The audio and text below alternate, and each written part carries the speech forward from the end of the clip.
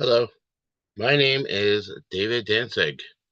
Welcome to the Save Ancient Studies Alliance virtual conference of 2025. I'm so very happy to have you here together with me and with all of SASA as we probe the depths of the ancient world. Give me 1 minute here to get started. One second. Thank you.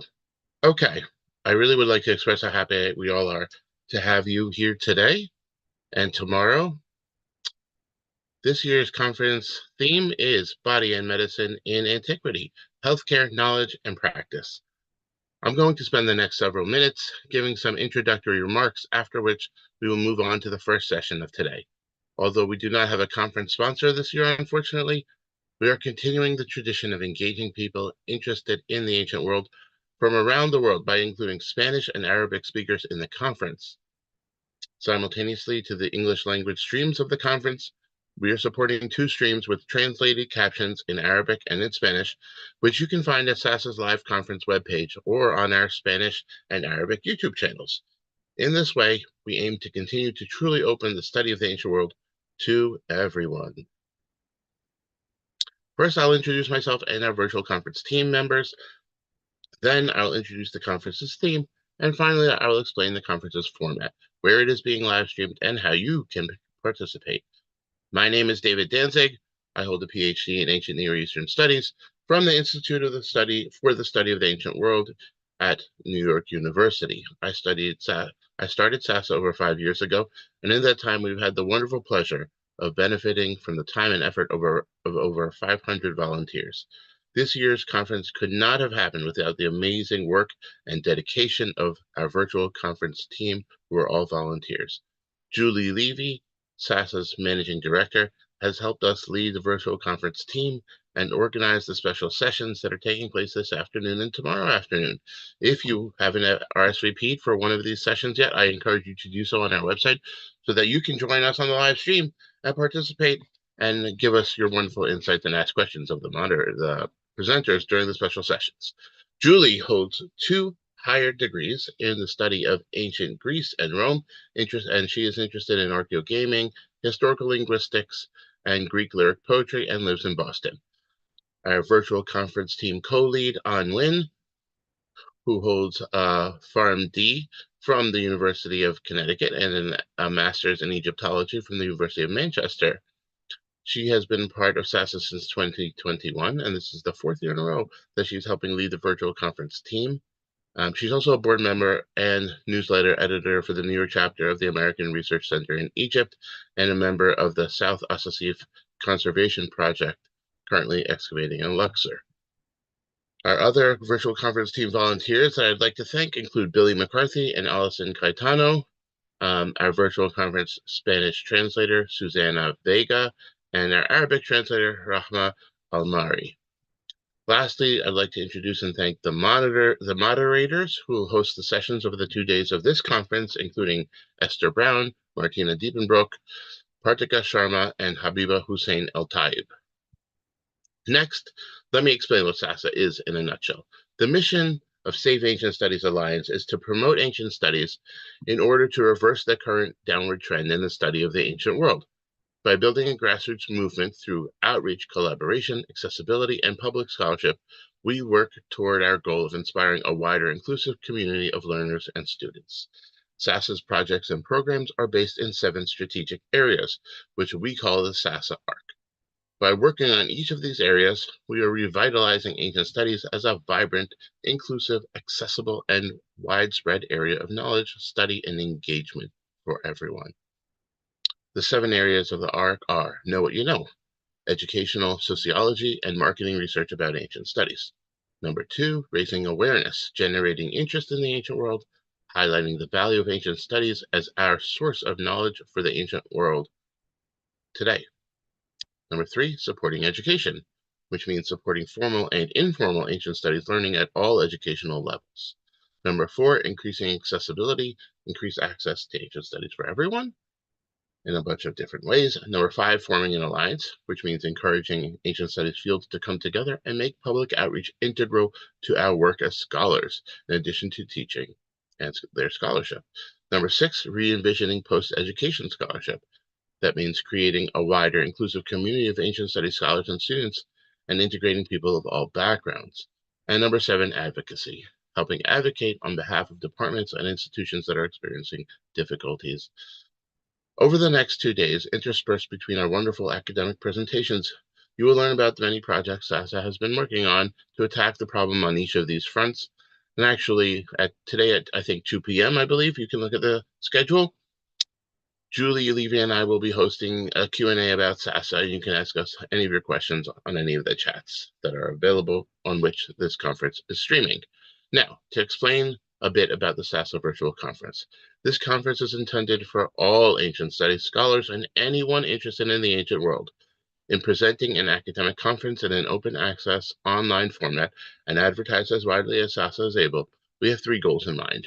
1, to hold an academic conference that's freely available to the public. 2, to foster discussion and action regarding public outreach and scholarly inclusiveness.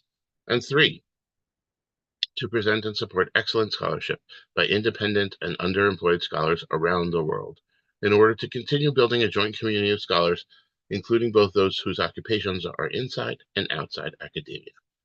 As I mentioned before, the theme of the conference, Body and Medicine in Antiquity, Healthcare, Knowledge, and Practice, invites a critical examination of medicine's historical dimensions, challenging the common assumption that medicine is primarily a modern science.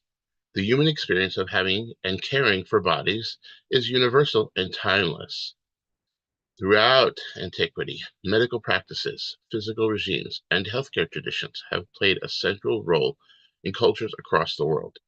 History of medicine is a field of study established within the last century, and notable programs established at universities such as Harvard and Johns Hopkins, formalizing the study of medical traditions.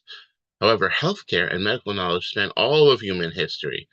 Examples range from the prehistoric use of antibacterial medicinal plants over 35,000 years ago in Iran to the Hippocratic texts of the 4th century BCE Greece, and the remedies of Huangdi Neijing, the Yellow Emperor's inner classic from 3rd century CE China.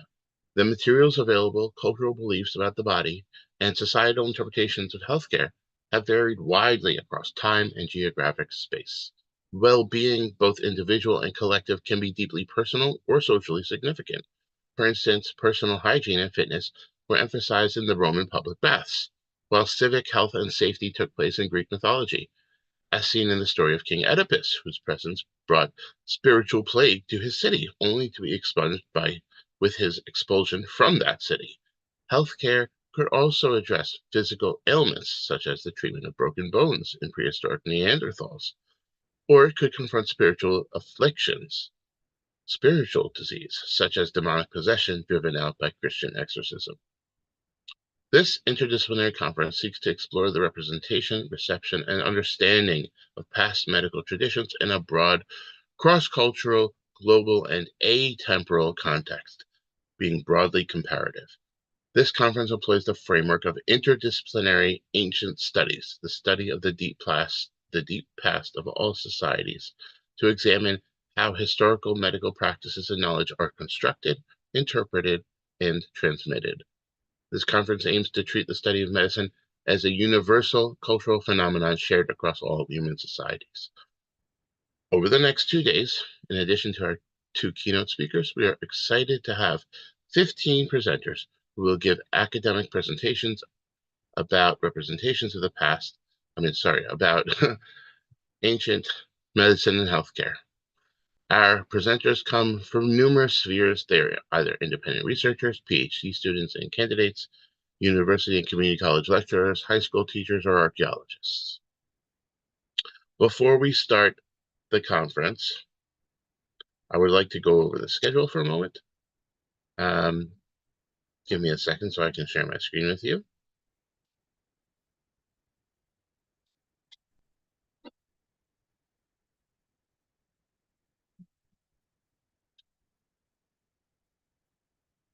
Okay. We have 3 different types of sessions that will take place during the conference. One is a regular session in which our wonderful presenters will present their papers on their topics of their interest. We have 2 keynote presentations coming up. This is our first day. This is where we are today. One keynote presentation will be today, one will be tomorrow. And there are also SASA team presentations. And finally, we have a special session on each day, which is a panel in which people who have RSVP'd can show up on our live Zoom and join the discussion of the panelists. Today's is at 1 p.m. and it's titled Snake Oils and Magic Herbs, the Art of Ancient Quackery. Tomorrow, the conference will begin again at 9 a.m. and we'll close at 5. If you'd like to join us at the social hour between 5 and 6 tomorrow, we're happy to have you. That's on a separate Zoom that is private, and you can RSVP for that and get the Zoom link for that. I hope you might consider joining us. Okay, let's move on.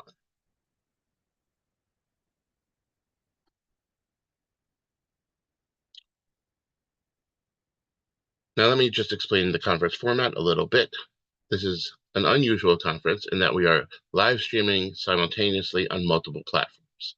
We are on SASA's website, saveancientstudies.org/virtual-conference, but also on SASA's social media channels, our Facebook, YouTube, Instagram, and Twitch. In addition, our wonderful partners' social media pages are also streaming, including the pages of Digital Hammurabi, World History Encyclopedia, World of Antiquity, and History with Kayleigh. We very much thank our live streaming partners and applaud their role in bringing quality ancient studies content to their viewerships. Last year's conference attracted about 24,000 attendees, and we're so excited that we can have all of you here today and tomorrow with us. But before we get started, I have one more important thing to say. If you're enjoying this conference, please consider supporting SASA. Most of our programming, including this event, is powered by passionate, unpaid volunteers. Even a small recurring donation, as little as $3 a month, can make a big difference in helping us continue our mission. Please go to saveancientstudies.org/donate to potentially give to SASA and look at other options that you can support SASA, such as purchasing books featured on our bookshop page or browsing merch on the Bazaar. So welcome to the conference. We're happy to have you here today and tomorrow. Feel free to pop out and pop in all day long. Now I'd like to hand things over to today's first moderator, Esther. Esther, please turn on your camera and unmute, and let's get our first session started.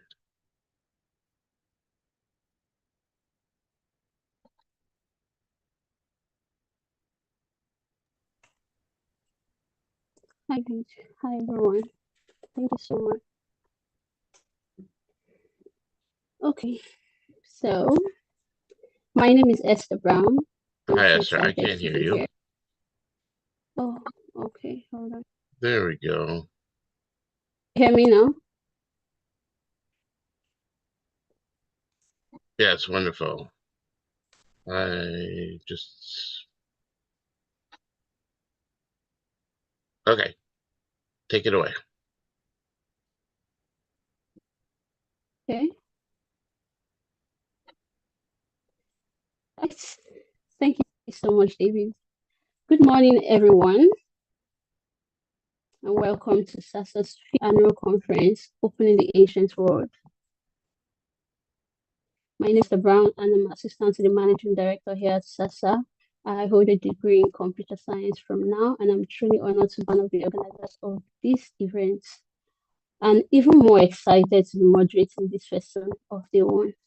So to kick things off, I'm going to be introducing the first speaker, which I don't think is here yet. Hold on.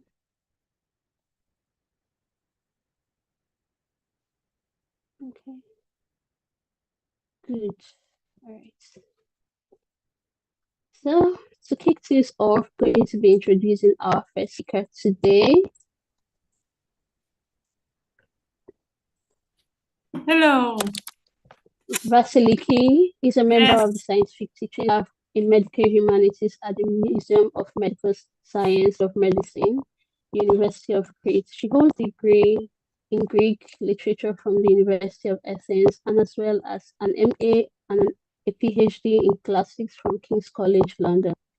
Her teaching experience spans the University of Crete, the Hellenic Open University, and the University of London, where she has taught Greek tragedy, ancient comedy, and medical humanities. Her research explores the intersection of literature, medicine, and storytelling. She's an author of Space in Greek Tragedy and has published widely on narrative, medicine, and ancient drama. Please join me welcome in Veseliki today with her presentation titled Death and Death Awareness, Greek Tragedy, Narrative Medicine. Welcome, Veseliki. Thank you very much. Very nice being here. I would like to thank the organizers for this opportunity to discuss many interesting issues.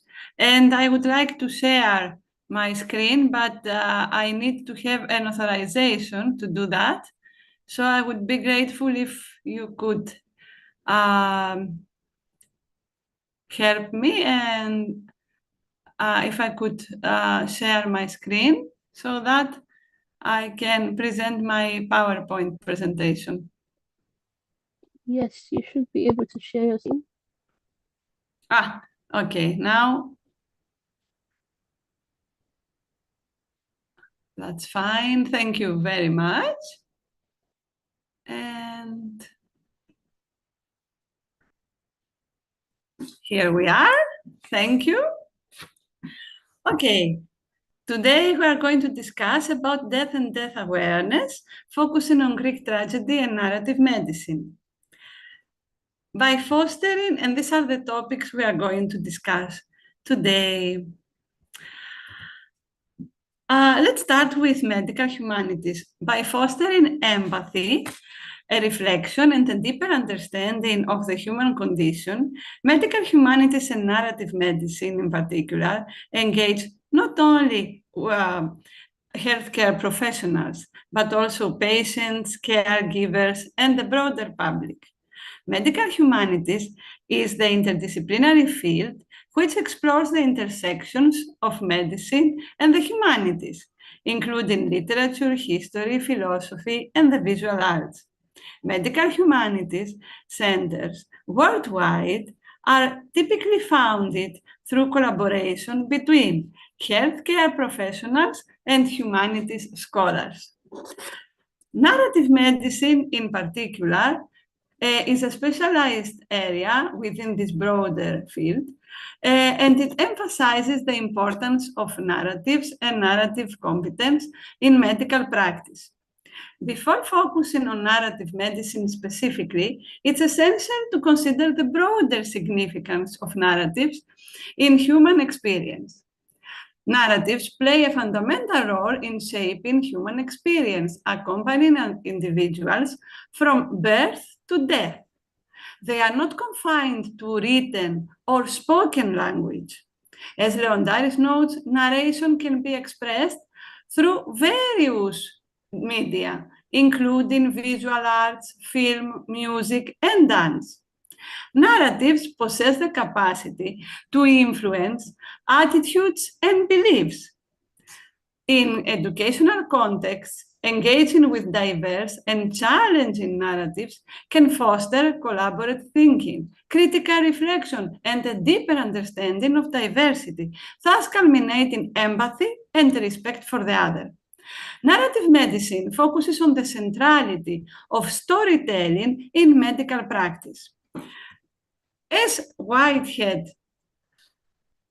rightly explains, physicians are expected to engage with the patient's narrative as attentive viewers, listeners, and readers, interpreting complex and multi-layered accounts.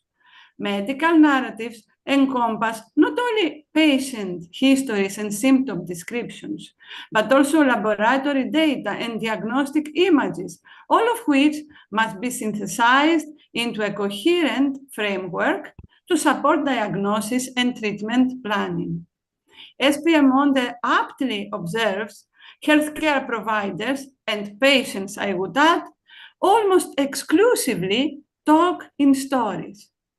Rita Caron, a leading figure in narrative medicine, reflects on this in her work entitled Narrative Medicine, Honoring the Stories of Illness in 2006, emphasizing that I came to understand that what my patients paid me to do was to listen attentively to extraordinarily complicated narratives, told in words, gestures, silences, images, laboratory test results, and changes in the body, and to cohere all these stories into something that made sense, on which to act, like the reader of a novel or the witness of a drama. I would also add as a spectator of a drama, of theater, who naturally do all these things seamlessly. I also had to be aware of my own response to what I heard, allowing myself to be personally moved to action on behalf of the patient.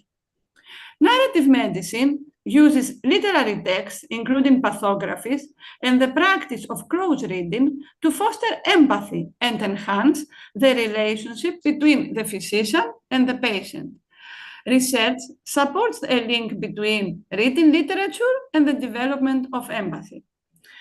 Although the field centered on the narrative analysis of patient accounts, works from English and American literature, and illness memoirs, recent scholarship, such as the article I add here, and I have a bibliography at the end of the PowerPoint as well, advocates for an expansive approach to narrative medicine that incorporates a broader spectrum of narrative media, including graphic novels, film, music, and visual arts.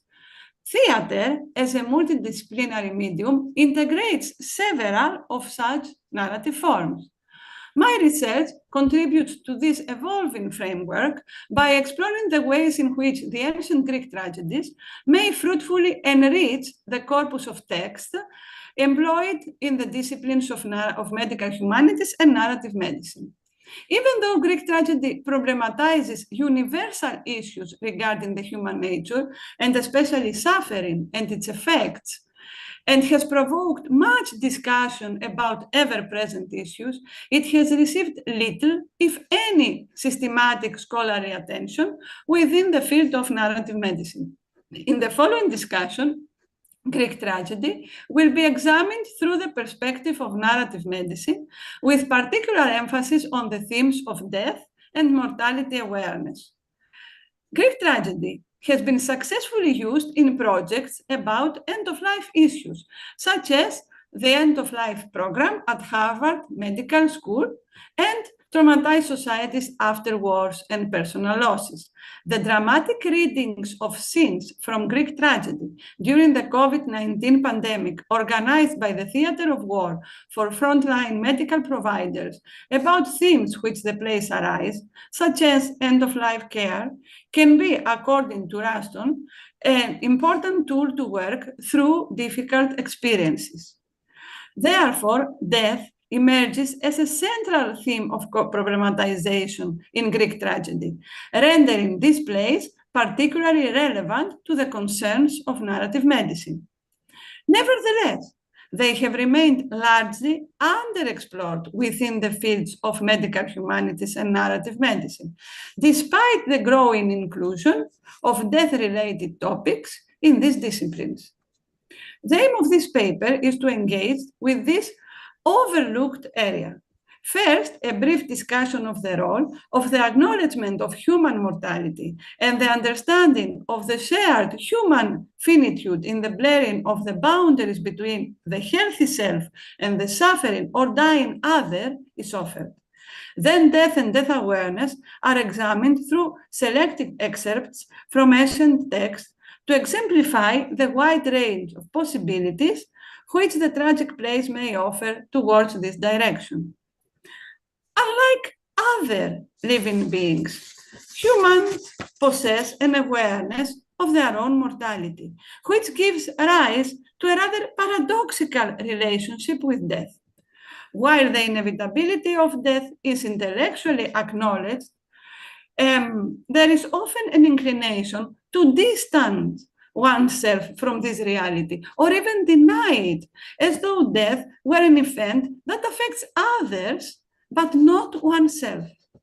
This awareness of human finitude, commonly referred to as death awareness, frequently prompts a profound reassessment of life, particularly in the face of impending death, leading to a deeper appreciation of life's most essential values. This topic has been widely explored in philosophy, particularly in existential philosophy. In the AI era, contemporary discussions and ethical dilemmas surrounding death have become increasingly prominent, particularly in relation to developments in biological enhancement, life extension technologies, and the pursuit of immortality. Death is viewed as a technical problem to solve, with ideas like, for example, digitally preserving consciousness. Yet fundamental questions remain about whether, for example, digital copies can truly be conscious or experience reality. Ultimately, mortality is a core part of the human experience, and escaping death could diminish what it means to be human. Embracing death awareness, reflection, and empathy are essential to our nature. Yet death remains a taboo topic in medical practice. As Catherine Treadway remarks in The Perspective, the quote, we don't talk, she refers to the doctors, the physicians, we don't talk easily about how hard it is to lose a patient, to confront death. After the death of a patient, she refers to the discussion of the medical management and complications in detail, but there was nothing regarding the feelings these events evoked, often reducing them in the formal case presentation, the single word, unfortunate. According to several studies, the exposure to physical variability increases the fear of mortality. Shapiro has demonstrated that health professionals, often unconsciously, attempt to maintain a protective distance from the fear of death by perceiving themselves as fundamentally different and separate from the patient. The reflection on death and the acceptance of an individual's own mortality do not automatically reduce death anxiety. Nevertheless, it has been suggested that death awareness may generate positive outcomes for staff frequently exposed to death, as it can lead to self-reflection and the realization of the shared human fate. Literature can offer a safe way to articulate thoughts and feelings, which cannot be easily expressed and realized, especially those related. Vaso? Yes? Hello. Hi, sorry to bother you or interrupt. We're just seeing you on the initial slide of your presentation. I assume you were meaning to show us further slides. One moment, why? Of course, yes. I'm sorry I didn't say anything earlier. Sorry. Now, I have the screen, I have the share. Maybe stop the share and start it again, because we're just seeing it frozen. Okay. I'm sorry about that. Thank you very much for letting me all know. All right. Screens. We are here. Share. All right. Okay, so now we see the first slide. All right. You turn on the slideshow. Also, you can turn on the slideshow. Yeah. There we go. Now? I don't read Greek, but I know what you're doing. Is it okay now? No, we're still seeing the same thing. Just the first slide. In the PowerPoint. One moment. Let me see if we can do it like this. Now? Perfect. Now it's this? Yes. Literature and death awareness. Wonderful. Thank you. Sorry, we missed the previous ones, but never mind. Okay, thank you. Bye. Sorry about that. So basically, we had the PowerPoint, but all right. So from now on, anyway, the most important part is the text that we are going to discuss now. So this is not a great issue. Okay, now we are moving to the Antiquity. All right. Literature can actually offer the safe way to articulate thoughts and feelings, which cannot be easily expressed and realized, especially those related to the contemplation of mortality. Ancient Greek literary works in particular consistently reflect a deep engagement with death. Within this framework, we now turn to an examination of selected ancient texts. So we start with Homer's Odyssey. In Homer's Odyssey, for example, the famous Nekia includes the scene where Odysseus meets Achilles in Hades. Achilles stresses the vanity of a good or glorious death. He says that I would rather live and work for someone else, even for a man without land and with little wealth, than be the ruler of the dead in the underworld. The tragic nature of human beings is also emphasized in Iliad 18, where Achilles' immortal horses are weeping for Patroclus' death, emphasizing the common fate of all men. Philosophy was also regarded as the study of death in antiquity. For example, in Phaedo, those who practice philosophy correctly are training for death, and to them, of all people, death is least frightening. Turning to Greek tragedy, a basic feature of the tragic plays is that the tragedians did not aim to provide definitive answers to the theme they explored. Instead, they problematized universal aspects of human nature, particularly concerning the limits of human existence. Within this context, and in a sense profoundly concerned with the theme of death, it's particularly striking that death scenes are conventionally kept off stage. Instead of being visually represented, such events are typically conveyed through the narration of a messenger or another character fulfilling that function.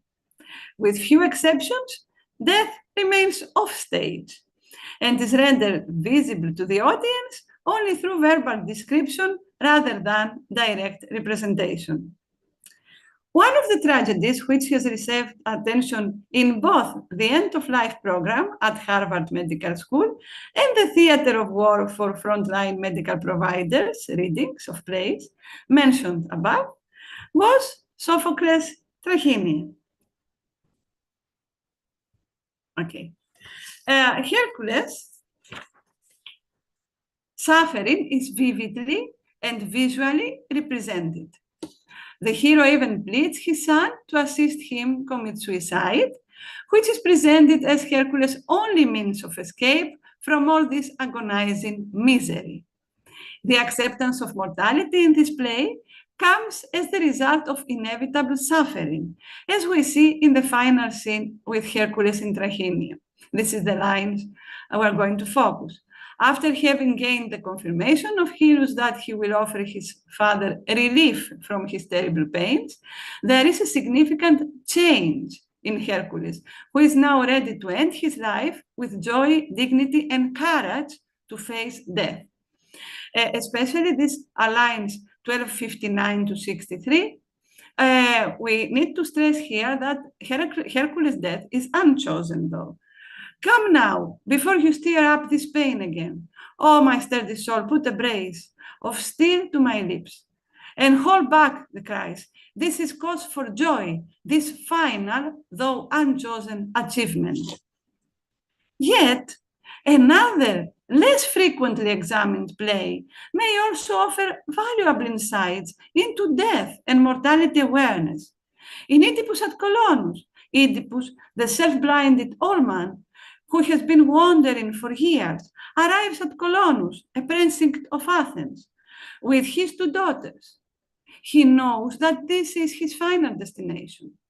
Theseus, the king of Athens, shows compassion toward Oedipus and justifies this attitude on the basis of his understanding of the common human fate and vulnerability. Consistent with this reflection is the reference of the chorus, who acts as the communal voice in Greek tragedy, to death as isotelestos, coming at the end to all alike, when the focus is gradually drawn to Oedipus' final exit. The way of Oedipus' death remains unknown to the audience, and only indirectly, among others through the words of Oedipus himself, are the spectators prepared for what will follow. This is especially shown in lines 1520 to 38. Later on, the messenger, the conventional character of tragedy who presents what happens off stage, narrates what happened when they reached the place of Oedipus' death. He presents a series of plausible assumptions regarding the possible circumstances of Oedipus' mysterious death, none of which, notably, occurred in this instance. No fiery thunderbolt ended him, nor any whirlwind swirling of the sea. Either some herald came down from the gods, or the basis of the earth, the world below, in favor of him, opened painlessly. The messenger concludes by emphasizing how miraculous and exceptional this death was.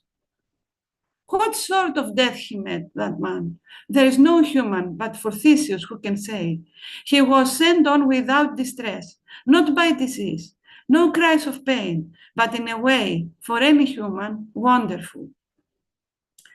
This is Taplin's translation. At the end, the messenger simply confirms Oedipus' remarkable death, because it is rare for a mortal to have the power to willfully accept his death without cries and plaints. What is stressed here, in contrast to Trachinian, is that there is no disease and pain in the case of Oedipus, as in Hercules' suffering, which leads to death. Oedipus is not forced to die because of suffering. Having realized that his life is ending, he willingly looks death full in the face, without any complaint or misery. In conclusion, in Oedipus at Colonus and Trachinian, death reveals essential aspects of human nature and highlights the meaning found in confronting mortality. These plays exemplify the ways in which death awareness and its discussion can offer fruitful insights for the incorporation of classical texts into the body of literature used within narrative medicine and the medical humanities, demonstrating the significant potential of ancient works to enrich these fields. The classical texts can contribute to a more inclusive approach to healthcare and to the blurring of the boundaries between health professionals and the suffering or dying other.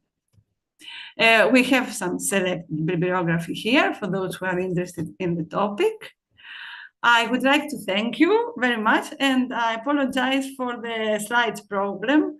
My slides were fine, but you couldn't see them, unfortunately. Anyway, I hope that you managed to follow the presentation. Thank you very much. Thank you so much. Thank you. Let me turn on the slides. Minutes, please. There are questions, but let me turn on the slides. Okay.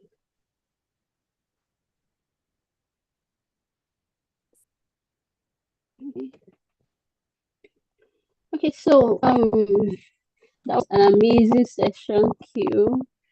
Okay, so I have a question.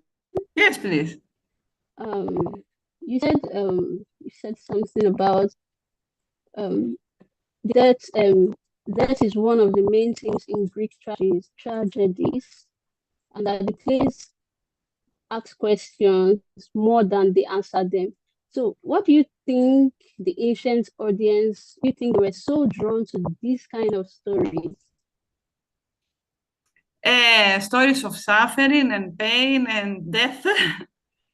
Yes, what is fascinating about Greek tragedy is that the tragedians present the problems, the themes, of course, mythology, the mythical place or the mythical background on which they draw includes many of these stories. But the distinctive handling in Greek tragedy is that there is a problematization. You will not find an easy solution. For example, in plays like Philoctetes, which is an excellent example of suffering, and also of an ethical dilemma of the young hero, Neoptolemus. It is quite interesting that in the ending of the play, there is an ambiguity. And the ambiguity is that we might consider Neoptolemus the example of an ethical choice. He decides to help the disabled, the suffering character who is Philoctetes. But in the mythical background, and this is shown at the end of the play, there is a kind of precaution of Hercules, a warning by Hercules. We know from the mythological background that he will proceed to a sacrilege and he will kill Priam. So in Greek tragedy, even though things appear in a certain way, they are quite ambiguous. And the same applies to Hercules as well in Tragedy, who is suffering like a woman, as Sophocles says. But at the end, he realizes the importance of accepting death. And this is one of the features which has made this tragedy very popular in recent discussions of death and death awareness. I selected Oedipus at Kolonos because the play has not been analyzed enough in terms of death awareness and death. And there is also an ambiguity in this play as well. In general, in Greek tragedy, one of the reasons for this difficulty, let's say, or the avoidance of giving straight answers is because the purpose was to think, to ask the spectators to participate, and to make judgments on themselves. The purpose was to suffer with the characters and to reach catharsis in the way that the spectators, each spectator, could understand or feel according to their own experiences. I hope this answers your question. Yes, it does. Thank you so much. I gave 3 examples. I'm sorry, but I hope it was clear. Yeah, Thank you very I have much. a question in the chat. Since Greek pottery seems to show such death scenes, are there any thoughts why the treatment of death is different between the tragedies and other media? Can you repeat the second part, please? Okay. Yes. Are there any thoughts why the treatment of death is different between the tragedy and other media? In the representation of Greek tragedy, the fact that the death scenes are not visible. I suppose this is the question, why death scenes are not visible. This is a convention in Greek tragedy, and most likely one of the reasons for this was that death was regarded as a kind of pollution, as a kind of miasma, as we say. So in general, death scenes are not common, I mean, as a visual representation in Greek tragedy. Now, we should always have in mind that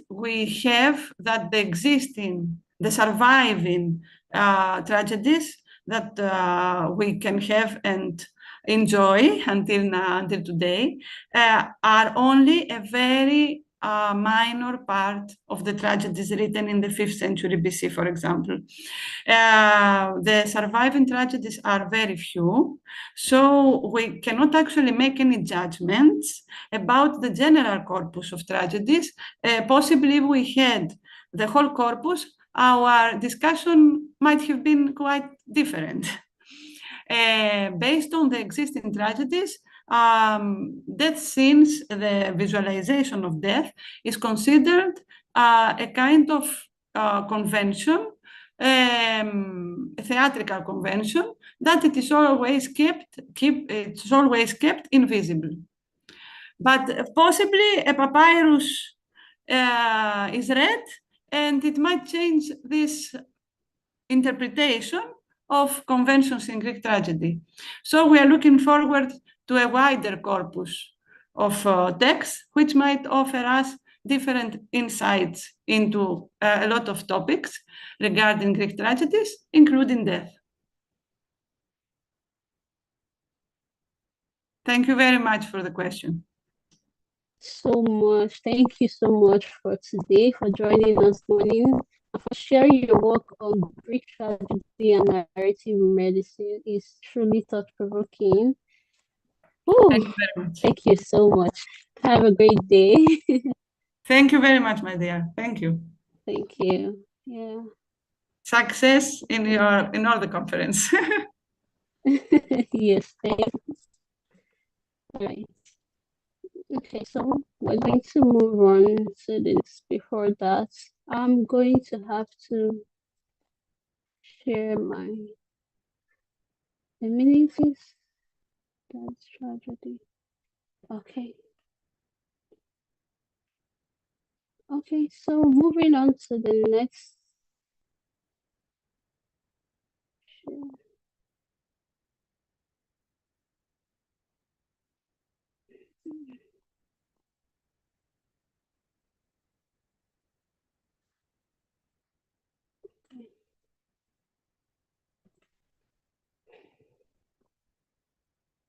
All right.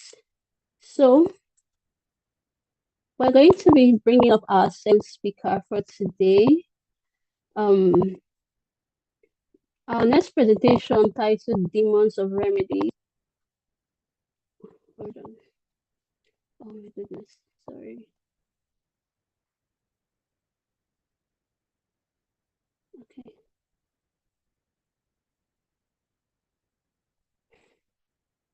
I think I should be running the slideshow.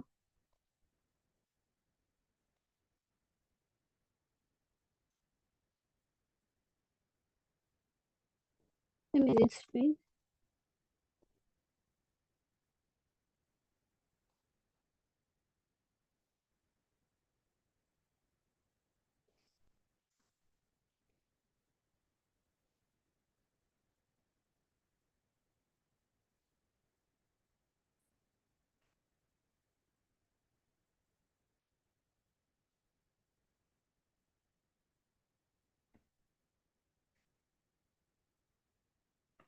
Okay.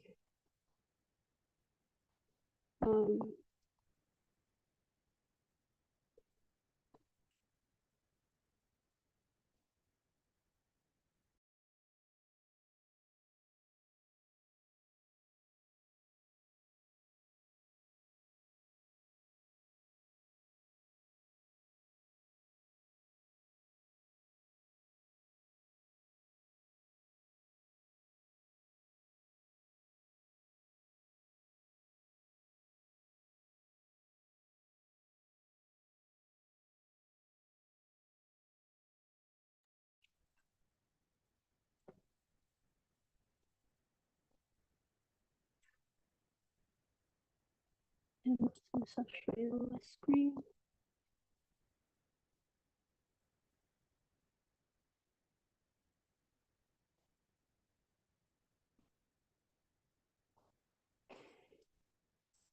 Okay, so our next presentation titled Themes of Remedies, Religious and Supernatural Mediations for Illness in Japanese Talismanic Art by Rumi Nandi.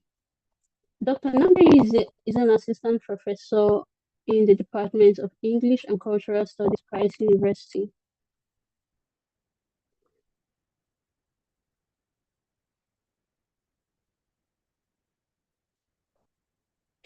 At Rice University Pune campus.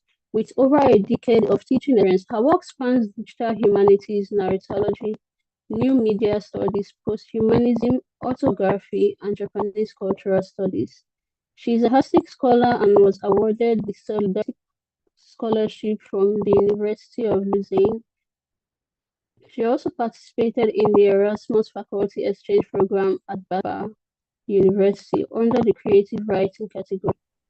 Dr. Nandi has published widely in leading international journals and TED volumes, exploring the narrative, political discourse, media ecologies, and the evolving influence of technology and storytelling. Dr. Nandi, the screen is yours. We cannot wait to have you show us more of what you have. Hello. I would like to share my screen. I have a presentation. Yes.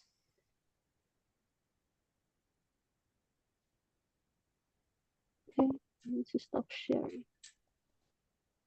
All right. Go ahead. You're welcome, Dr. Nandi.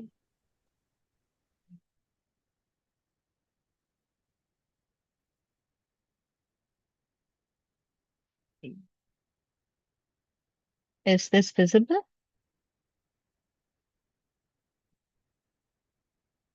Yes, it is.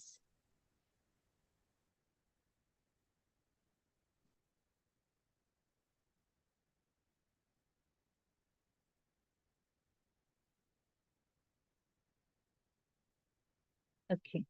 Thank you, Esther, for introducing me. So my topic for today is of demons and remedies, religious and supernatural mediation of illness in Japanese talismanic art. This is how the presentation will go. I'll be elaborating on each of these topics separately.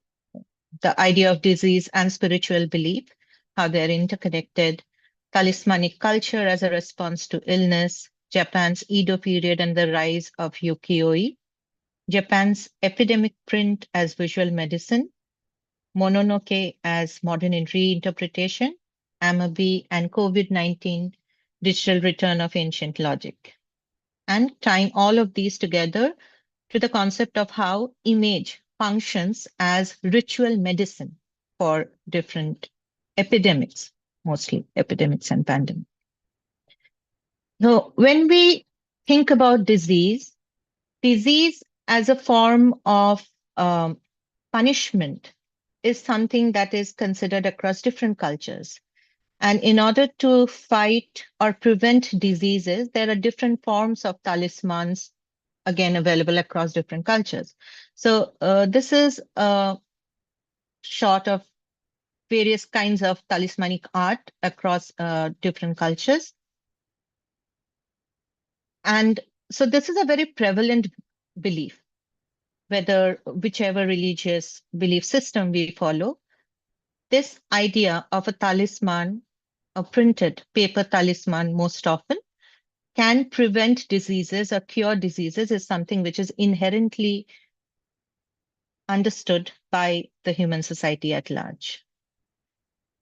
I will be focusing mainly on Japanese talismanic art, which is based around the idea of woodblock prints, which were very common during the Edo period, spanning from 1603 to 1868. And these prints were specifically used for epidemics like cholera, measles, and smallpox. So this is what my paper centers around. Now, first, to give an idea of the Edo period is considered to be one of the most stable period in the history of Japan, and it was run by the Tokugawa shogunate. During this period, there was an enforcement of isolation. So Japan was mainly isolated from the rest of the world except Korea and China. And most of these prevalent belief systems centered around Japan's understanding of religion. And most of these religious practices were overlaps between Shintoism and Buddhism combined together. So when we talk about disease, it is not only something which is connected to the physical ailment, but it also talks about the condition of the society, how we experience diseases or how we interact with diseases is very much centered around how the society functions, what are the hierarchical structure of the society. So one of the defining features of Edo period is the concept of the floating world. During the Edo period, since it is considered to be one of the most politically stable period, there was a rise of the merchant class, and the merchant class had enough money in their hand. And in order to cater to their changing tastes, there were different entertainment districts that were created. The floating world refers to this entertainment district, mainly because of the transient nature of pleasure and entertainment. The idea of the woodblock print, or which in the Japanese term is called ukiyo-e, is centered around the entertainment district where kabuki and the geisha practices were prevalent. This is an example of ukiyo-e. The woodblock prints would be a form of printing which was done using a wood carving on which, on the ridges of the carving, the ink was touched and then it was printed. And then these original prints would be sent to the printers for mass circulation. So because it became cheaper, ukiyo-e was easily available to the masses as well. So though it started in the Kabuki district and the Geisha district, it spread across Japan and it started talking about different practices of Japan. Now, during this period, Japan was ravished by three main epidemics, like I mentioned earlier: measles, smallpox, and cholera. Now, the idea, again, put forth in the Chronicles of Japan, which is called the Nihon Shoki, that there are deities which are connected to epidemic. Now, these deities, because the very idea of God is extremely convoluted in Japanese Shintoism practice mainly, because the spirits can either be evil or can be good. So the deities in this respect could also be responsible for the diseases as well be responsible for the prevention of the diseases. So based around this, the deities were called Ekijin. And here I have given examples of mainly three Ekijins. This is a small snapshot of different Ekijins that were prevalent in Japanese culture. The center one is called Hakutaku. This particular figure was very prevalent for fighting cholera, to prevent cholera. And this here at the left-hand corner is a combination of three different structures: the Daruma, which is this figure in the center, Shoki, or the demon queller, who was known for fighting the epidemic demons. Okay? And they have been combined together along with Minamoto, who was a prevalent, well-known hero in Japan. And this has been printed in red because the red color is again associated with preventing the entry of evil spirit. So these form of paper talismans would either be kept under the pillow or would be stuck onto the door, on the walls, to keep the evil spirits or the diseases away. Is everything visible? Like the slides are changing, right? We still have the Ekijin slide. Yeah, okay. Now, these epidemic prints can be categorized into three separate categories. The first one is called Hashikai. Hashika refers to measles. This particular image is called defeating the measles demon. in this particular image, as you can see, measles has been transformed into an anthropomorphic creature where it has been personified. And how do we understand that it is measles? It's the red dots across the entire body. And in order to fight the demon, it is the common people who have come forward using different forms of household articles. Okay, so one of the prevalent medicines that was considered during this period was to keep an empty bucket on top of your head. Okay, so these are different household articles that could be used to fight measles. So what this image also showcases is the agency that the common man has against fighting a particular disease. So in case of epidemic, because it is something that could not be explained, there were no cures as such, and it was raging and destroying populations. That's why the epidemics came to be considered as supernatural, because it could not be naturally explained. And hence this was considered to be the act of the supernatural. Hence, in order to fight it, you have to cater to supernatural agencies, along with the human agency that we can see in this particular image. This is again another talisman, paper talisman. So when I'm referring to the term talisman, I'm referring to paper talisman because this is only catering to the paintings or the woodblock prints that I mentioned earlier.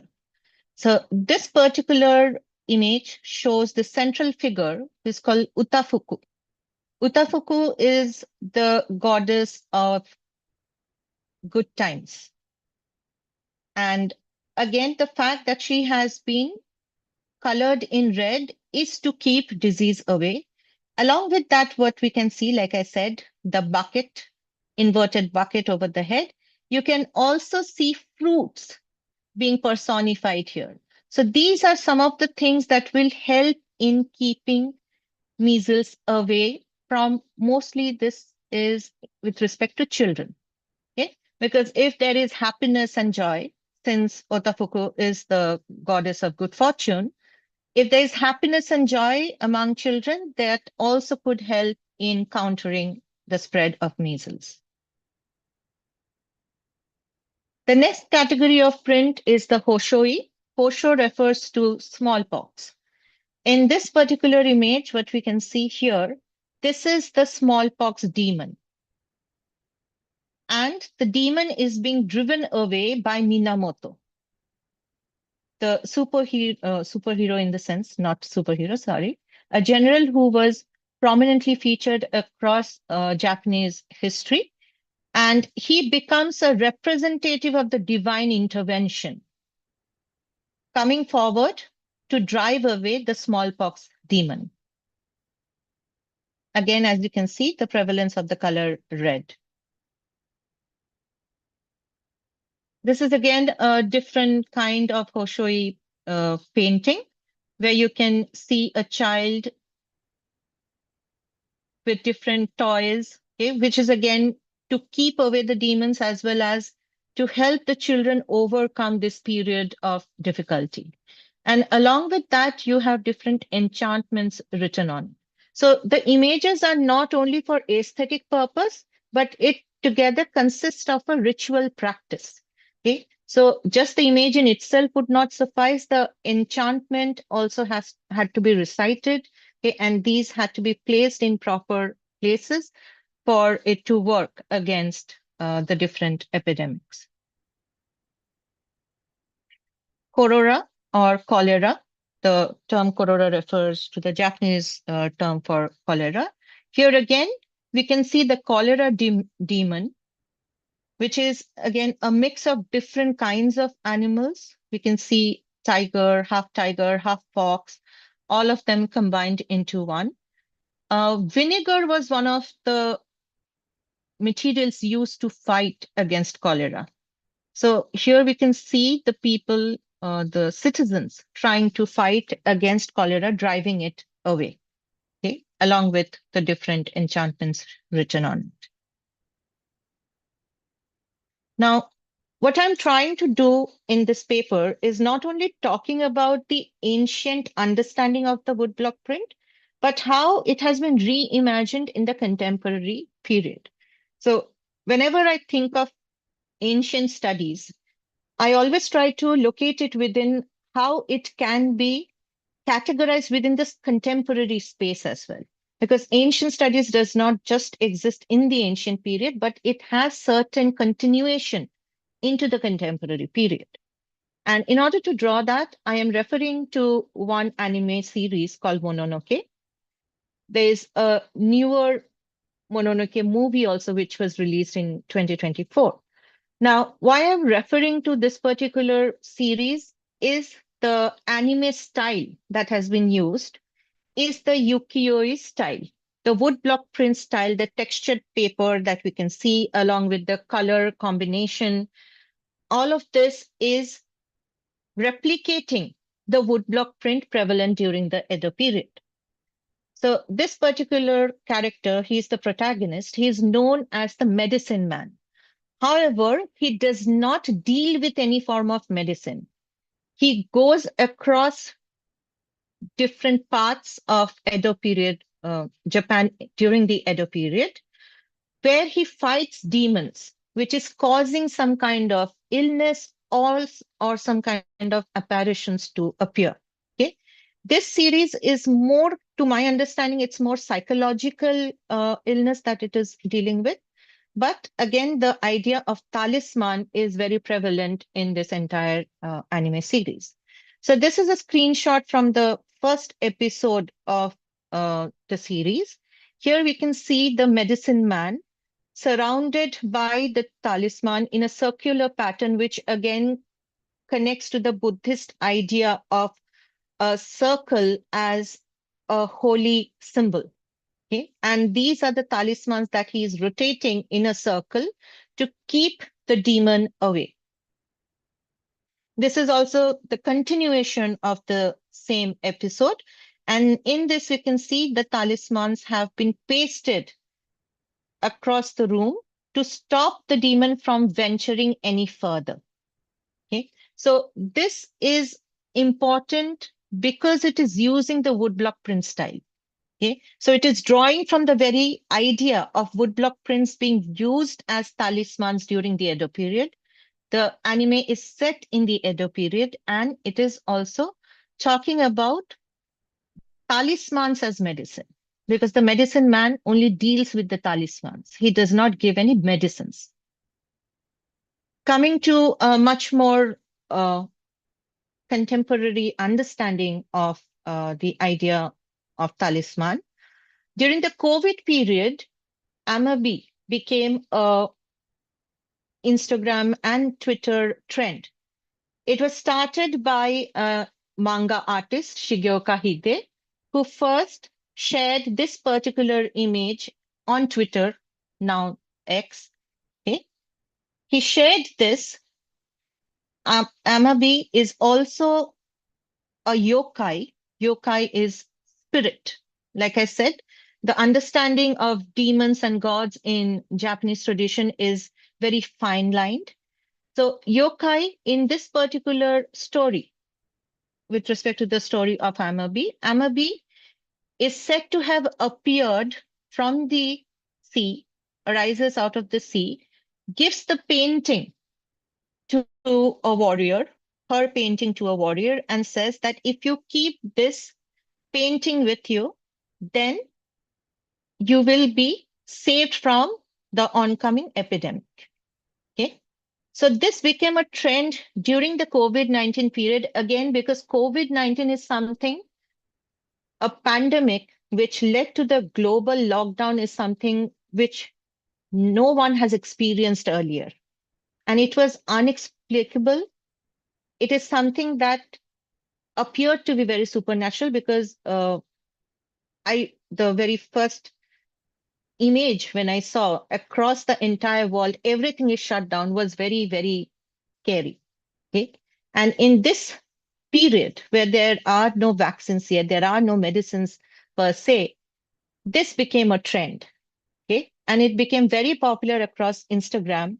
There were different kinds of elements being made. There were cakes being made. There were different kinds of clay art being made out of Hammurabi, okay? Which again further became more popular when Kyoto University Library shared this image, which is an original Hammurabi woodblock print from the Edo period. And this started the trend. It became so popular that Japan used the figure of Hammurabi as an emblem for the COVID-19 fighting unit. So the very understanding of talismanic art as medicine for epidemic and then charting it to the present age, the modern period, where in spite of the availability of different forms of medicines, where the scientific understanding is more prevalent than the non-scientific understanding, even in this space, the idea of talismanic art in the form of woodblock prints still persists. Okay? And it is continuing to persist. It does not just end with the Edo period, but it has come up again. It has been reimagined and it still continues to exist. So that was my presentation. Thank you for your patient listening. If you have any questions, I would be happy to answer. Thank you so much, Dr. Nandi. That was an amazing presentation. Thank you.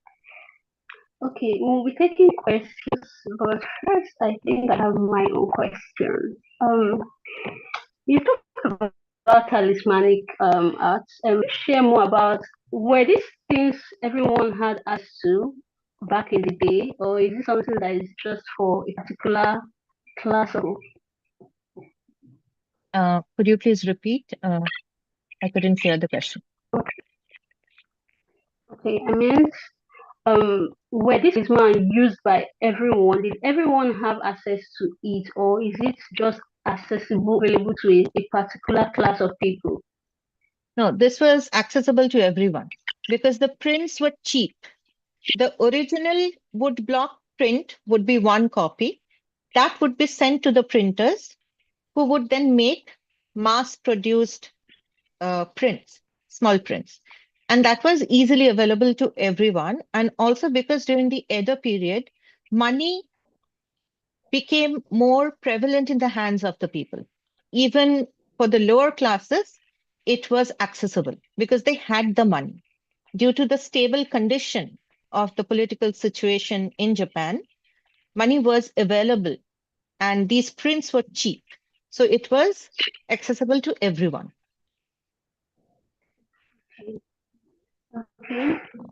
So while we still wait for questions from that, do you think, or do you believe that this is they influence how we view health and everything happening in today's world? Like, do you think it influences anything that happens today, especially COVID-19? Do you think it inspires how people in Japan respond to health problems, like what happened during COVID? Yeah, I think when you have epidemics or pandemics of this nature, you can't explain it through scientific understanding. Yes, it took some time, even during the COVID period. So the initial idea was, why is this happening? Okay. And yes, there was talk of global warming and that the world is headed towards destruction because we have created so much of problem, because there's so much of corruption. All of these ideas come into existence. So it is no longer just viewed as a medical problem, but as a result of the way human beings have lived. Okay, and then that is where faith comes in. When we cannot explain something, is where we want to take the route of faith. Okay, and then we believe, okay, maybe keeping this image will help me to survive this, because I don't know whether I'm going to survive tomorrow or not. So yeah, it influences how we interact with the disease and what we understand about the disease.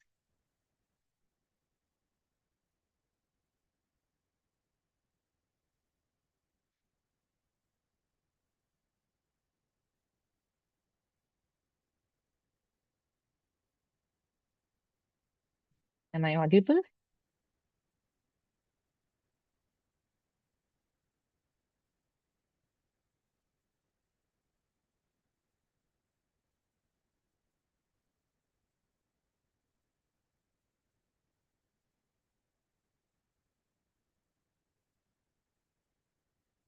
Hello?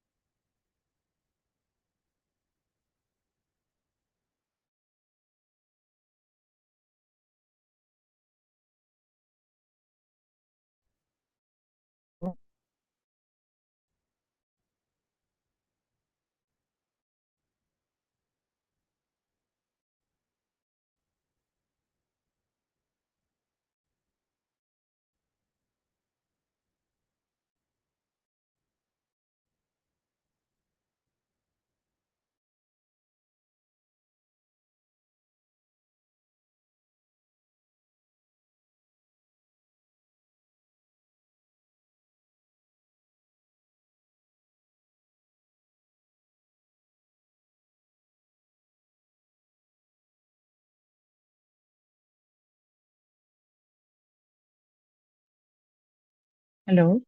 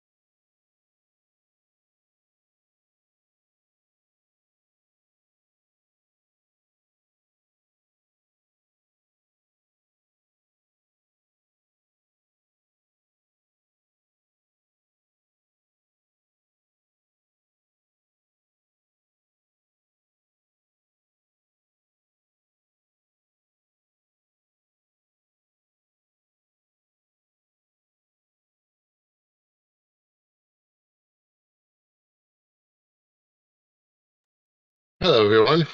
Apologies for the slight issue here. Not sure what happened.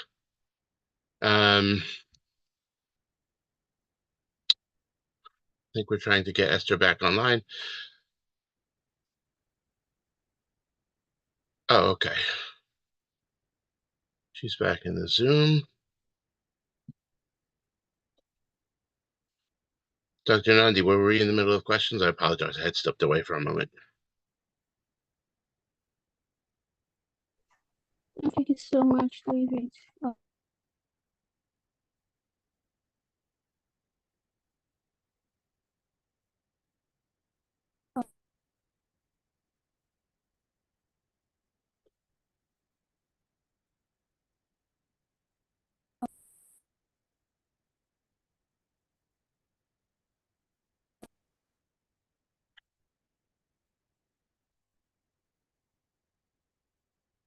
So thank you so much, Dr. Nandi.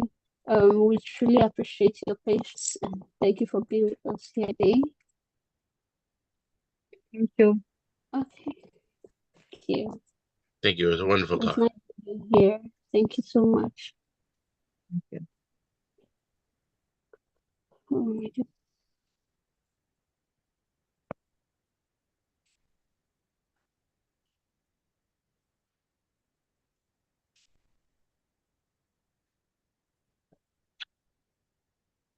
Okay.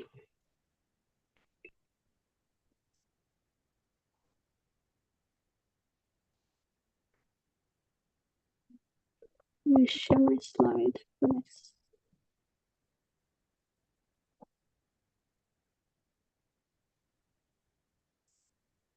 Okay, so next is going to be team presentations from SASA teams.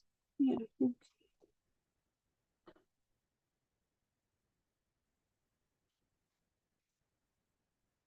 And the first thing that I will be presenting here today is going to be fundraising team.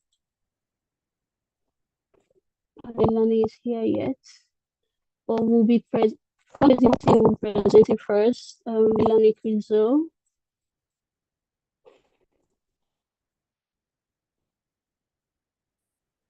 Melanie.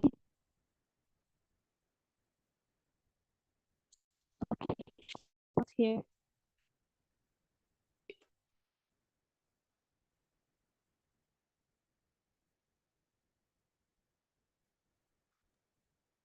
Well, why don't we just go ahead with Partika's presentation then? Oh, I think she's there, so I'll just take a moment to do something else wait for her.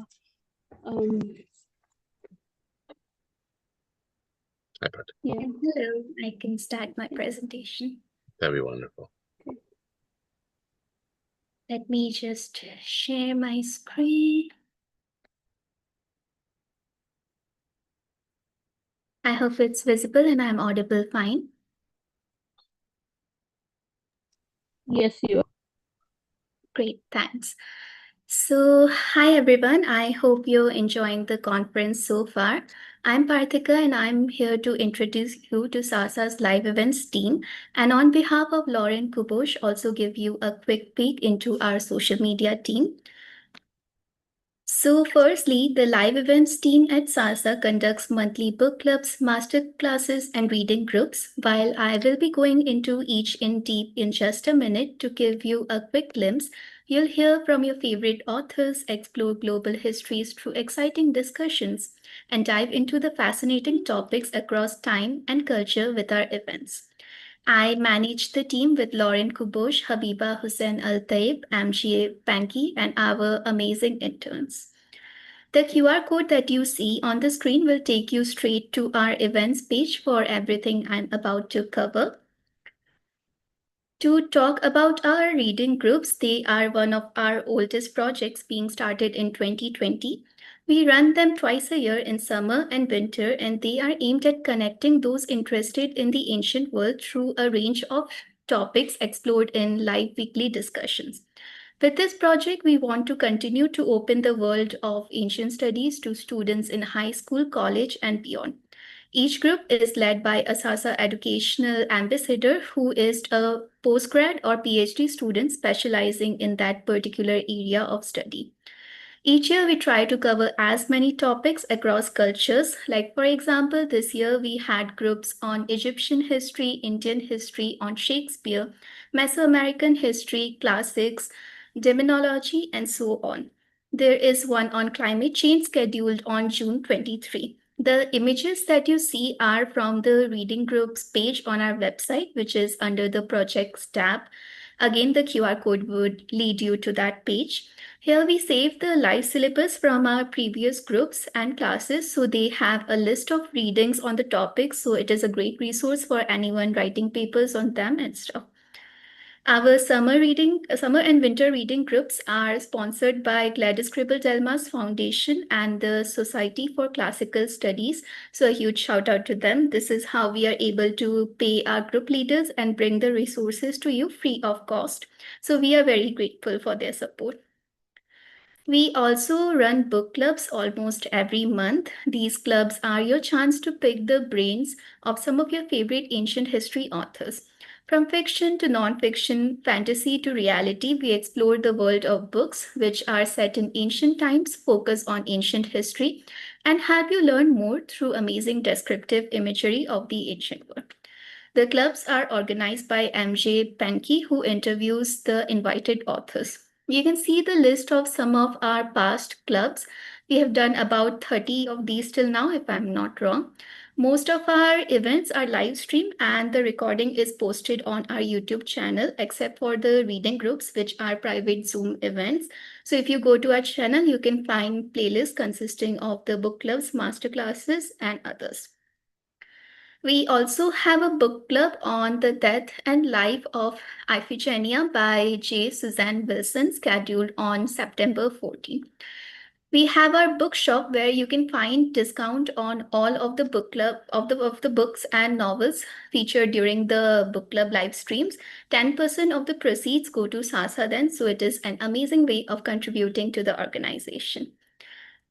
The Crewing the Ship post-ancient partnership highlights have taken a pause for now, but we are aiming to revive them soon. Port Ancient is basically a partnership network through which we share a variety of projects that focus on different aspects of ancient studies. These projects range from operas to video projects to podcasts and websites, and even more scholarly pursuits. They all set anchor at our Port Ancient. Our dedicated outreach team works to recruit partners that share our vision. We believe that these projects will help pave the way to save ancient studies via public outreach, accessibility, and engagement with various audiences. Some of our partners include World Virtual Tours, History with Kayleigh, Religion for Breakfast, Mesoamerican Studies Online, Digital Hammurabi, and others, some of who are also our streaming partners. So thank you to them. Just a little about the Archo Gaming Live. Archo Gaming is a new field that integrates the methods of archaeological discovery in the environment of video games using interactive and collaborative play to teach and learn about the past. SASA gamers explore the fascinating world of Archo Gaming, where gaming technology and archaeology meet. You can join us as we navigate through popular video games that have connections to ancient world, what they did right, what they did wrong, and how we can use them as tools of learning. So how these basically work is that a gamer from SASA plays through the game, which is streamed on Twitch. Sometimes we also have experts who tell us about the history. Julie Levy is in fact picking up Outer Wilds on August 2nd, along with expert Kieran Equisto, who is an art historian specializing in ancient Greek and Roman art, and will provide the live commentary for the game, so make sure you do not miss that out. We would also like to take this moment to give a shout out to the outgoing members of SASA family, Dr. Kate Minetti, Alex Wendewell, and David Sereno-Lozano. A little about the social media team. The social media team is led by Lauren Kubosh and is responsible for everything that you see on the social media and our website. They work hard to keep our members and viewers up to date with everything that SASA does, from promoting our live events, AEMs, and Access database, to also helping with the website and SASA Oracle, which have their own teams. It is their job to make sure that the ancient world and everything SASA and our partners are doing to promote and protect ancient studies stays relevant, intriguing, and fun for the general public. You can find us on all major social media platforms, including Facebook, Instagram, TikTok, YouTube, Twitch, Blue Sky, and LinkedIn by just looking up Save Ancient Studies. So thank you for your time. I'll now hand it over to Esther.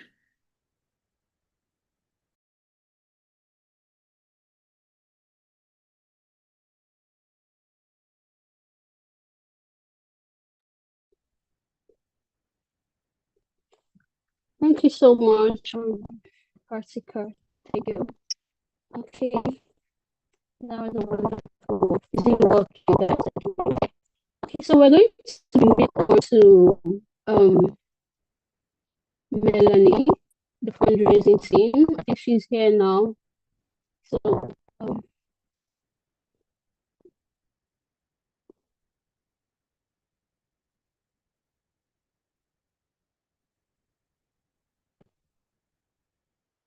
okay, I don't think she'll be present. Let's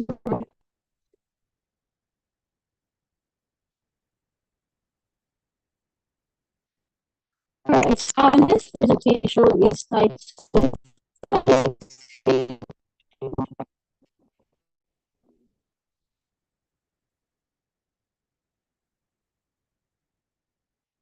let me turn on the slides. 10 minutes.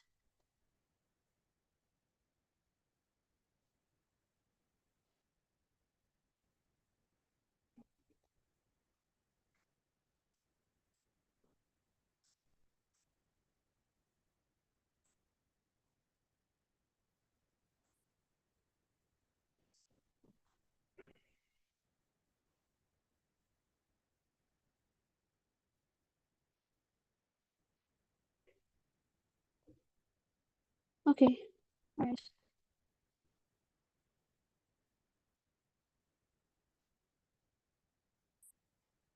Next presenter is Lynn. This presentation is titled Visualizing Water, Sanitation, and Environmentally Determined Ancient Hellenic Arts, presented by Nimai Sami Ahmed. Let me just turn on the slides, then we go from there.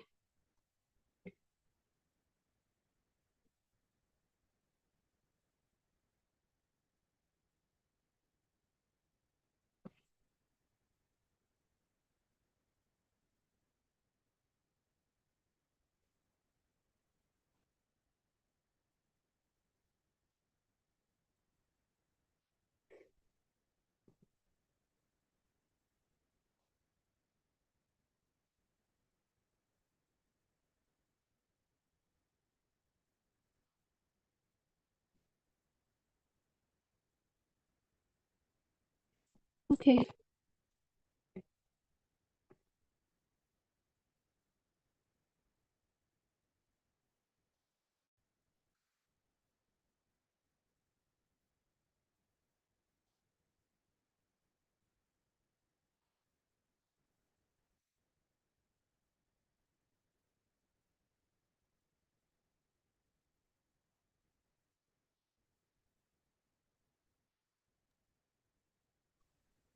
Hi, everyone.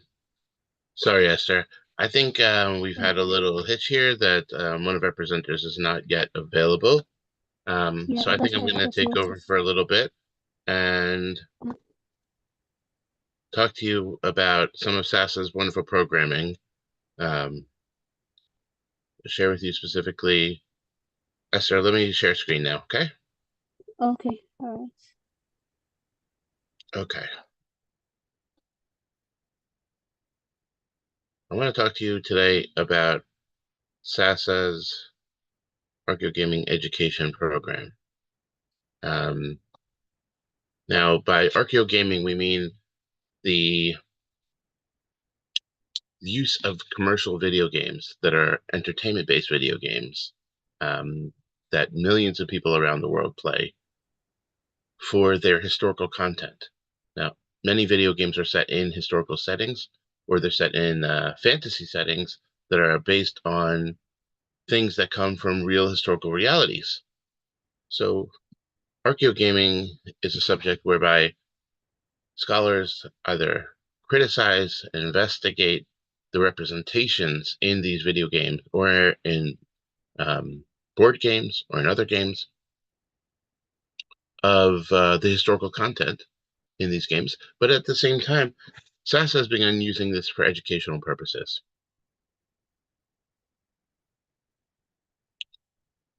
We believe that video games are really rife with possibilities for engagement about ancient studies topics with today's audiences. So I'd like to show you some of what we're doing. And give me a second to just pull up my screen.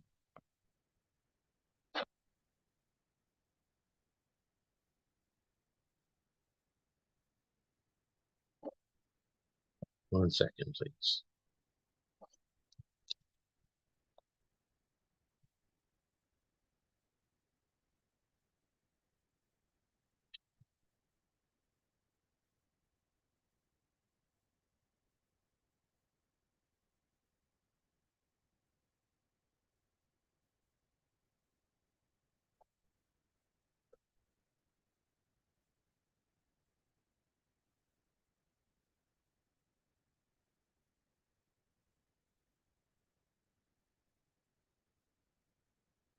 Okay.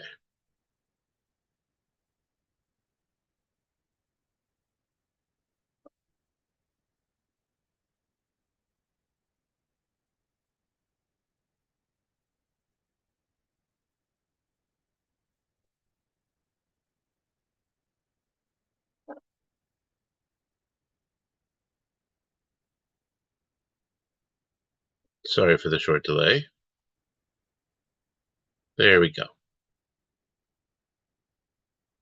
Now I should be able to turn this on to slideshow. While my colleague Esther is working on finding our next presenter. View, slideshow. There we go. Wonderful. Thank you. Okay. I'm going to skip through some of the prelims here that I already talked about earlier this morning. Now, the basic question stems from, how do we make antiquity or the ancient world accessible to students? And SASA has been working on this for the last 4 years. Even though SASA has been around for 5 years, we've been working on the archaeogaming education program for 4 years. So far, most of the work we've done has been aimed at middle school classrooms, and we've created 6 different archaeogaming education modules. I'll talk about what those are in a little while. Those have been used in classrooms across the country and across the world. And also some high school teachers and college professors have taken up these archaeogaming education modules, and specifically the videos that we make from them, which are made out of live footage from video games, historical-based video games. And they've been used in classrooms and engaged students in a strong, impactful way. So this is a screenshot from one of our archaeogaming education videos that you can see right here, that are set up as sort of tours through a topic, an ancient topic, an ancient culture that uses the footage from the video games. So strengths of these videos are that they're flexible, they can be used asynchronously, they require no gaming knowledge or console on the part of the educator, which is an important requirement, because that makes it so that any teacher, anywhere, as long as they have a screen that they can show the videos on, or even if they don't, then they can ask students to look at the view the videos on their own outside of the classroom, they can use our modules without needing to actually play the games and without really needing to understand individual games themselves. So using entertainment-based video games that students are already familiar with and really enjoy playing encourages active learning and participation. At the same time, this helps instructors be able to focus their lessons around something that's already designed to convey content about a topic. We've created them together in consultation with experts and education consultants, and they meet state and federal learning standards for middle school in most states across the US. Now, there's a lot of value for SASA and for ancient studies, and soon I'm going to get to the videos and try to show you some of them to give you a flavor for what they look like. This is our advisory board. We have Dr. Tina Rosala, Dr. William Farley, Dr. Esther Wright, Dr. Deborah Trusty. So what's an Archo Gaming Education module made of? First, we have the video itself. We've got a PowerPoint that teachers can use to take out slides and insert straight into their own lesson slides if they're using slides. We've got a teacher's packet that comes with a bunch of different sections.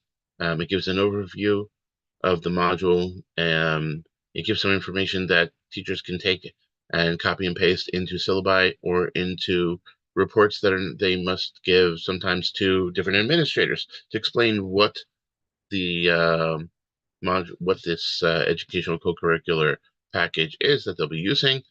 And then it gives also some activities and quizzes and further readings.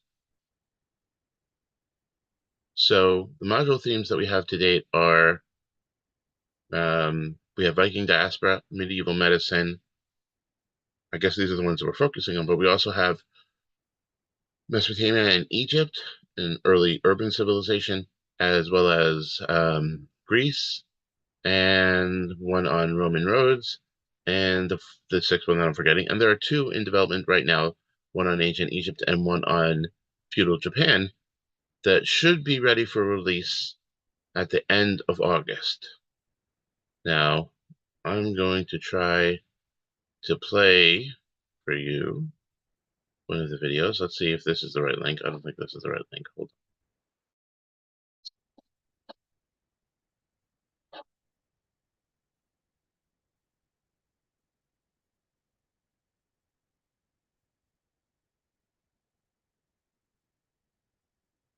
Let's see if we can watch the Viking diaspora Archo Gaming Education video for a few minutes, and you'll get a flavor for what we've been able to create, these wonderful video games, to help teach people about how the Vikings moved from Scandinavian areas around the North Sea, and then were able to really go all over the world. Give me a moment, please. I'm just loading.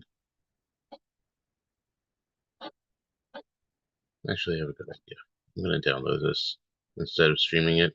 That'll take an extra second or two.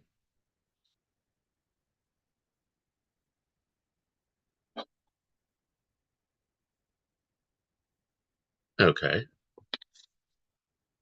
Getting warmer.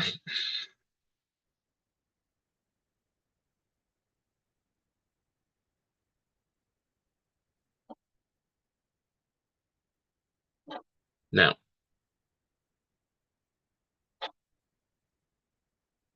while that's downloading, let me go take you back a step or two.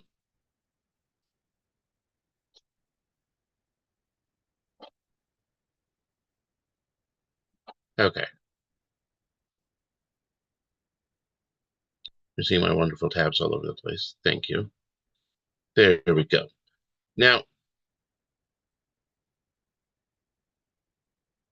these are different things that you would see in the Archo Gaming Education module. So there are screens where that go through different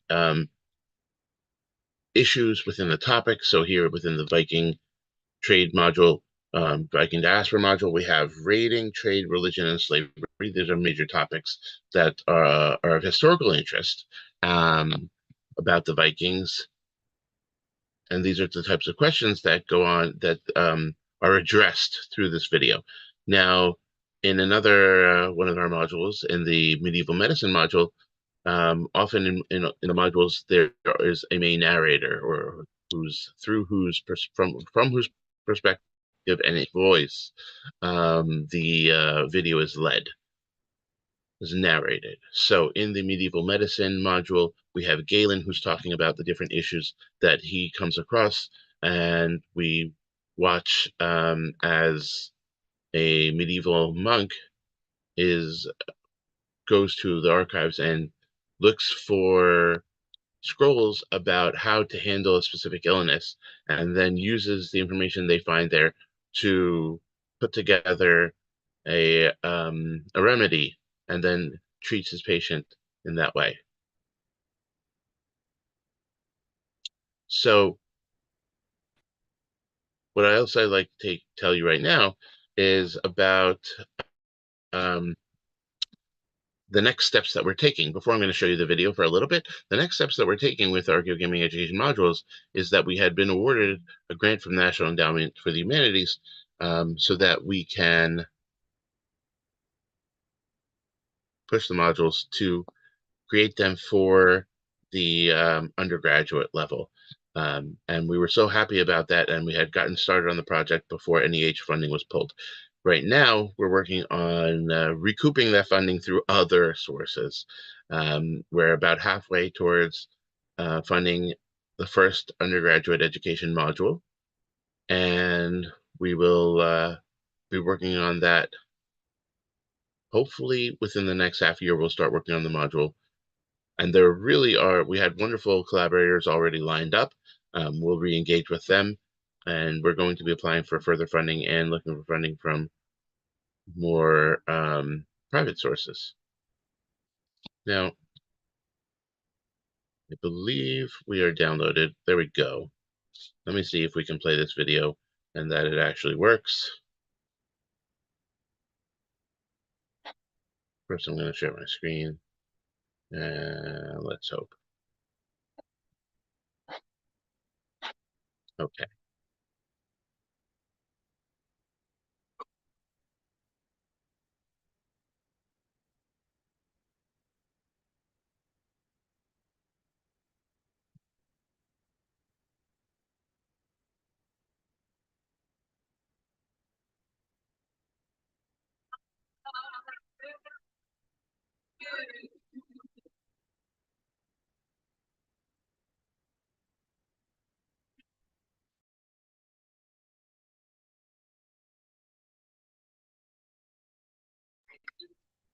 Could it be the vicious and dangerous raiders of the ocean? Is it a television show that depicts drama and losing galore? Is it a popular football team? Honestly, these stereotypes get so tiresome, and I should know.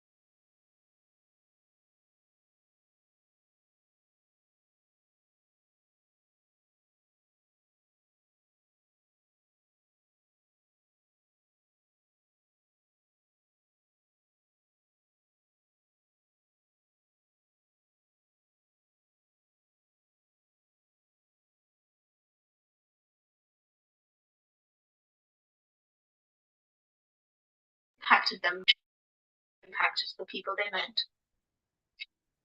The first thing that helped connect the Viking diaspora is trade. Vikings traveled specifically to trade, making expeditions both near and far. By trading what they had, they were able to get practical objects and also luxury goods that were incredibly valuable. My personal favorite is the story of a carnelian bead. Carnelian is a gemstone found in India. An 9th century Viking grave in England contained one of these beads. It had travelled all the way across the world to arrive in England and was no doubt valued by the Viking that had carried it. Another story that I adore is that of a Buddha statue found in Sweden. Buddhism originated from India, and this statue was made in Kashmir, northern India. While the Vikings probably didn't make it all the way as far as India, they were able to make it to trading posts. These two amazing artifacts show how global the Viking diaspora was. To transport such large quantities of trade goods required even larger ships. One of the largest cargo ships was called a nar and could hold as much as 24 tons. That's close to what modern semi-trucks today carry. These large cargo ships frequently went across oceans from Scandinavia to the northern shores of England. Once these ships landed in port, they would be offloaded and the goods put into market to be sold to people from around Europe. This trade port of Jorvik was said to be one of the busiest ports in medieval Europe. People came from far and wide to trade in unique goods. Irons, furs, amber, chopped up bits of silver, called hack silver, and even more were all traded along these routes. Interactions between buyer and seller wouldn't be as simple as swiping a credit card and being on your way. Currency and coins were uncommon, so this meant most traders and buyers still used the barter system. This system means that two people would agree on the terms of a trade without money. Essentially, they would swap things of similar weight or value. For example, the merchant could trade one gold necklace for 4 walrus tusks. It's very hard to hunt walrus. As a result, markets and harbours were very lively and bustling places where new things arrived daily with new people to meet. This wasn't the last stop for goods, though. Vikings were master shipbuilders and navigators. Many times goods would be taken from these large ports, put into smaller longships, and sailed up riverways to trade with smaller villages and settlements, like a FedEx truck delivering a package to your home. With so many Vikings trading with the native population, they exchanged goods, stories, and cultures. One of the ways we can see this is through our own language. For example, the English word skirt comes from the Old Norse word skirta, and skipper, meaning the captain of a ship, is related to the Old Norse skipper, which means ship. These cultural interactions between Norse and English left little artifacts hidden in our language. But it's important to remember that the Vikings were impacted by us as much as we were influenced by them. A big way we can see this is religion. We've all heard of Norse myths. Thor and his hammer, Odin and his one eye, and Loki and his tricks. This complicated system of stories, gods, and festivals made up what we call Norse religion. But this changed the more the Vikings came into contact with other people. Christianity was something practiced by people in Europe and was fairly new to the Vikings. Norse gods like Loki and Thor didn't disappear overnight, but the two religions did begin to mingle. There are stones in England that show both Christian and pagan symbols. Across the North Sea in Sweden, one of the first Christian churches was built in 830 in a port town called Birka, right at the very start of the Viking Age. The church was constructed with the help of a Christian saint, Alfred, whose statue still resides there today. This shows how beliefs are fluid and constantly change. The more we talk to each other, the more we all learn and grow and develop. Culture is a two-way street with all groups influencing each other. Another big impact was slavery. You might not automatically associate Vikings with slavery, but it was a massive part of their trade network. At this time, there was a big slave trade throughout Europe and Western Asia, with people being sold and transported. When the Vikings would trade or raid a settlement, they'd bring more than just things back with them. They would also bring people themselves. These slaves would live in Viking society, and they would bring their own cultures with them. Did you know that the second largest genetic group in modern Iceland is Irish? This is due to Irish enslaved people coming to Iceland and mixing with the Viking population there and passing on their genetic makeup. Sometimes the Vikings ended up staying in the places they raided and building settlements there. Go to modern-day Ireland or England, and you'll see evidence of Viking presence in the buildings, place names, and even language. Vikings are more than people with fancy hair, big hammers, and crazy helmets. They were innovators, builders, tradesmen, and rulers who explored the world. These journeys helped bring communities together and develop, and even created new settlements and identities. The same way today we live in a global, interconnected world, the Vikings helped bridge the worlds of medieval Europe and Asia and bring them closer to each other. So the next time you're studying history, remember, there's more to the past than first meets the eye. They don't call me the goddess of wisdom for nothing.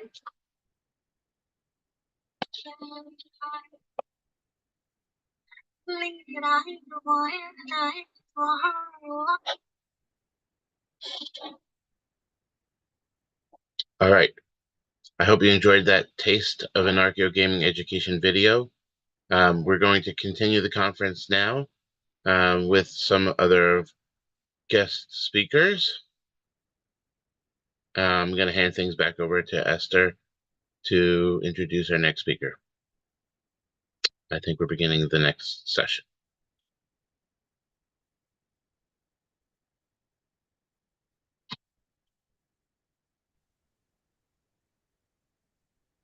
Thank you so much, David. Okay, so we're moving on to the next speaker now. Our next presentation is titled Climate Change and Health During the Little Ice Age, the Skeletal Evidence, and it will be presented by Leon Cornell Cowell. Leon is currently a master's student in funerary archaeology at the University of York. His research focuses on osteology, paleontology, and bioarchaeology. He previously earned a BSc in archaeology and is currently preparing his undergraduate dissertation for publication. He has excavation experience across medieval Roman and prehistoric sites in Yorkshire and Greece, working with animal bones, pottery, and human remains. Outside of his studies, Leon volunteers with a local museum where he organizes monthly talks and has also served as SASA's outreach team leader since 2021. Leon has over 5 years of experience as a professional chef and aims to pursue a PhD to further explore health in the past. Without saying too much, Leon, join me to welcome him so he can begin his presentation. You're welcome, Leon. Hi, thanks, Esther. Let me just share my screen.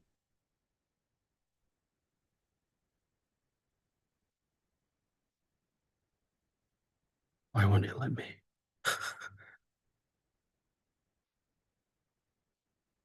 There we go.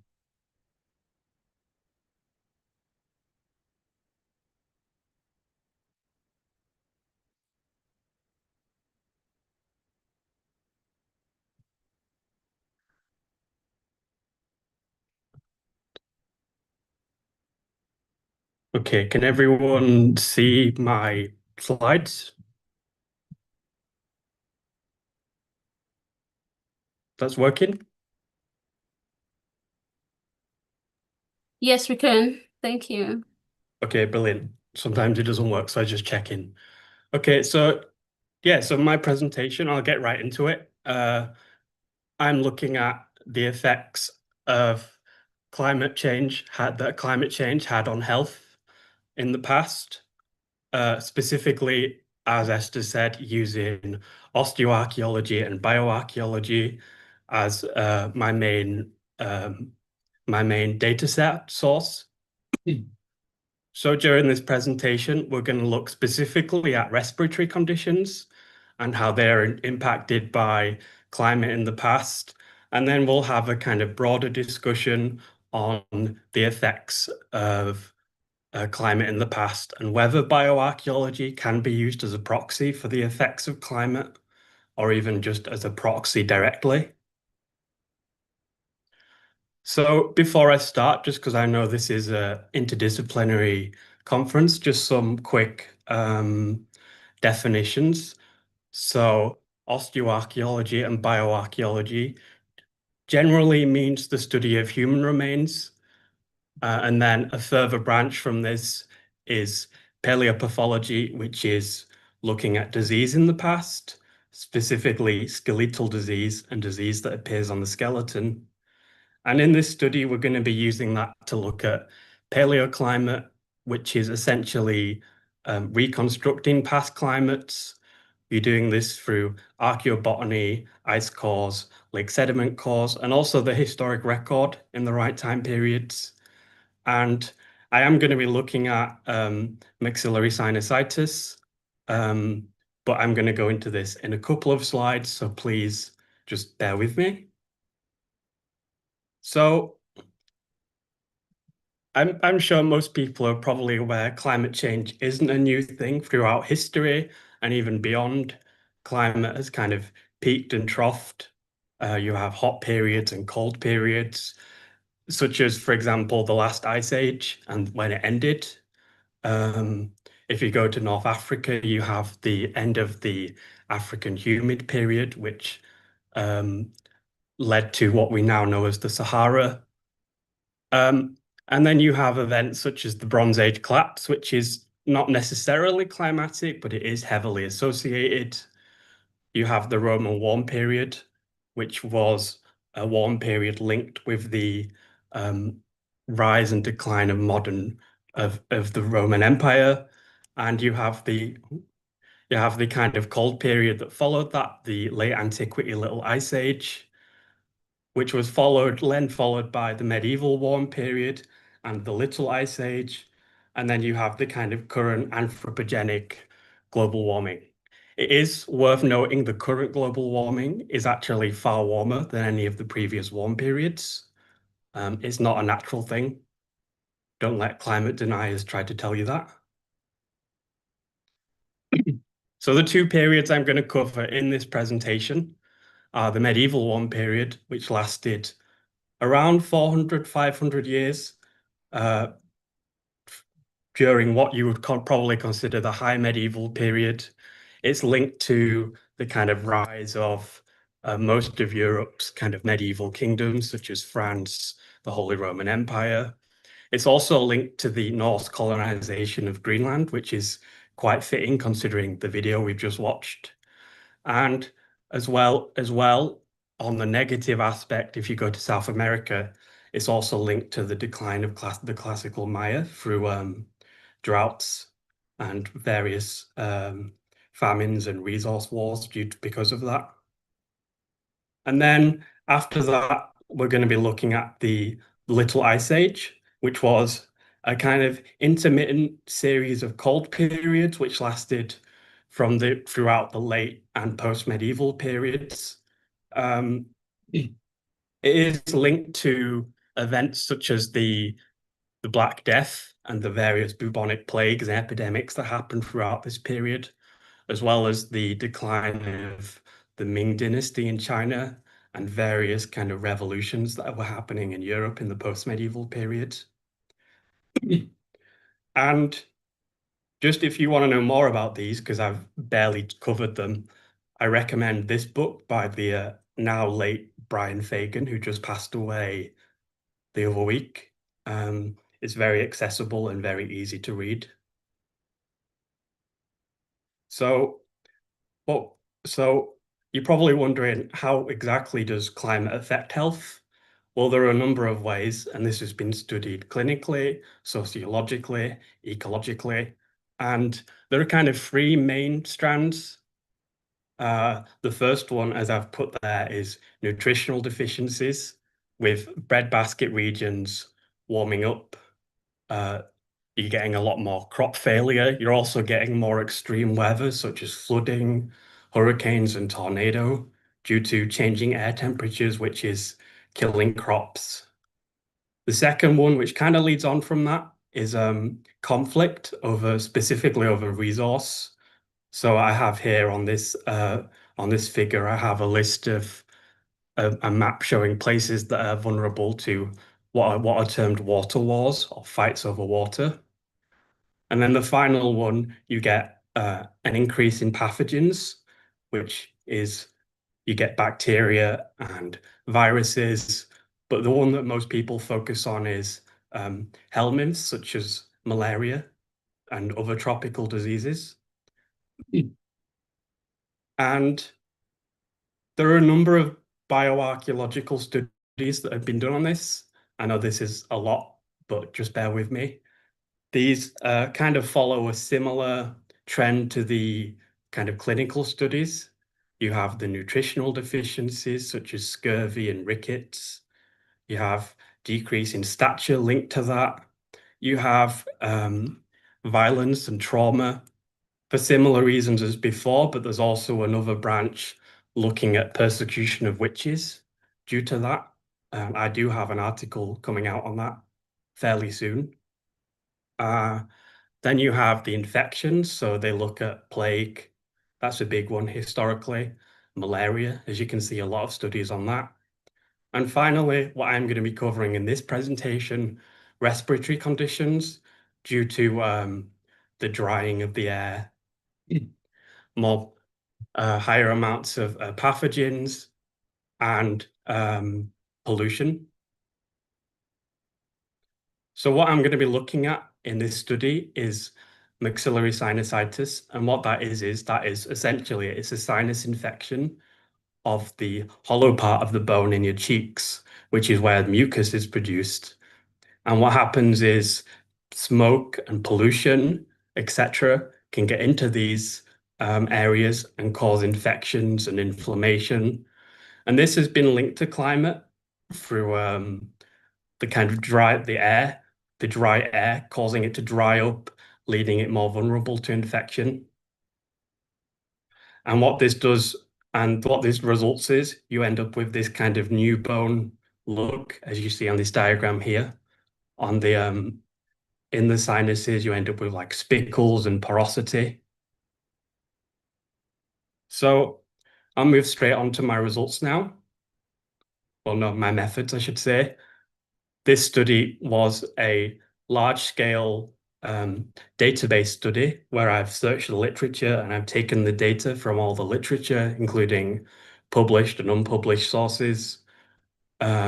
Sticking specifically to the UK, I've then divided the sites between the two periods based on a mixture of absolute, so radiocarbon and historical dating, and relative dating through artifacts. We have a total of 144 different sites containing around 42,000 human remains, as you can see, split up between 16,000 and 32,000 per period. And then I've divided this data between age, sex, and site type. I've also mapped it, and I've also had a go at making a chronology, as you'll see. So now onto my results, this time definitely. So the first thing we're looking at is the crude prevalence of these two conditions. And as you can see, when I look at all the remains, including non-adults, we have a difference of about 1%. But when we move on to when we remove the non-adults, because children are less vulnerable to infections of the skeletal remains, you see we do have a fairly similar amount. I'm still trying to figure out the statistics of this. One test came up saying that it was not significant, but when I retried it, it said it was. So I'm not going to say for definite if it is significant or not until I've tested that. It's still a working hypothesis, but there is a definite difference between the two just based off this. And then the next thing I've done is I've split them into the demographics. And it is worth noting here, when we're talking about sex, we mean the biological skeletal sex, not the gender. So as you can see, in the medieval warm period, we have a lot more females. Well, not a lot more, we have about 20 more females. And then in the Little Ice Age, you can see it's pretty even, but we have a lot more non-adults. And what's for both of these, the results were not statistically, there was no statistical significance. And the next thing I've done is I've categorized the sites based on location, whether they're urban or rural. As you can see in both, in terms of the infection rates, urban has a much higher rate, over double. with actually over double for both of them. But it is worth noting for this actually that both categories had more urban sites in general due to how British archaeology works and how excavations are planned. So what I've then done, and this is a little bit experimental, is I've done a chronology. So what you have here is you have the one axis is the percentage on each site, and the other axis is the date.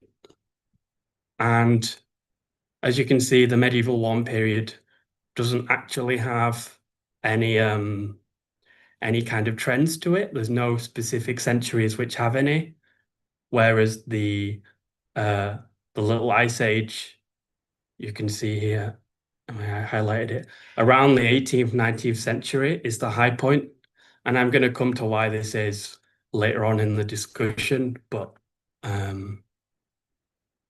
and then finally, for my results in terms of geographic distribution, as you can see on both, it's a fairly even spread, but I think the northeast of England, this area around Leeds, has quite a lot. And then obviously London, because there will be some data bias there. That's where most of the excavations of cemeteries have taken place. So now this is the hard part. How exactly do we interpret all these numbers and percentages and such? I do want to add a caveat. This isn't in progress. This is still in progress. I've not got any final conclusions. So if people do have any ideas and they want to contact me, go ahead. That would be helpful. There might be a significant difference between the two periods. There might not be. Like I said, I'm still testing it. The sexes, while there wasn't any significant difference, there was more for the medieval one period. And my current working hypothesis is that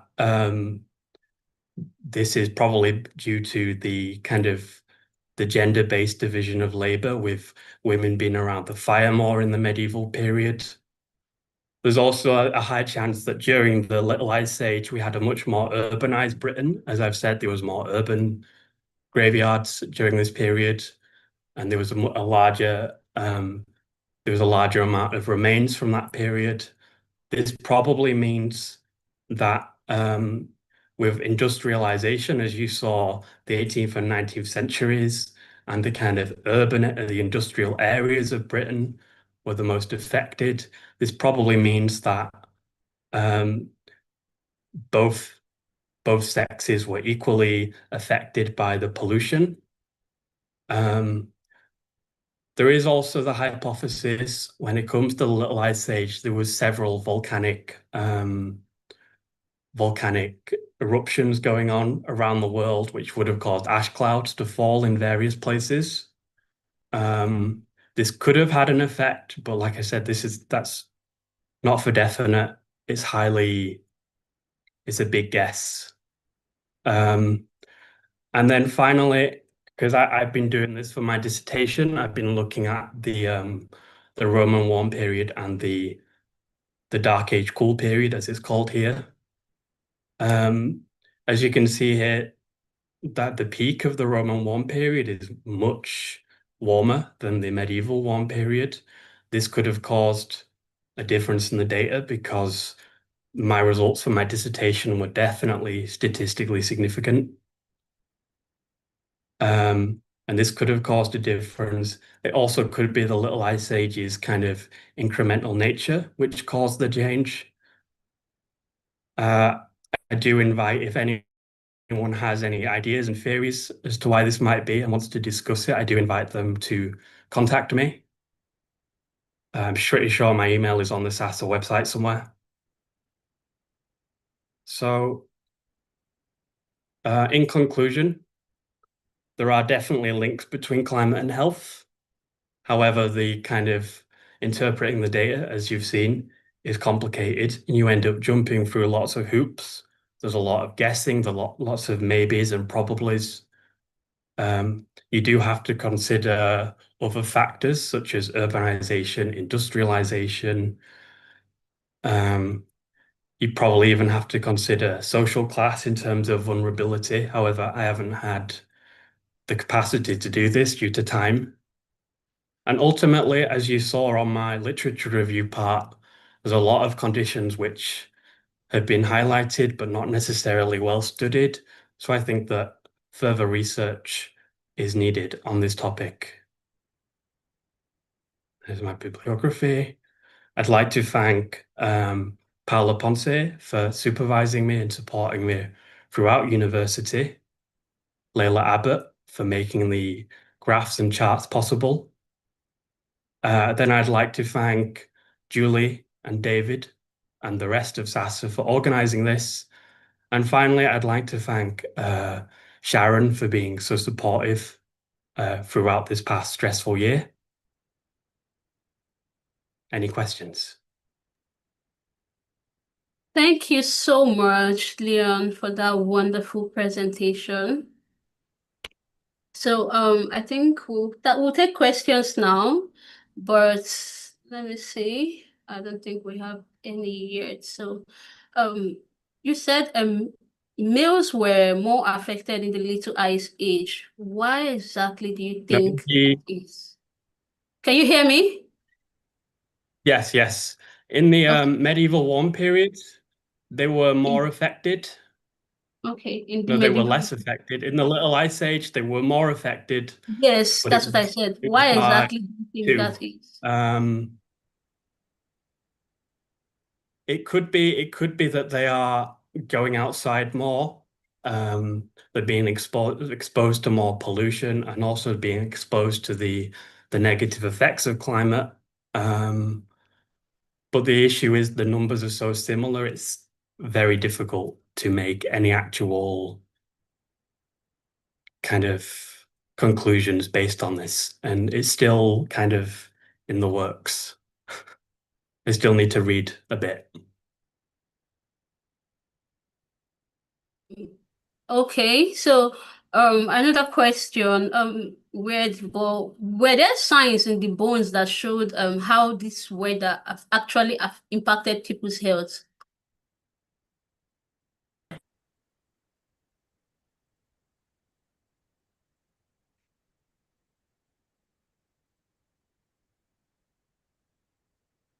Did you hear me? Hello, Leon. Sorry, it went off. Can you repeat that, please?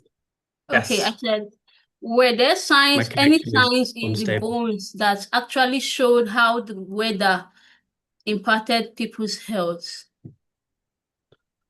That's a tricky one. There isn't any. I wouldn't say there are any specific. I think maxillary sinusitis, if there was one, would be one of the main causes, due to kind of being impacted by breathing in air, such as if you breathe in warm air, it will cause the sinuses to dry up and be more vulnerable to infection.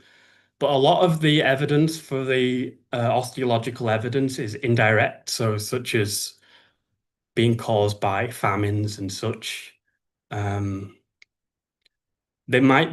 is evidence, I can't access it, but there was an article looking at bone histology, which is microscopic analysis of the kind of composition of the bones.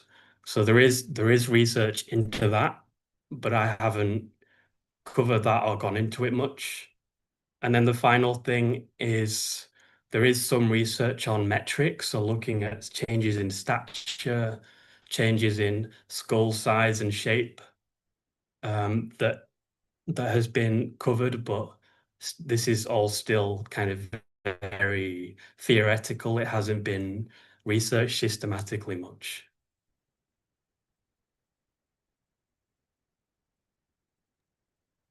Okay, thank you so much. I don't think we have more questions. I think that's all the questions we have. Okay.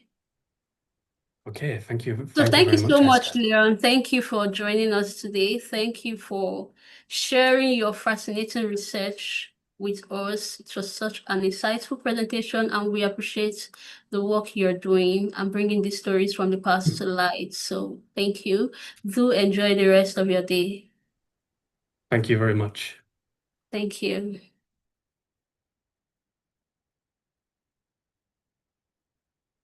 Okay, moving on to our next presentation.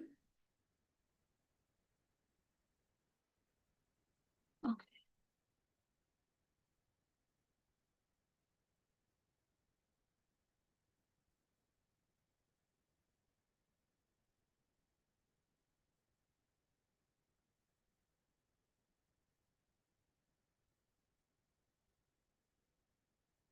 Right, so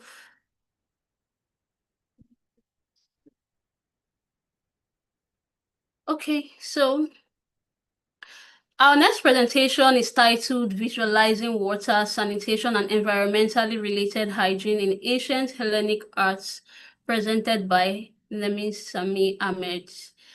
Nemin is an archaeologist with the Egyptian Ministry of Tourism and Antiquities, where she's worked since 2011. She's currently based in Alexandria, focusing on photography and documentation for archaeological missions. She holds a master's degree in Hellenistic Studies from Alexandria University with her research exploring water supply and resources in Ptolemaic Alexandria. Nemin has participated in numerous conferences and seminars in Egypt, Italy, and UK, and the US, sharing insights into Greco-Roman archaeology, water history, and cross-cultural interactions in the Eastern Mediterranean. So, join me in welcoming Nemin today for her presentation. Nemin, we're so glad to have you here today. Thank you.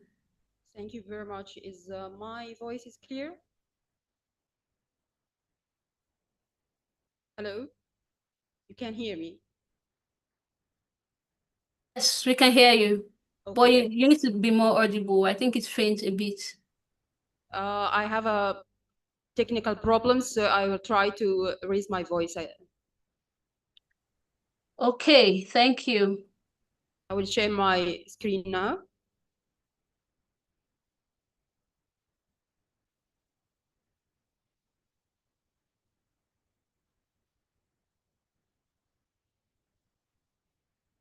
Okay.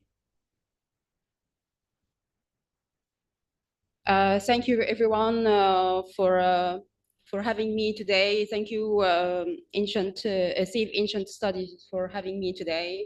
Thank you, David. And the topic that I'm going to present is about a number of artistic science in the Hellenic arts, which provides significant insight about the connection between the daily healthcare practice and water, particularly water in gymnasium, sanctuary, and ancient hospitals. I need to move this, okay. If you are talking about water in ancient Greece, passing in classical antiquities, we have to start with the earliest literature source about passing in ancient Greece. It's Homer writings in Iliad and Odyssey. The act of passing is presented as a welcoming ritual, especially for return of heroes from a long journey and warriors from battles. As you can see here, we have an example that the wife of Hector is welcoming she's welcoming her husband return by preparing a warm bath for him, but she didn't know that he was killed in the battle. But still, this situation tells us about the tradition of how to welcome people coming from a long journey, exhausted, and need a kind of refreshment and cleaning and bathing.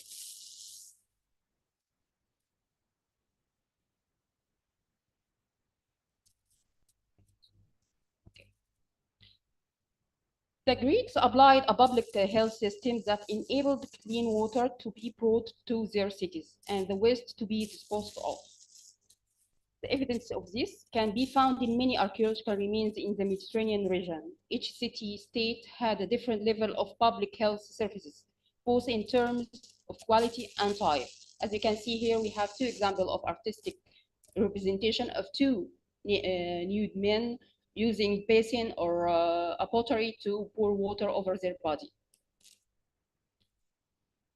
The most examples we have in Greek art that the scenes of posing are often represented in sculpture and pottery production. The usual scenes could have athletes who gathered around wash basin to clean their body after a day of training at gymnasium or a palestra. The question we may ask, were there any other scenes of or only scenes of passing men? In fact, the answer is no. We have also women and the presentation of women as well. A female toilet was among the artistic depictions that grew and developed in various materials from the 4th century BC onwards. It seems that the women very often use a low tribute basin like we have here, and a higher one for the lower one is for washing their legs, and the higher one for face and putting makeup, wearing makeup or something like that.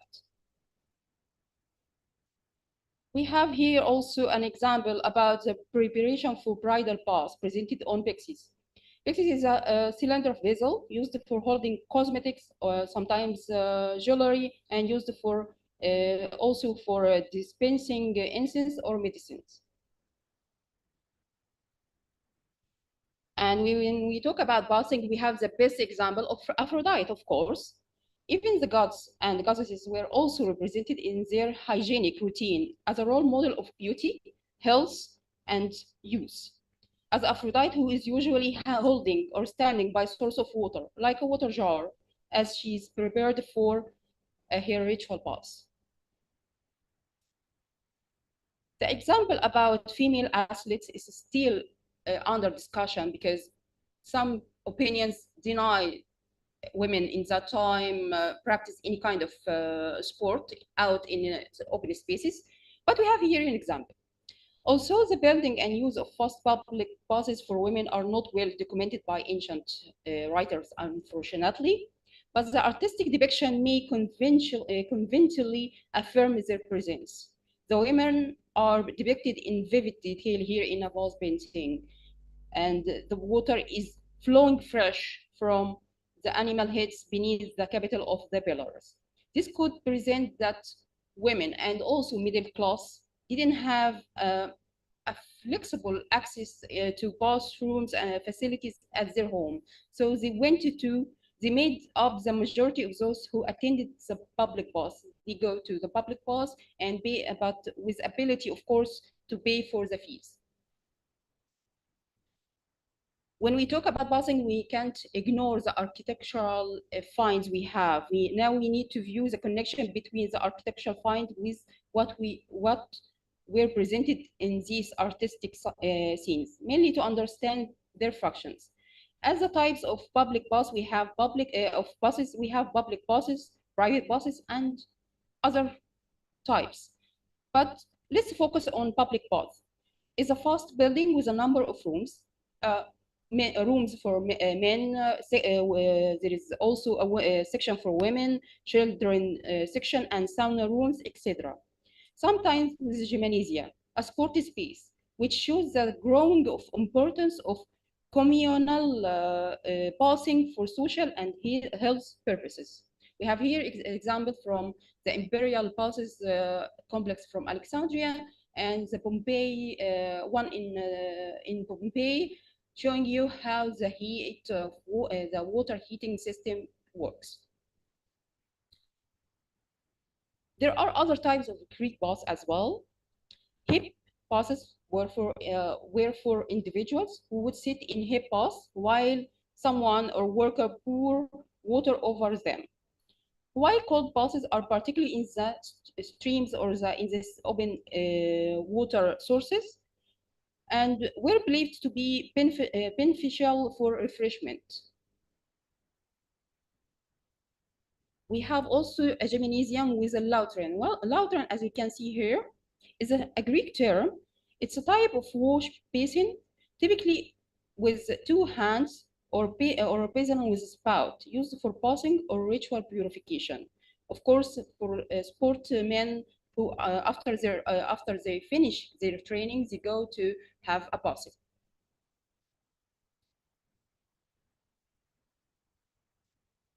Sorry.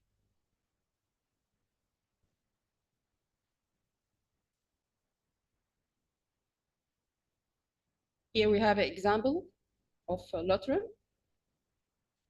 Here is a thermal, which is very important to know about the properties and good quality of water, especially in hot springs, which was proven by a study in the journal Microbe. It's a recent study that revealed that the water in this type of bath contain a microbial forms that produce antibiotic substances, which are capable of defeating deadly bacteria like E. coli. This proves that being in thermal bath in the past was not just for a relaxing experience, but also a medical and healing treatment. Here is a study. You can read it. It's open access. Let's review some of example we have of type of basins we have in different sites. I will start from Alexandria because I already live here and I found so many examples of basin can go with the artistic production we saw on pottery. Here we have the mosaic portraying two men wrestling, and as a background there is a public bath. And here's the bath fountain in Qom Shu'afa. It's Roman period. Here we have in Greek-Roman museum. Now it's open, so you can enjoy many of sarcophagus. People see it as a sarcophagus, but it was used as a bathtub as well. And we have the Qom Dekka. It's a imperial public bath complex in Alexandria. Here we have remains of water spouts. I try here to compare between the pottery production here, the artistic scene here, and what we have in real sites. Also, we have also artistic production here, so I'll try to compare with water spouts found in Alexandria. Let's move to a topic, another artistic production, medical knowledge and water-related treatments. The ancient medical texts that have survived are useful to understand their knowledge about water benefit. It could be used to treat wounds and other injuries or cure certain types of diseases. We have some texts in Greek provide a discussion of medical use of water and mentioning that the best water to use is rainwater. We have here two artistic representation of using water in healing injuries. One to clean a scar from an injury during hunting, and the other cleaning a snake bite. Here's the first example. Here, a patient and the nurse washing the patient's leg, and here also here water to clean it from snake bite. We have a very unique collection, a group of vases, but it's actually hot water bottles, different in size and typology. In museum, in the National Archaeological Museum of Athens. They have been interpreted to be hot water bottle used to treat various complaints like muscle and joint injuries and abdominal pains. The other group from Paphos, Cyprus, but as you can see, they take human body shape, like hands, leg, and knees. Here, a reconstruction of it. It could have been filled with hot liquid to provide relief from the cold and other diseases. But the question, why made of clay? Clay was an appropriate material for manufacturing object intended to relieve the treat and pain and complaints of most parts of the human body. It's a good conductor. It retains heat for quite some time. That takes us to another point. Water and power of deities. In fact, water also has a dominant role in the ancient Greek religion and was strongly represented in Greek mythology. The practice of rituals and worship were to express gratitude to the healing deities. The therapy should not be counting on so much medication, but also along the performance of various religious rituals, and water was part of it. As we can see, the goddess is standing in front of two worshippers, and who had an injury in their leg, one of them, of course, and she's holding two vases of water.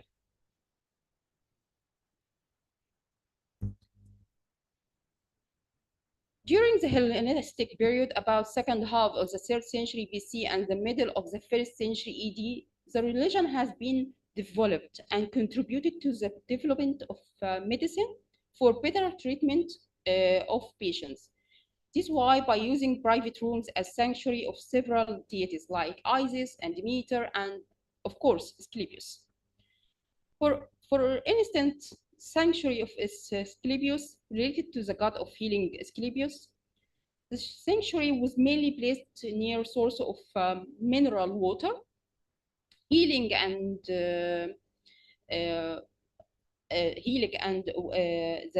and also medication.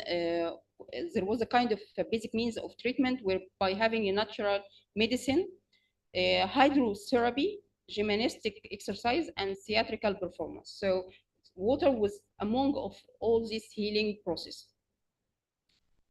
So it was not strange to have temples dedicated to the healing gods. Like the example we have here from Alexandria, Erosis Soda Temple, Tabziris Bafra, it was normal to have private temples and dedication to healing gods. This dedication was from a man called Isidorus in gratitude to the goddess of Isis and other gods for his leg recovery. The temple dates back to the 2nd and 3rd century BC. As you can see here is the inscription, a dedication from Isidorus to the god. A group of statues were found and discovered in this temple. One of them was an image of the goddess Isis, called a setula. Here, the jar. The jar for the sacred water of Nile, because they believed that Nile water was clean and holy and sacred, especially by Isis. Once you have this holy water, you will be cured.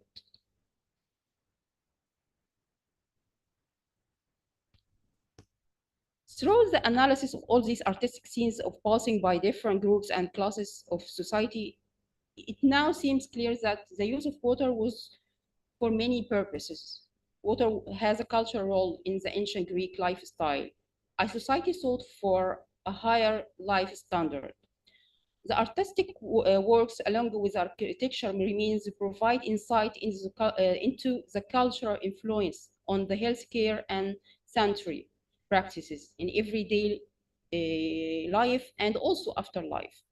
Art was not used as a decoration method, but also as a teaching tool to increase society awareness towards better healthy life. Thank you for your kind attention and looking for any questions.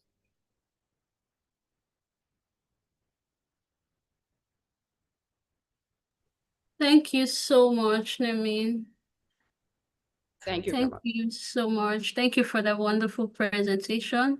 Thank you. We're going to have some questions. Please, wherever you're watching from in the chat, feel free to drop your questions so she can answer them. Okay, but before then, I think I have a question. Okay. Okay. Do you think people back then really believed that water had healing power, or was it just part of the culture? Well, there are some. Well, when I compare the past and now, we still believe in holy water, like for Christian and Muslim and Jewish, the three religions in Mediterranean region, we believe in this. And I believe in the past they have some miracles happened with the holy water, and when you believe in something that you feel that your body is responding to what you believe. Okay. Okay, thank you. Let me check the charts. Okay.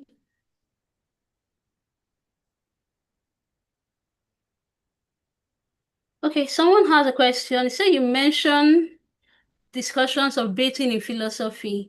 Do any of their ideas about its benefits consistent with the modern findings about the medical benefits, or were they generally very different? Sorry, I didn't understand the question again. If you can. That you mentioned discussions of bathing in philosophy. Do any of their ideas about its benefits consistent with the modern findings about the medical? Okay. Do any of the ideas about its benefit, were any of the ideas about its benefits, were they consistent with the modern findings about the medical benefits, or were they generally very different? You mean that any benefits from being healed by water? Okay, the findings, the ideas that about the bathing in philosophy, were any of the ideas or the benefits consistent with the modern findings, or were they generally very different from them? Well, it's not different, but if we talk about the benefits, there was a medical benefits. Yes, there was a medical benefits because they didn't count on water only or passing that you will jump into basin, you will be healed. Of course, there was scientists, physicians using oils, also liquids of a mix of plants and oils and liquids, a mixture of all of this along with the passing on water. It's like the healing soul and the body in one process.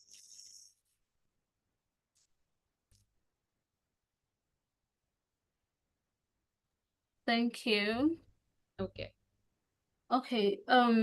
There's one other question. Said say hot. You mentioned how important baths were in ancient Greece, and not just for hygiene, but for even for entertainment, where these baths what everyone had access to, where everyone just used to having baths for entertainment, or was it just a particular set of persons? It could some passes were only were not only for entertainment. There was a section like cold water for refreshment or strengthening, but there is a sauna for any skin problems, and there is a warm water for cleaning and a simple passing treatment. So there was a division into the passes, rooms for each purpose. I think you've answered the next question, which said, I think you answered the next question, which said, were hot baths and cold baths used differently? Like, did they believe one worked better for certain illnesses and the other did not? The whole process was very well organized in that time, because in ancient Greece, not just in ancient Greece, in ancient Egypt and Roman Empire, they were caring about having a high level of hygienic practices. When you have a healthy citizen, you have a good economy, workers, healthy workers to work and build this, the country. So everything was planned, not for a coincidence, not just spirituality, and not counting on scientific facts. Okay. Okay, I think we have one more question. I think this should be the last question. Okay. It said, okay, would there be a ritualistic attribute of water used in medical papyrus as part of healing difficult diseases or illness? Yeah. Rituals of Isis. Actually, it was widely spread in the Mediterranean region. water was very important in her rituals. That there were water carriers, particularly for water containers, to carry water containers, and to there is steps of rituals like spill water over the ground and clean the environment all around the temple or sanctuary or the room for healing, and pour water over the patient, and later to have other medical treatment like oil or liquids, medicine. But Isis was typically connected with water. Okay. All right. Thank you so much, Nevin, for walking us through such an interesting part of daily life in ancient Greece. As in the way you explained how they viewed cleanliness and health made the topic so easy to follow. We're so grateful you could share your work with us, and we're wishing you a wonderful day. Thank you so much for joining us. Thank you very much. I'm so pleased to join you. Thank you. Thank you so much. Okay. Moving on to the next. I don't.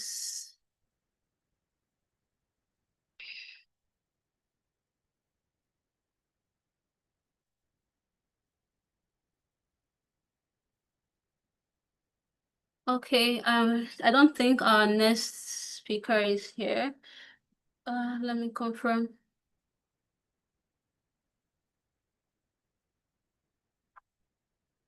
Okay, sorry. Let's go. All right.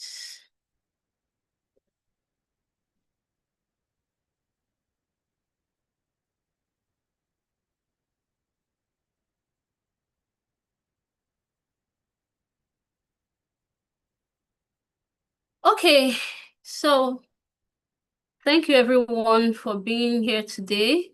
While we wait for the next speaker to come up, if you've enjoyed this conference so far, please consider supporting SASA. Most of our programming, including this event, is powered by passionate unpaid volunteers. Even a small recurring donation as little as $3 a month can make a big difference in helping us continue our mission. You can also support us by purchasing featured books through our bookshop page, where 10% of proceeds go directly to SASA. You can also browse our merch on the SASA Bazaar. Thank you, everyone. Okay.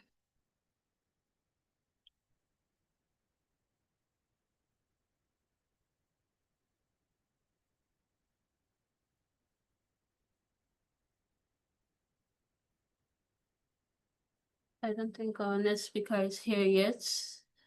Okay.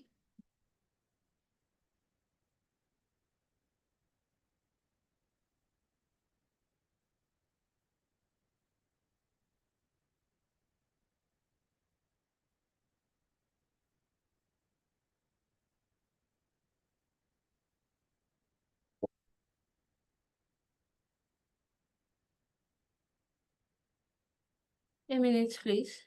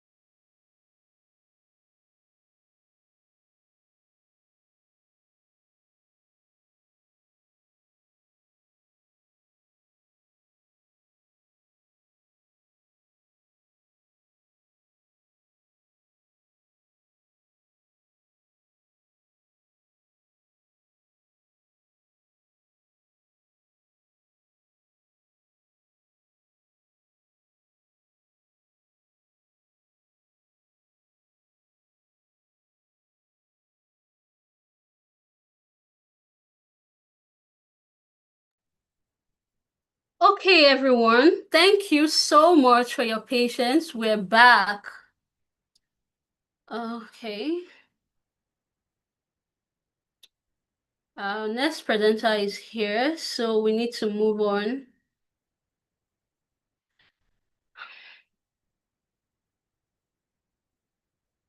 Minutes.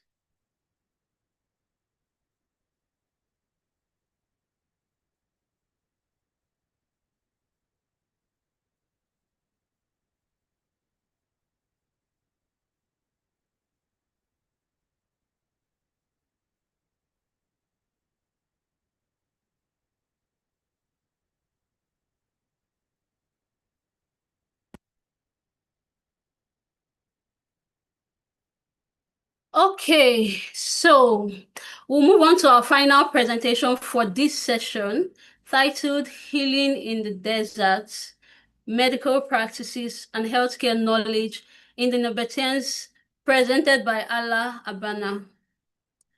Ala is a researcher and heritage conversationist whose work combines civil engineering, archaeology, and technology. She holds a BSc in civil engineering and an MA in conservation and management of cultural resources and is currently pursuing a PhD in classical archaeology. Her experience includes field work in Qais in Jordan, research at the Museum of Jordanian Heritage, and various projects focused on sustainability, documentation, and the use of digital tools in archaeology. Ella is notably the first woman in Jordan to apply laser scanning to Roman heritage sites, a milestone in both preservation and gender equality in archaeology. So with that being said, join me to welcome Ella. Ella, it's so great to have you here with us today. We're looking forward to an insightful session. The screen is yours. Thank you. Thanks for your introduction. Thank you. You're welcome, Ella. Okay, I can share my screen or not? Okay. Yes, you can share your screen. Okay.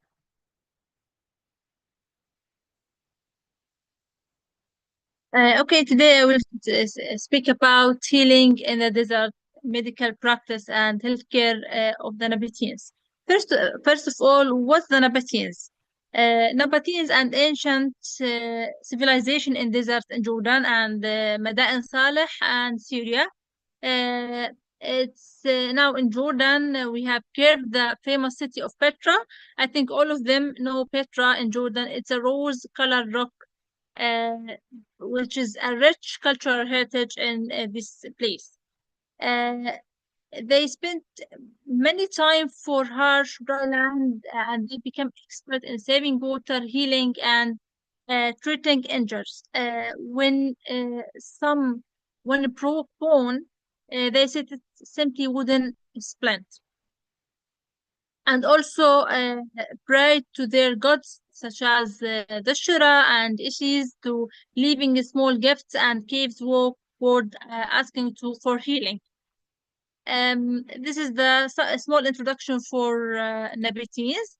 As I tell you, Nabateans is the ancient capital of in Jordan. It's their civilization in Petra, and it's how is it, the landscape and the environmental in the Petra. It's a dry place. How is Nabatean work or do health change in dry environmental, especially in this dry temperature and the sandborne? They caving injuries and using snacks, using pets, and we don't have limited or we don't have more water. It's a limited water. Medical resource treated roads. They're using water for hygiene and cleaning the ancients. Okay, a source of their medical knowledge. Nabatees is a Bedouin. That means they use the practical healing in Bedouin culture, which is mean they use some of deserts like flora, like let's say in somewhere fauna and other plants and desert. They include treating wounds of infection with some treating as the murra, as other of plants, using coach and stomach for upset with invasion of the desert herb like harmal, or like jab leaves, camel milk, honey, and black seeds. And these mixtures of these plants and it's a general using for make a medicine. Setting broken bones with a splint of wood found in goat hide, applying warm animal fat or clay to sore joints, and for emergency, they use the snack bite or to heated bronze or iron to preventive spread. These treatments were often administered by community like Hakim and midwives, pending empirical observation with protective prayers and incense of to harness both physical and spiritual dimension of health in the desert environmental in Petra and Wajira. Desert, they also use desert material medicine. The formulation and design in rock design in desert in Petra is not as we can see in any desert in the world. In Petra highlands, we can see the rock with many colors, and also we point picture with jam and drop it moringa oil into sore joint, producing restorative sand bath. They use sand bath for healing and in somewhere injures, etc. They across Wadi Ram between Hakims, wide they broad attach and wide teeth for relief, mixed ground twigs with camel milk for alcohols, and snack bits with latex. Meditation is one of the process for our techniques for desert medical.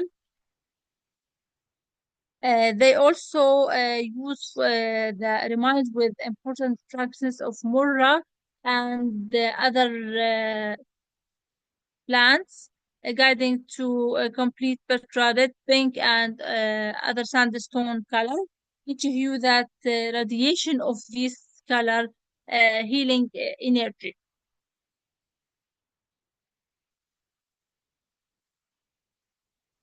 Okay. Also use water management for hygiene in their life. Rainwater was challenging in this site, from sandstone catchment into rock cut and underground reservoirs. The pipes through ceramic foundation or infrastructure and household. They also use basin to sediment the cells of water with overflow system to keep the supply and reduce stagnation, curbing waterborne disease. Also, they designed many public bathhouses around the city. They're using from for all of anyone live in Petra and the visitor before trade or enforce daily hygiene and help prevent skin and eye infection in the arid climate. Also use kahol for eye infection as a medical product.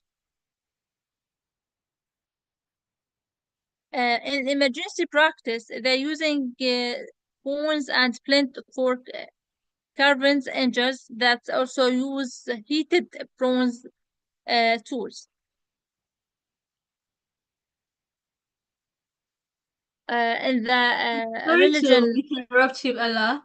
Okay, the chat is asking if you can switch to slideshow mode. Is that possible? Sorry. So the chat, they're asking if you can switch to slideshow mode. Okay. Okay. Okay. Yeah, great. Thank you. Sorry. You're welcome. And religion, habit, and healing of the Nabateans, they think the Dashra, gods of Dashra and Isis, its inspiration and help in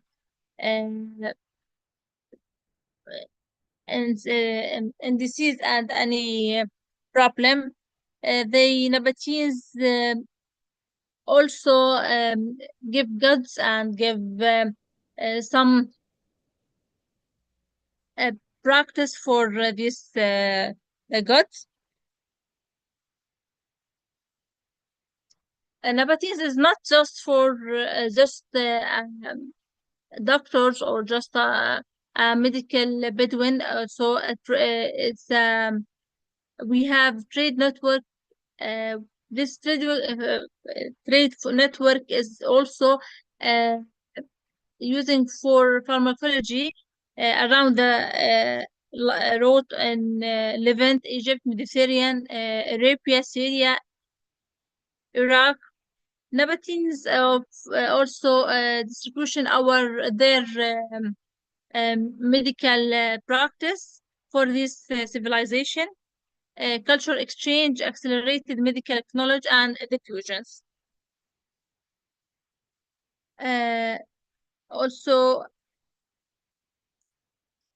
archaeological and empirical evidence that they also instrument recording in the Petra tombs, rock cut inscriptions, reflections, healing raw, or recite analysis of amphora indicate herbal preparation in the Nabateans is very popular using amphora. Amphora is piece using for pot all of this medical herbal in it through it. Finally, Nabateans healthcare blend environmental trade and belief, advanced water treatment, water hygiene, engineering support, public health in the city, and their pharmacological network shaped regional medical, and the Nabateans and Bedouin they have the same medical techniques. Thank you.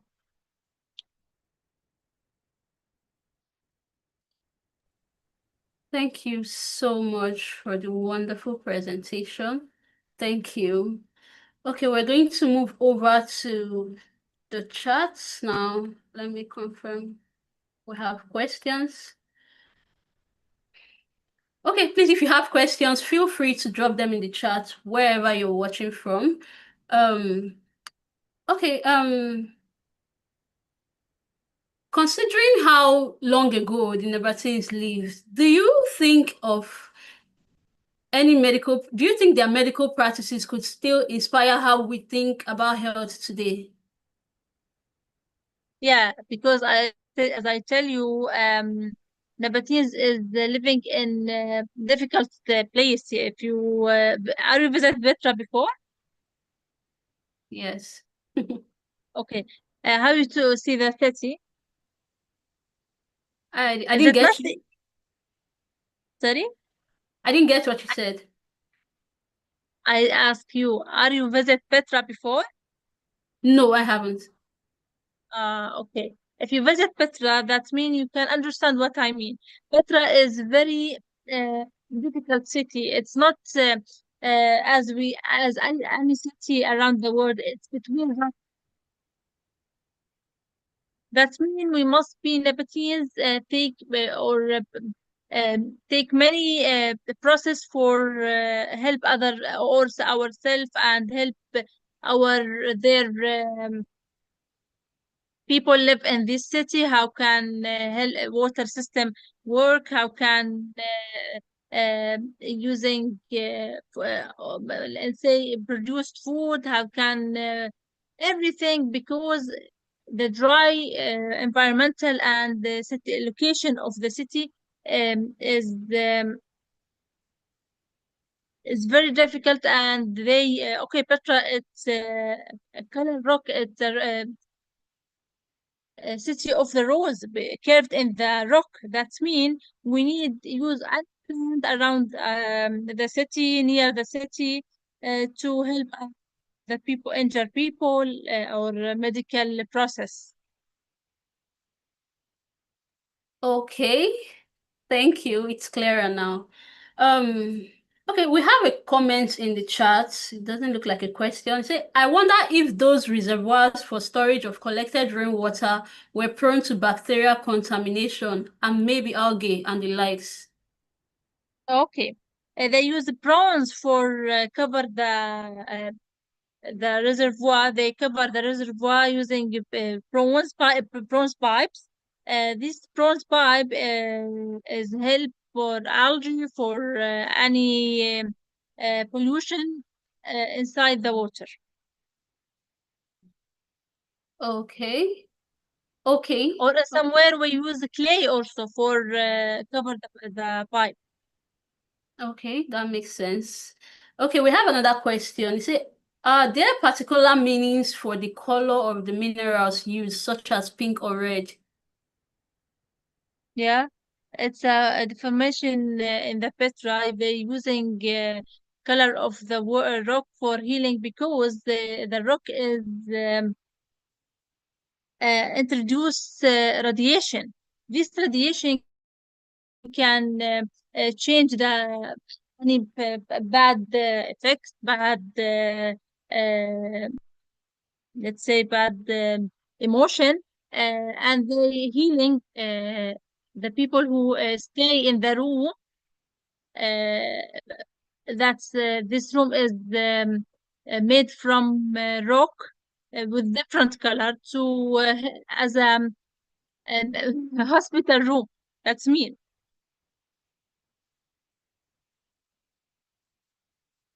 Okay, all right. So I think one last question.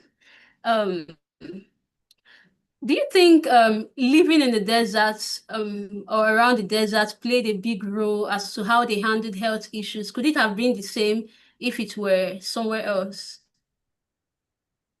No, because if you live in the desert, you must be live in a very complicated place, a very complicated environmental. But when we live in the let's say wadi, let's say mountain, it's different, because it's easy. It is we can find anything around around you. But in the desert, the water is difficult, eating is difficult. Things.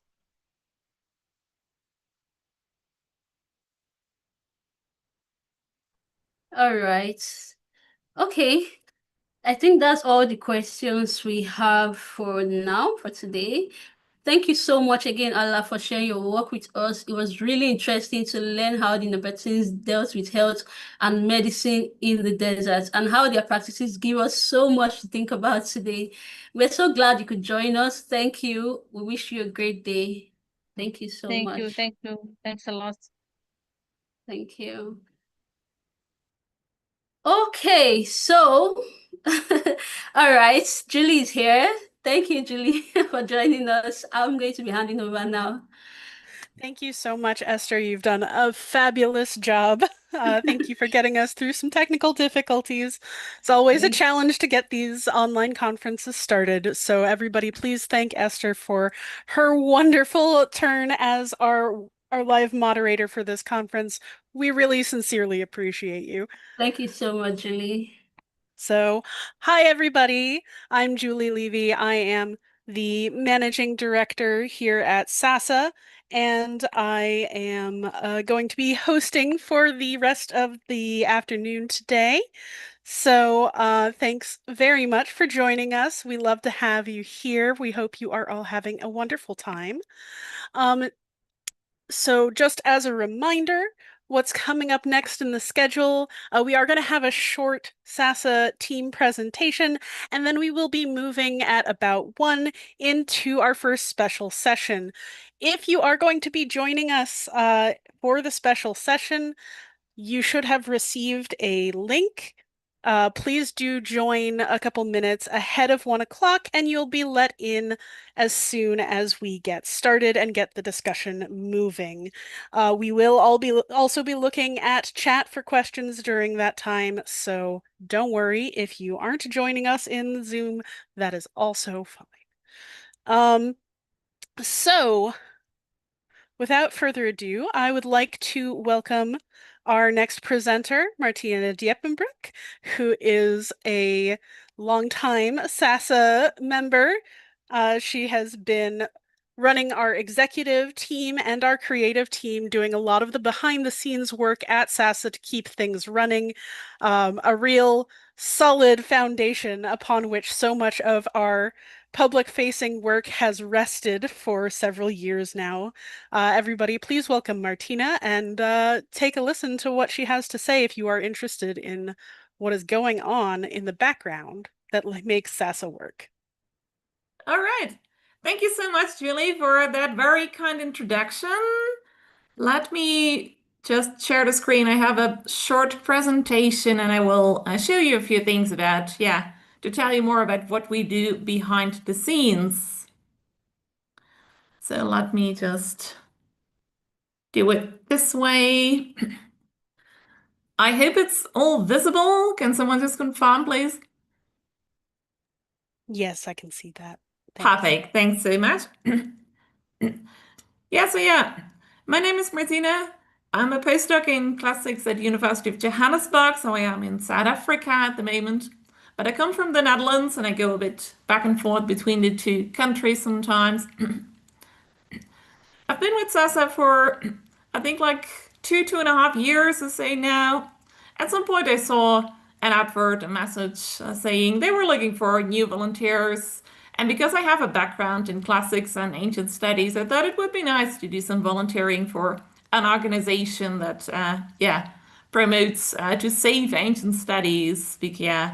Because back then, a couple of years back, I could already see that there was so much going on in humanities with classics departments becoming smaller and very many people actually not knowing much about what I do, what my background and my studies are.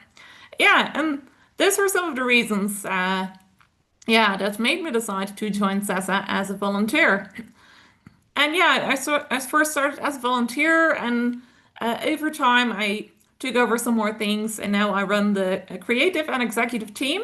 And like Julie said, we do most of the behind the scenes work.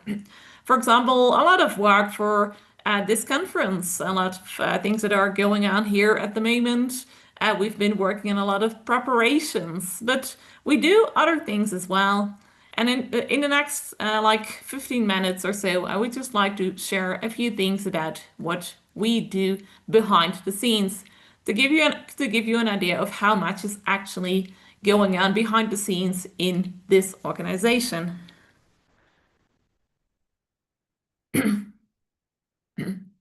So let's have a short look behind the scenes at SASA. So creative and executive team, there is some overlap. Both teams do a lot of behind the scenes work. Creative team mainly looks at designing, making designs for their website and such. And then there is executive team who is more into administration, but also things like website development. I'm sure some of you here in the audience have looked at the SASA website, but of course this website also has to be updated from time to time. So what you see here is a screenshot of what yeah, the sort of background, the sort of behind the scenes page of the website looks like. We use a website editor known as Wix. You might know others like WordPress and such. We use Wix. I've been using it for some time now here with SASA. I've also given some classes from time to time for new interns and volunteers coming in to show how to use the program so that everyone is up to date and knows how to, run and update the website. Because there is so much going on, like you see with, like you see with the virtual conference, an entire new web page had to be designed for that. First already for a call for papers to look for interested speakers and such, and people who wanted to participate in other ways. So for that, we even had to introduce and create entire new pages. But there is news from time to time that has to be updated, of course.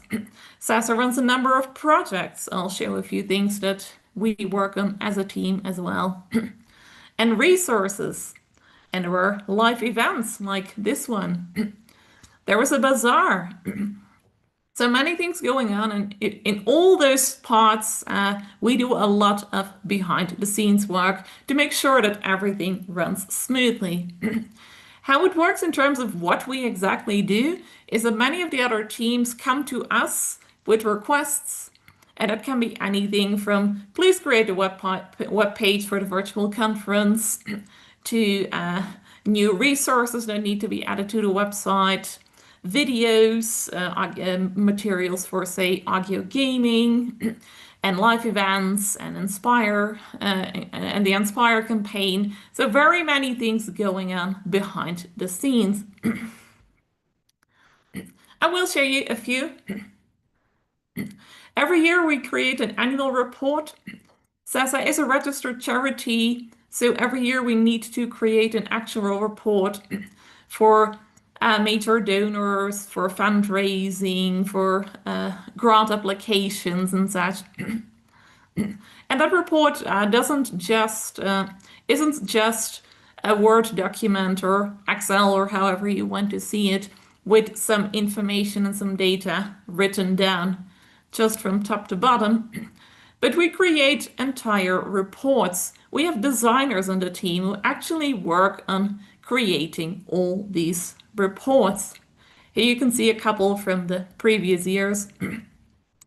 We are currently finalizing the one from 2024, so from last year. And as you see, the designs have changed a bit over time as well, because the designers develop their work and new volunteers and new interests come in from time to join us, and they then again bring in their new views and designs and ideas. A lot of designing also goes on at the moment for the bazaar. SASA has a bazaar that is linked to a shop that can sell all sorts of items like stickers, hoodies, buttons, t-shirts, brochures, etc. These designs, these bazaar items have been there for some time. So a couple of the designers are currently working on new designs for these bazaar items.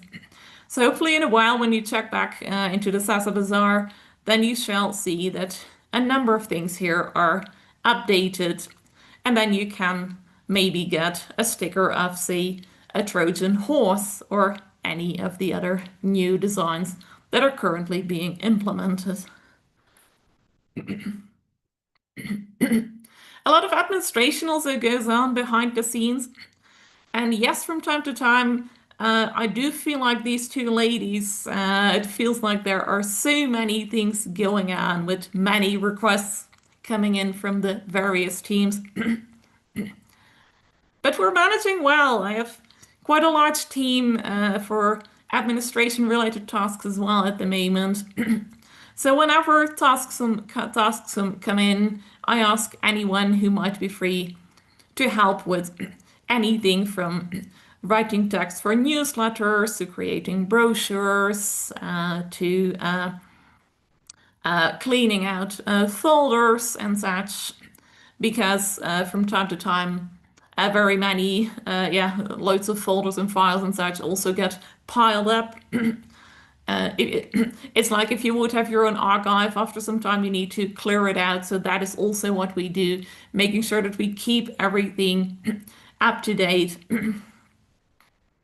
So yeah, a lot of administration and HR related tasks as well.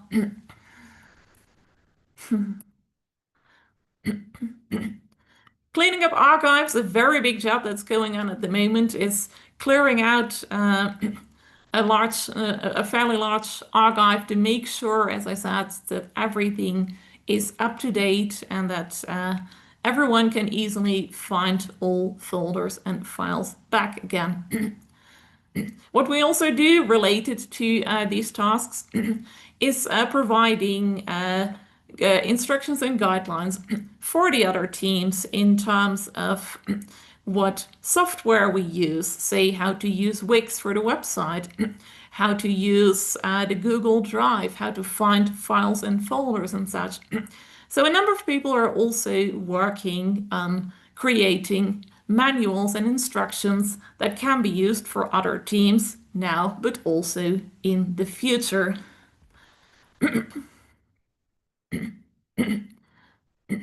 And then one of the current volunteers is working on designs, redesigning templates actually for Inspire campaign. That is one of SASA's campaigns that inspire, as it says on our website, curiosity, engagement, education, and enjoyment with and from the ancient world. They have a number of projects. It's a sort of larger ongoing social media campaign. If you're interested, please check the SASA website under projects and then go to Inspire campaign.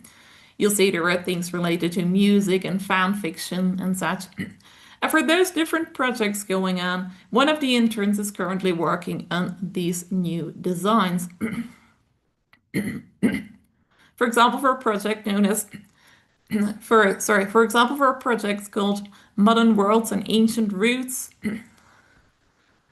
with words, you see a tree, sort of word web could be made here. And here another one with very many ancient and modern languages, bringing ancient and modern technique together as well.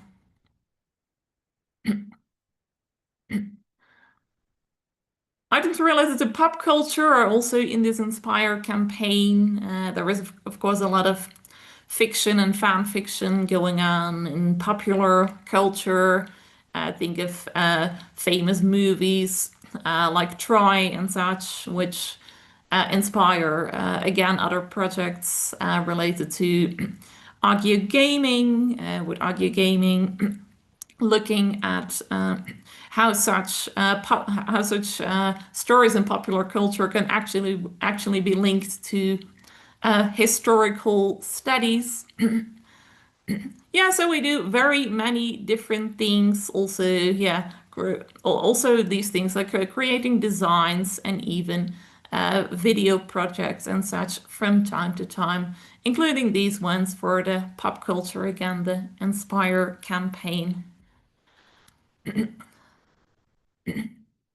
And this one, again, for Inspire campaign, related to popular culture and especially music. I very much like this one with all the musical notes and such. So yes, executive and creative team, we do a lot of behind the scenes work, anything from administration to designing to updating the website and to making sure that everything runs smoothly for all the teams at SASA. So when you look at the SASA website, you will find out about a number of different projects and teams, of course. You won't see so much about creative and executive because we are the ones behind the scenes, but a lot of what you see there is part of what we do because we want to make sure that everything runs well within the organization.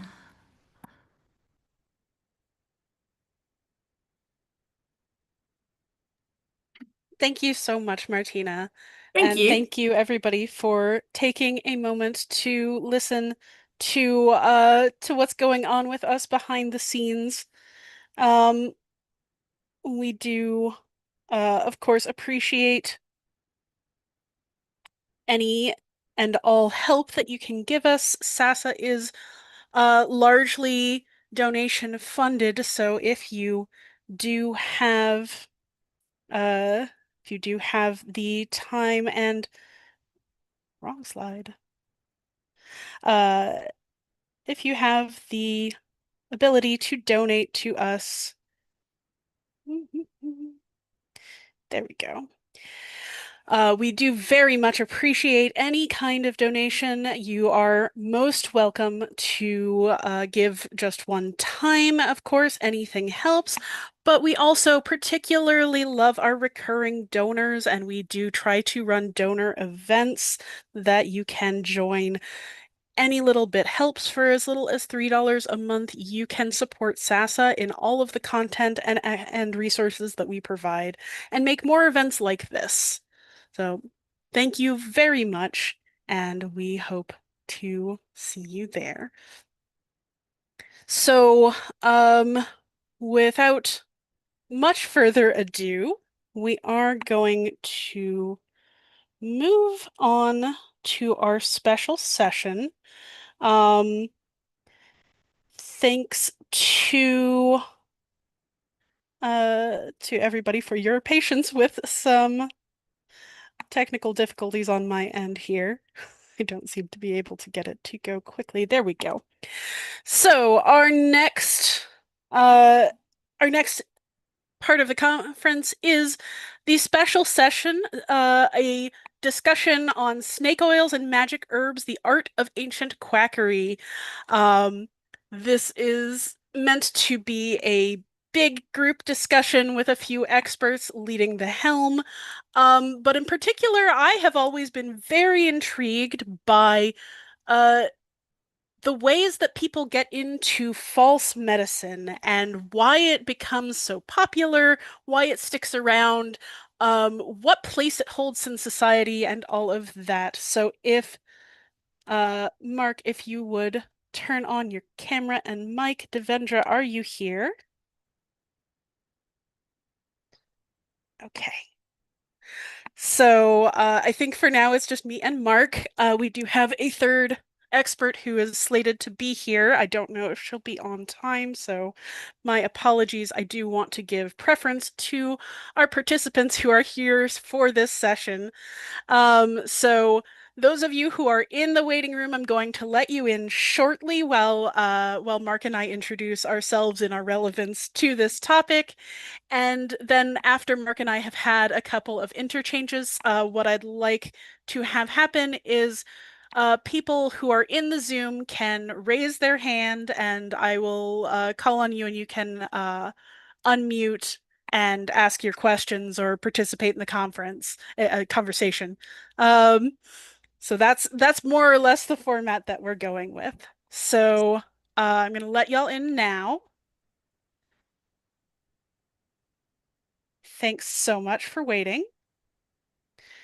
And Mark and I will introduce ourselves. So hi again, I'm Julie Levy. In addition to being the managing director of SASA and our host for this part of the conference, I am actually a scholar with 2 higher degrees in ancient Greek and Roman studies, particularly interested in archaeogaming and Greek lyric poetry and historical linguistics. But I've also done some work in ancient medicine, just a little bit, mostly in the Greek and Roman side. And I am very much interested in modern times in the political ways and the political parallels that I see, particularly with Roman medicine, going on in the US right now. Mark, if you would introduce yourself, please.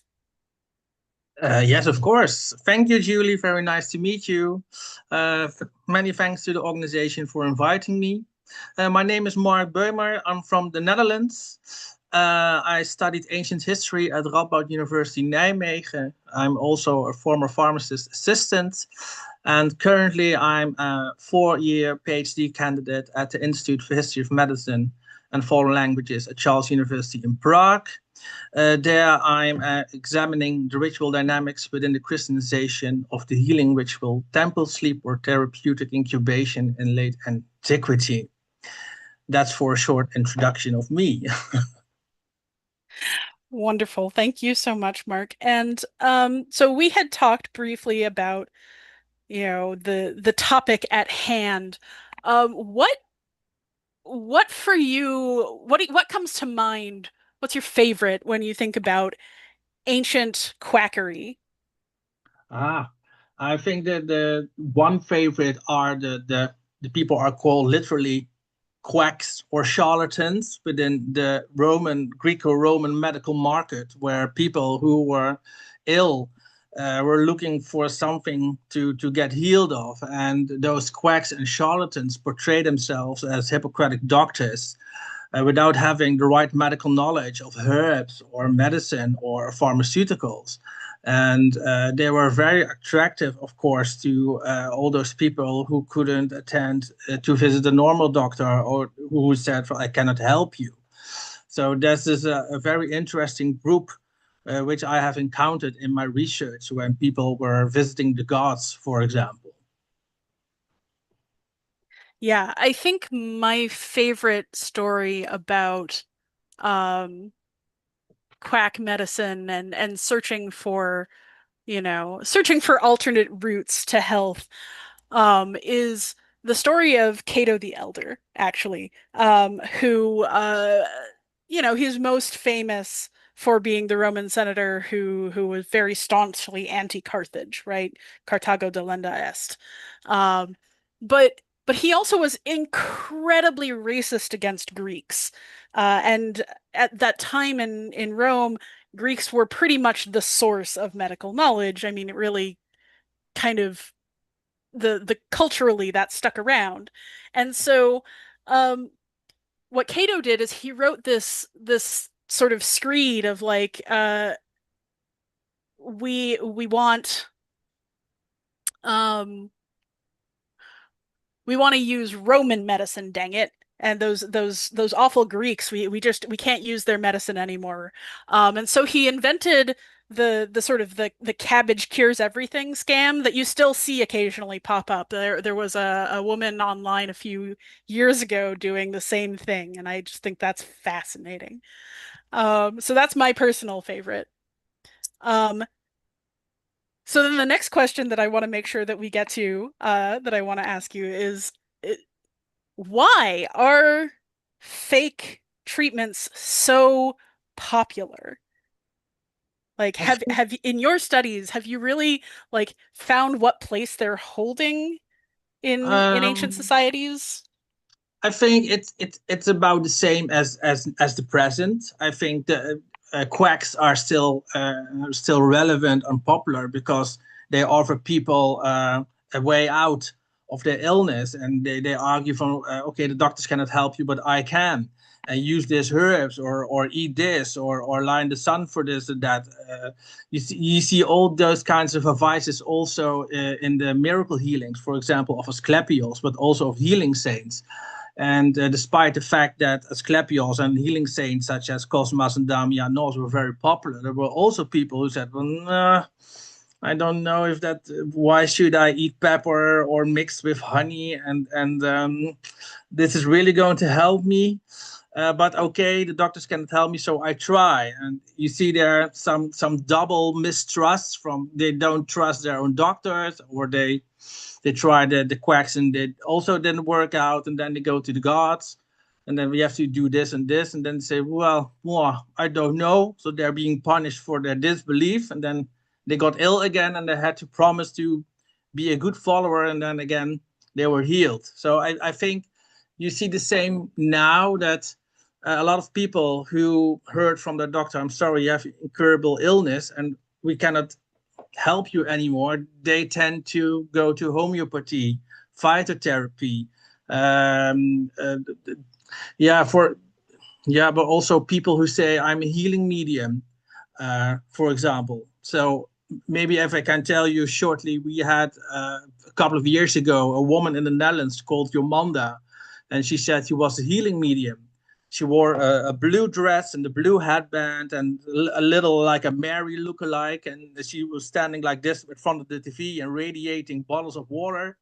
And people at the thousands went to her gatherings and they thought, oh, she can help me. And people were lying on the ground and shaking. And she said, oh, I got messages from the other side. And oh, no, this is good for you. But unfortunately, after a critical review of the Dutch Society against Quackery, it appeared that none of the people she helped were really healed. And she was also involved in a case of a famous Dutch actress, Sylvia Millicom, who got the message that she got breast cancer.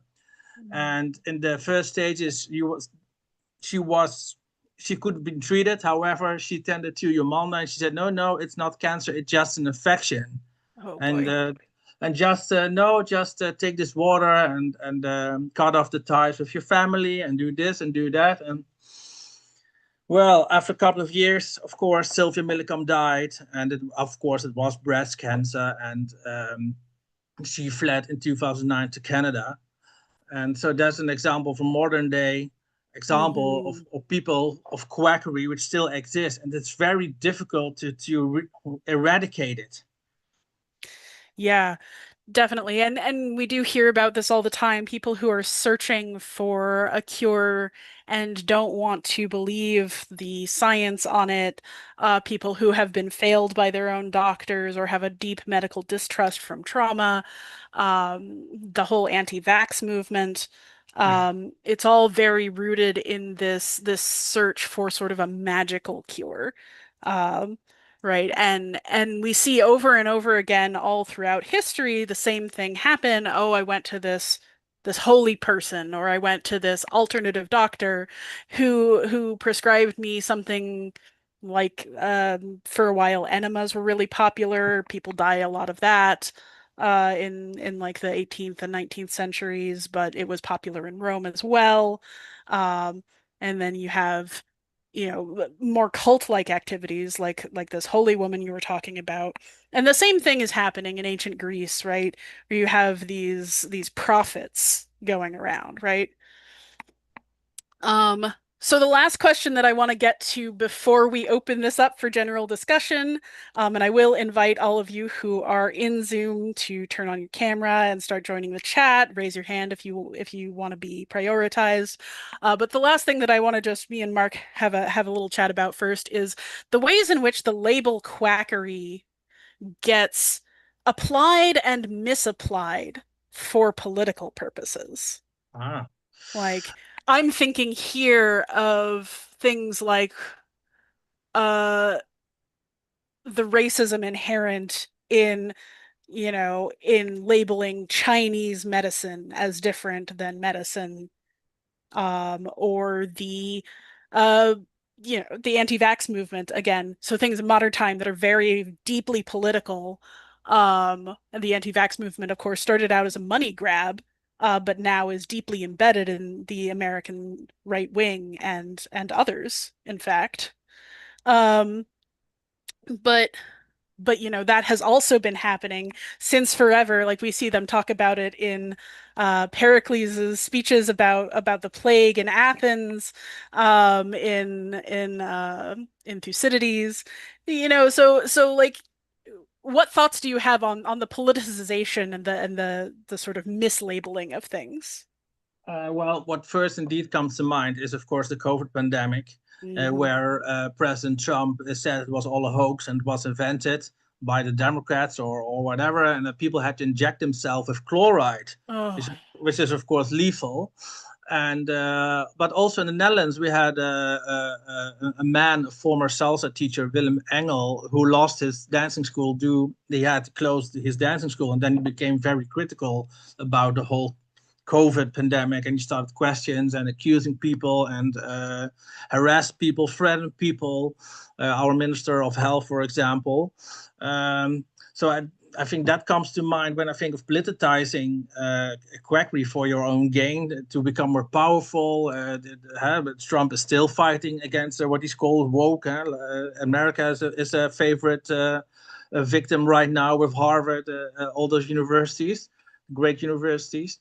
But I think, yeah, you also see, for example, I wrote my master thesis on the goddess Hygeia of health, or Hygeia on health, and you see that Athena, as Athena Hygeia, protected the Athenians, and also with the plague in the 5th century BC. Pericles fell down and had a dream wherein the goddess healed him, for example. But yeah, not everyone believed that, and there are some critical scholars who say, "From well, yeah, it was just a pandemic, things happen, just nature," or you cannot use religion for this purpose to investigate. We have to stick to real hard science and forget rituals, forget religion. And think from, well, they made the same mistakes with the COVID pandemic in the Netherlands, for example. They forgot that people relied on faith and rituals to get help for the Catholics or Protestants or Jews or Muslims in the Netherlands, whatever, it doesn't matter. And they still said, no, just stay 1.5 foot away and don't touch each other and blah, blah, blah. And our former Prime Minister, Mark Rutte, who is now the Secretary General of NATO, he held some speeches, and he also totally forgot the religion, the humanities aspects, which he got criticized later of some of my medical historical colleagues in the Netherlands. Mm-hmm. Yeah, there's a lot of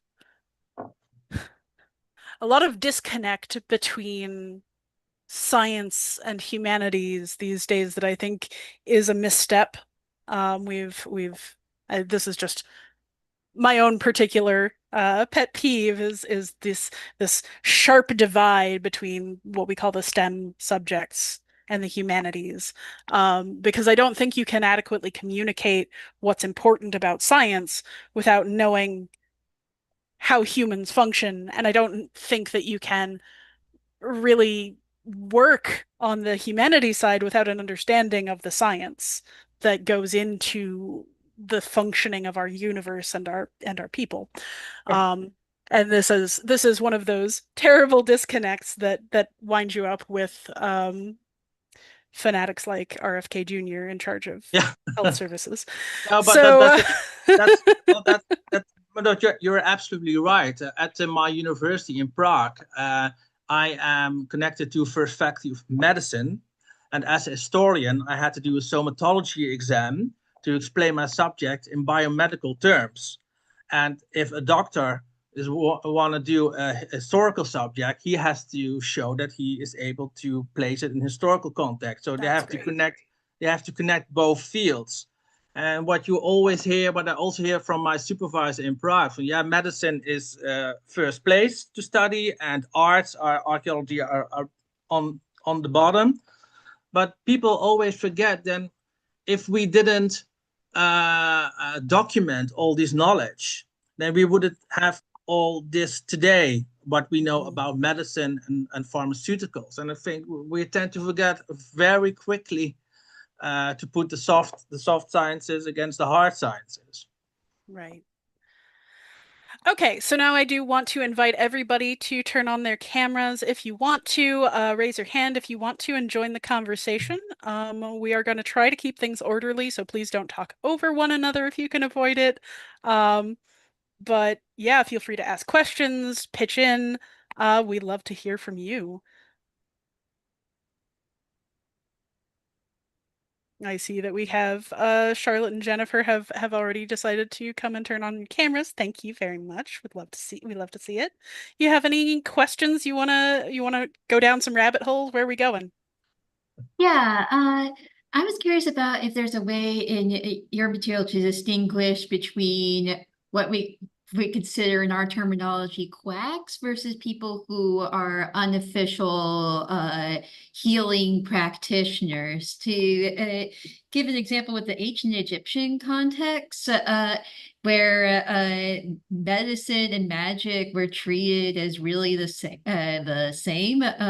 There's no mention in the medical magical papyri of midwives. but we know from other sources that midwives or women who helped in childbirth did indeed exist. And there's some other works about unofficial magical practitioners who, such as herdsmen who would cite a spell to try to protect their herds crossing a river from being eaten by a crocodile. So I'm wondering if there's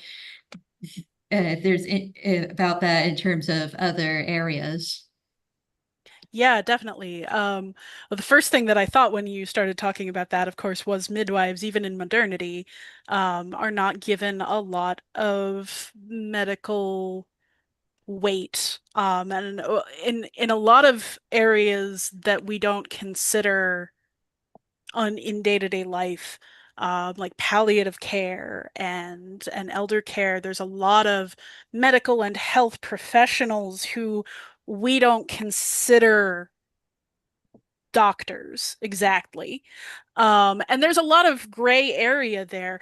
But at the same time, those people we would not call quacks, right? We would not say that they're practicing fake medicine necessarily in the same way as somebody like the holy woman Mark was talking about, or you know, Gwyneth Paltrow and her very unfortunate eggs. So that happens all over the place too, right?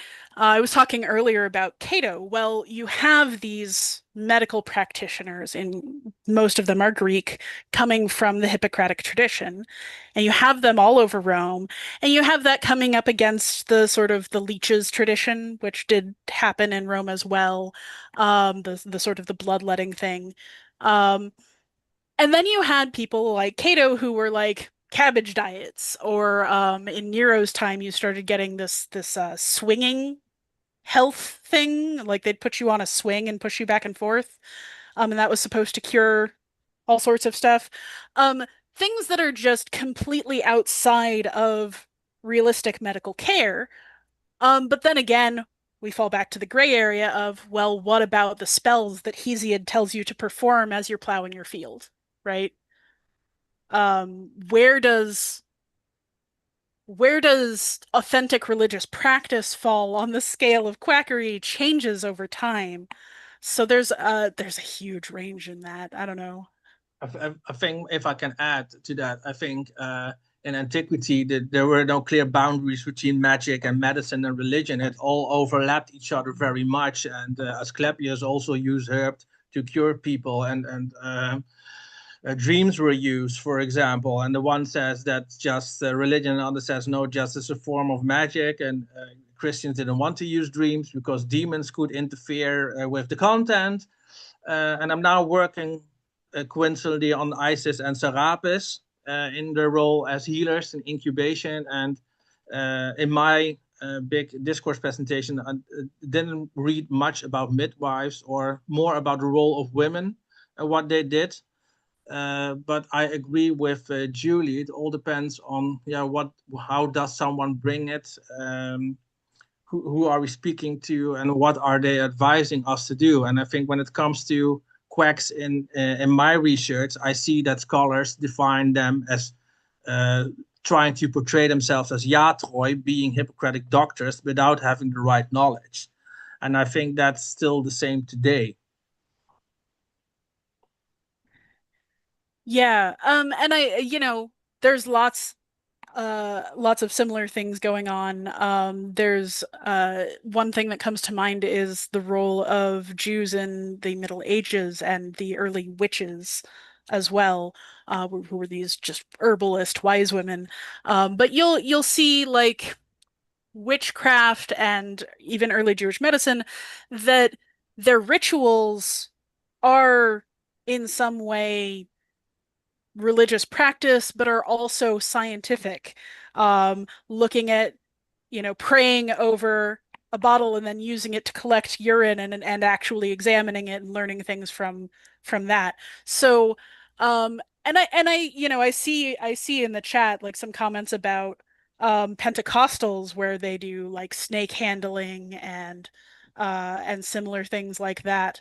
So, like, you have even now these sort of gray area barriers between religion and quackery, and sometimes between quackery, religion, and real medicine.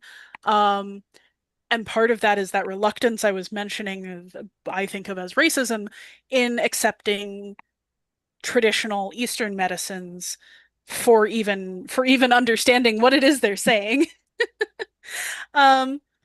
So I want to go ahead and let Jennifer speak, please. What's on your mind? Yeah, so Charlotte, you sort of took my question because I was thinking about midwives too and such. But I was wondering if maybe part of, I guess, the issue of like who is considered a quack, who is considered a real doctor, kind of going back to these connections of like humanities and sciences, if some of it is, I guess, propaganda in some ways or people who can publicize themselves and writing, because I was thinking about like in terms of like literacy, maybe the reason if we don't hear about midwives maybe as much is because they don't have things written down as much. So or maybe they do and I just don't know about it. So I was wondering if you could speak more about that and like how maybe some of these ideas are transmitted and who gets popular and who doesn't. Yeah, definitely. So, and this actually pairs up really well with a question that came in chat is, where do we find these people in antiquity? Like, do they just go door to door, hang around the agora or forum, you know? So there is a certain social order to these things that we see. I mean, I can't speak to everything, but I can tell you about some of ancient Greece and Rome, and I can tell you some about Jewish doctors. Midwives in particular, we don't talk about the midwives because they are women's business, right? And women's business is private and not for public consumption, and the midwife tradition is largely lost because it was oral. But, and by the time that it would have been written down, well, witches. So, so we have some difficulty there, but it's not like we have no records at all, or we wouldn't be talking about them. What we do have is things like there's some wonderful grave stelae with that tell us like this person was a beloved midwife who was a long-term practitioner. And we do find those at various points across the Greek world and even into the Roman world that are very like, this is an honorable thing that women could do, a profession that they could take up. They could be part of a family while doing this. So we know that this was happening. We do have some midwifery practices that end up getting written down. The Hippocratic corpus, I mean, we tend to talk about Hippocrates, the guy, but what we call the Hippocratic corpus is actually a collection of medical texts from all over the Greek world. And so there are some bits of midwifery and birthing practices and care for pregnant women in there, but not a lot. And I think the reason is largely down to the culture of separating the sexes in that way. And that tends to be true, unfortunately, throughout history in Europe. And I wish that I could give you more from elsewhere in the world. I was particularly hoping that Devendra would join us because I know that she has some insight into the Indian cultural tradition, which I know is very different. And I know that there is some stuff written. There's some in the Vedas about, I mean, it's vague because it's devotional hymns, but it makes reference to birthing as an honorable thing, kind of thing. So I know that tradition is very different, and I would expect more different again the further away you go. I know that there are some indigenous practices, especially in the Americas, that have persisted and are still around, and some of them have started to be written about.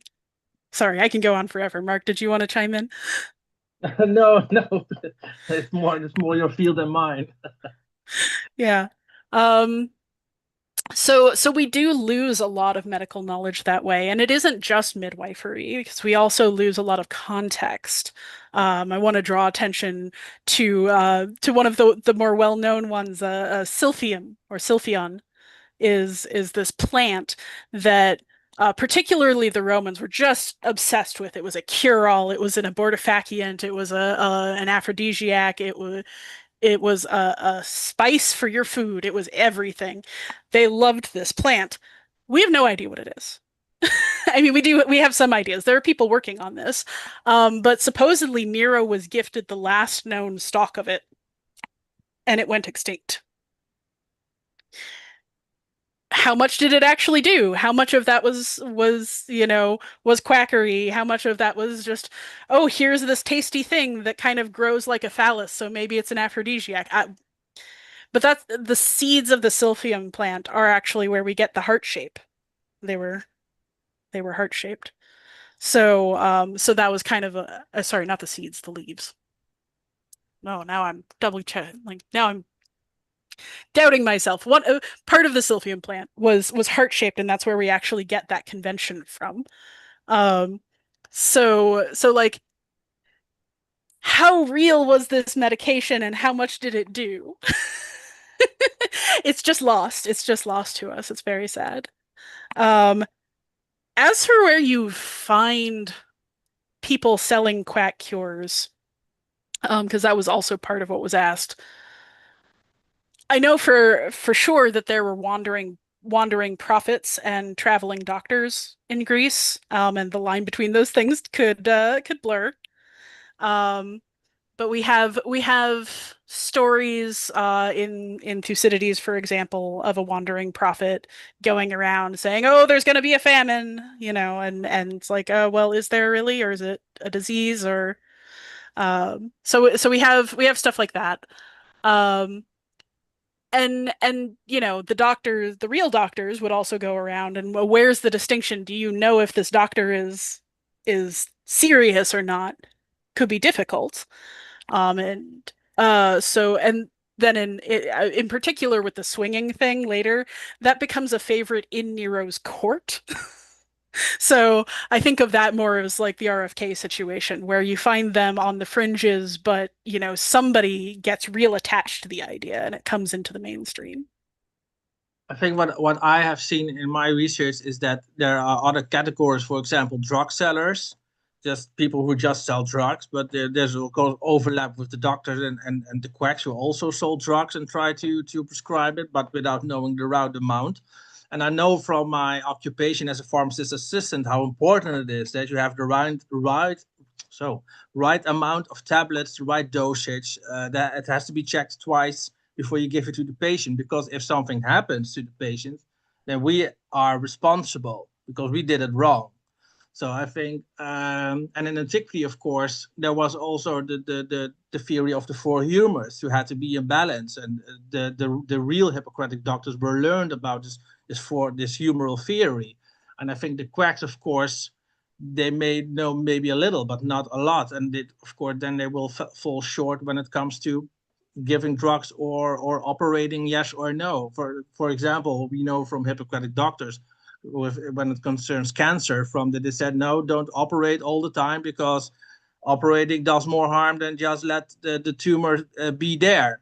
So I think that there's a lot of questions we have to ask, and we have to be critical about all these categories which are described but are very permeable. So we have to be very careful about it. Not only then, but also now. It reminds me of the saying that regulations are written in blood. Yeah. The licensing, the reason licenses exist for doctors and the reason we have these strict regulations on who can practice is because it's so easy to convince people that you know more than you do, right? And people die of it. So it kind of comes down to that. I can't think of an ancient civilization that had an accreditation service, but I kind of wish there were. No, I don't know either of something like that. But of course now we do, and I think it also comes to your rhetorical qualifications, such as the woman I described, Yomanda, proclaimed to be in healing medium. She was very convincing, and I just watched a documentary before this in 4 parts, where she also discussed her theories with real doctors and the critics, and she was very from no, you're wrong, and all and normal pharmaceuticals are wrong and they harm people. And so if people who don't have that knowledge are watching that, and they think, oh, she knows what she's talking about, let's go to her, I think then the harm is for halfway already done. And I see it also I saw it in my inner circle, where people try to sold me capsules for 30 euros for a little bottle of 10. If you take this capsules, then you will lose weight immediately. And think, oh, I don't think so. But that's the way it goes. It's not very visible, but people try, of course, to worm themselves way into the networks they're in. Yeah, and then into credibility. Yes, exactly. So I do want to give our attention back to those who have raised their hands. Kathleen, I thank you for your patience. Hi, this is a great conversation. I teach in New York at a state university, and I have an ancient medicine course. So there's so many things that you've talked about, I think, that are really interesting. I teach a course in medical terminology plus the ancient medicine part. So I get a lot of the health sciences students. It's actually become super popular with them. And so that collaboration between the STEM and the humanities is really important, and we're working on that. I had a couple of comments. One was on just things that in my own research, the importance of reputation, especially in Greece. Like when you look at the Hippocratic Corpus, the physician, the treatise, and the sacred disease in particular, like that one in terms of quackery. I don't know if you've already mentioned that, but I didn't. But the idea, I feel like a lot of times, at least for the Hippocratic works, a lot of it was about who was profiting from it and how they were profiting. And so I love reading the sacred disease with the students, because it really gets into what was the problem with the charlatan, the fact that they were taking credit. It wasn't even they were more religious than others. It was how they were giving credit to themselves for what the gods had control over, and also seeking profit in a way. And then in terms of midwifery, I find the diseases of women to be one of the most fascinating documents, and especially when whoever that author is talks about listening to women. There's some really great stuff in there. And then with the diseases of young girls, and the talks about Artemis, and how he doesn't like that they credit Artemis with helping them and then paying money to Artemis, as opposed to giving money or giving credit to the doctor. So I feel like there was so many credibility issues in Greece. With Rome, I love reading Serenus about the gynecology treatise, especially about the midwives. And he gives very clear instructions on who a midwife should be, and how her nails should be cut. And she has to be, educated and stuff. And so I always found that really interesting. And I always thought Galen it's so hard to go through all of Galen. There's stuff, and it's just so wordy. And I think he just had a scribe that followed him around, and he just talked. But that man, he left. We have something like 80 treatises by Galen, and we know they're actually, more or less by him. And we know that we lost most of his works in a fire. Yeah. And he's like the most Greek we have. Like the most Greek that we have is Galen, but he does not speak a lot about midwifery. No, he does not. But Serenus is very interesting about that, especially in terms of he's a Greek or Ephesian in the Roman world. I find him very, very interesting in the way he talks about abortion and contraception, and some of the issues with contraception and the use of abortion, and what exactly that means. So if any of you, there's one translation of it by this guy Tompkin, I think, and it's really great, and it's a useful resource if you're going to read this stuff. So anyway, I'm enjoying. Oh, thank you so much, Kathleen. I haven't read Serenus, and I didn't realize what a wealth there was there. Oh, a ton. So he has a whole gynecology. So, and then he goes into, wonderful. And then the diseases of women, the disease of women 1, towards the back, and disease of women 2 is all sort of their remedies. And talk about quackery. I mean, it makes Gwyneth Paltrow look like a neuroscientist. It's scary what they would shove up into the nether places. But Yeah. if I can add to that, Kathleen, because what you're describing now about diseases of women, that's now still a problem. Here in the Netherlands, we had a couple of weeks a big discussion about how to treat women and men separately for heart diseases, because oh no, because the female body should be different, or the female heart should be different. I was watching what are you talking about? Just we all have the same heart. That's a very old superstitious belief that women and men are very different, and I think that also checks in with Vesalius when he described the heart system and the I don't how you say that in English, the artery system. I think so. This is still a problem where men and women are treated differently for the same diseases. Yeah, as Charlotte was just mentioning in chat, the crocodile dung as contraceptive nightmare fuel from Egyptian texts. Yeah, whew, yeah, the whole dung is contraceptive thing. That's a lot. I don't want to be near crocodiles. Yeah, away. Kathleen, please go on. Oh no, I was just going to type it, but I on that side I agree. We don't want to put them as separate species, like Aristotle would do, or something like that. But at the same time, like women have different ways that they have heart attacks, and different ways that, and the fact that menopause wasn't studied until like yesterday, and so I do think though that there are specific, aspects of women's medicine that need to be done separately, but it cannot be given short shrift, I think. No, but I think sorry, but if I may, I think you're touching now upon gender studies. When I studied the history at Radboud University, I had a course gender studies, and then we discussed what is masculinity, what is femininity, what is a real man, what is a real woman. This is such a big discussion, which you have to be very careful about how you describe this. And I think you have to relate that also then to medicine to look for the best treatment for someone. And I think we all have to take that into account and not stick to the old concepts of men and women from the 50s. One thing that I hear a lot from people who do study, especially in modern times, sort of gendered medical differences, and I know a lot of trans folks who have to explain a lot of things to their doctors, because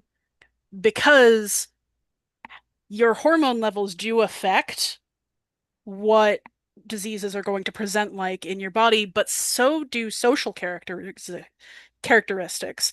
So like someone who is gendered feminine, regardless of whether their body has male characteristics, will sometimes exhibit more feminine signs of, for instance, autism or ADHD, which, if you go look at the literature, this is very socially encoded in how we understand that neurodiversity. And the same can be true for medical things, but it moves depending on where your hormone balance is, since we do often change that for trans people. So this is a very difficult category, right? Because there are things that are specific to, having a female reproductive system, like menopause, that are completely understudied and can affect people with different genders. And we've studied very little about male hormonal cycles, which we do know exist, because we think of that as such a deeply feminine thing because it's so much more visible. So like we again have this sort of quack idea, like Mark was talking about, of the separation of the sexes.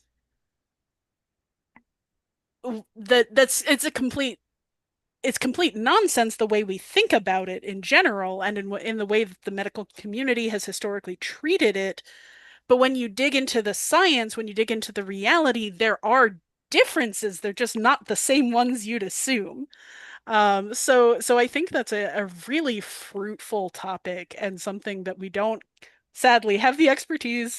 We're not medical professionals. I don't want to say that I know the answers here. I just have read a little bit about it. if you are interested in that kind of stuff, I suggest you follow trans creators, trans researchers, because they have a vested bodily interest in understanding this particular point, and it is a real one. True. Yeah. There's a comment from Rona here. There are often differences in presentation with cardiac symptoms in women's versus men, the recognition of what's important, identifying those. The symptoms are different, and sometimes the effective medicines are different depending on those internal conditions that we can roughly split by physiology. So yeah, sort of a comment on like, yes, the like, oh, we have to treat these things entirely differently. Well, we need to take into account what the physiology is doing, but there's still going to be similar problems, similar underlying things to worry about. Yeah, right? I'm of course not a doctor. I'm just a pharmacist assistant, and I learned about the effects on the body on the pharmaceuticals and vice versa, for example, and that differs per person, of course, when it comes to the receptors in the body. But I think the person is right, but I think then you have to ask specialists how that really works. I read some things about it, but I'm not a specialist in that, but I believe it immediately. So I think for those detailed questions, I would have to turn advice to seek out a specialist. Yeah. And one thing that I do kind of want to point to in the tail end of this comment that Rona gave us is talking about what happens when a woman who is on various drugs becomes pregnant, what happens to the development of the fetus. And that is something that I think is both over discussed and understudied. In my experience, is people give way too much social weight to, oh, but what if you become pregnant? And way too little study to like what is actually safe for a pregnant woman to do.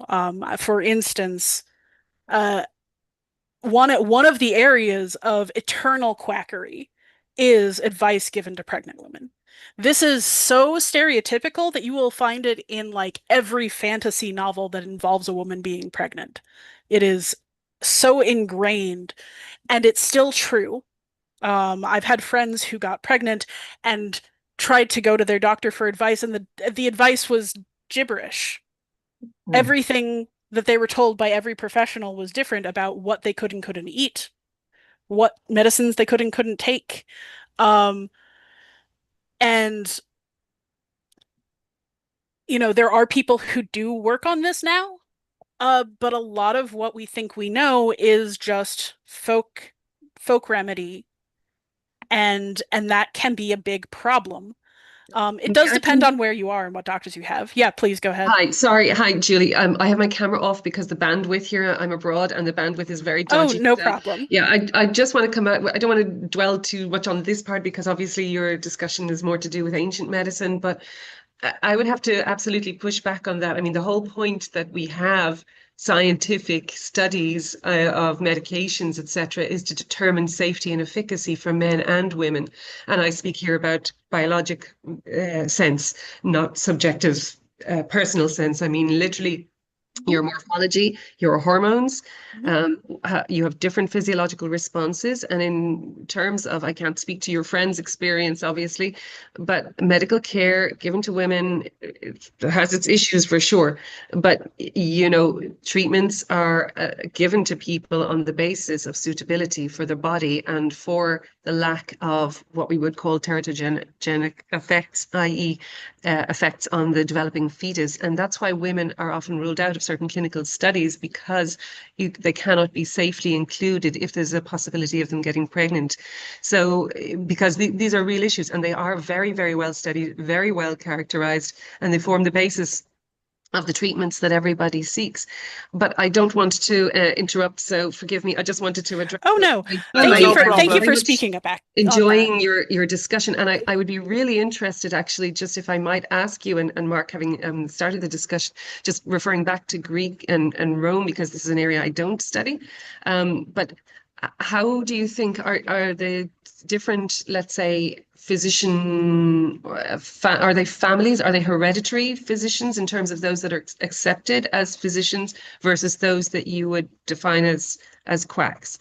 For example, I speak from an Irish context, and certainly in the medieval period, the physicians were hereditary, caste, for want of a better word, or a specific role in society that was largely a hereditary function with a lot of learning behind that, versus, let's say, perhaps somebody who is practicing more spellcraft, or what a modern person might identify as type of shamanic type practices. So I just wondered, in ancient Greece and Rome as well, you have traditions of physician families or not? Thank you very much. I haven't encountered that in that way. Only that the group of doctors were called Asclepiads, as being doctors of Asclepios, or there is a discussion about this term because some priests were thought of as priest doctors who studied medicine, but other scholars says no, they were just priests. But I do know that the large group we are called Asclepiads after Asclepios, the god of healing. And when it comes to pregnancy issues, we see from Antiquity already, from the cult of Asclepios, that a lot of breast photos were found where people asked to be fertile or got to be pregnant. I also know one healing miracle from Asclepios where a woman, Cleo, was pregnant for 5 years, and she turned to Asclepios for help, and immediately she delivered a baby boy who could walk and talk and wash himself again. And beneath that miracle, there should be the biomedical discussion about what really happened there. So I think what you just added was very important, because I think if we can trace that discussion back possibly to Antiquity, then we know more about how this discussion about how to treat people who are pregnant evolved and can help them better. Yeah, and just to add, thank you, Rona, for pushing back on that. I think I overstated what I meant to say there. Mostly just it's healthy discussion. It's yes. great, and thank you for moderating this. It's a lovely forum, and really nice to hear and see other people's contributions. And thanks, Kathleen, who just answered a question, and Mark. Thank you very much. I do want to pass it to Kathleen if you want to speak to that out loud, since you have the answer at hand. Yeah, I mean, my understanding in terms of the Hippocratic corpus is that, it was started as sort of like a guild and within families. It was very sort of insular in that way. And then they would train people, and they would train them, and then they would go out as almost like itinerant doctors in different places, almost like missionaries in some ways. And it did have that cult-like feeling to it. In the Roman era, I don't think it was as much a familial thing. And especially you have to remember that we have like a whole Hellenistic period in between. You have the Greece, and Kos, or the island of Kos, and Athens, and then we have like Ephesus and Pergamum and that area. And then we have in the 300s, it's Alexandria is everything. And we're missing all that fire, from the library.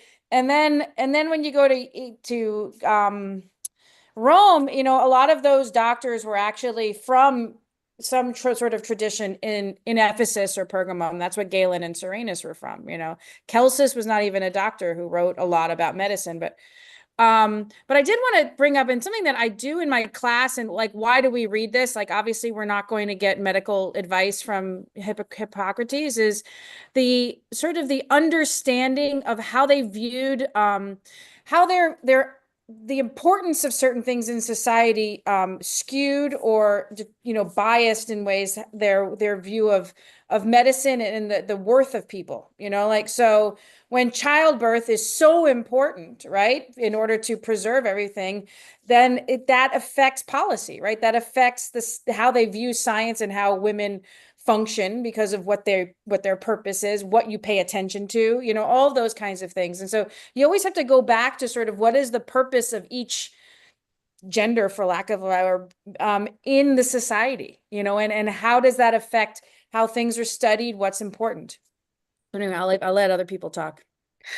Thanks so much. Yeah, I was just going to say more or less, yes, we do have the sort of the early Greek guild and families, and then it really does become more of an apprentice system, and then you get like the Temple of Asclepius that is also the older sense of cult, which is a very religious center, where you see those, if you were here for some of the earlier talks, some of those body part clay pieces being formed as both votives and curatives.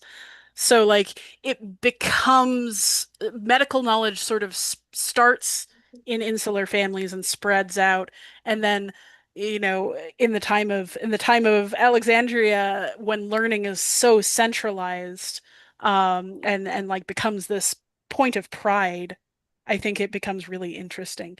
So let's move on to Mary. We only have 10 minutes left. Thank you all so much for this discussion. Mary, what's on your mind? Here, I'm trying to unmute. I'm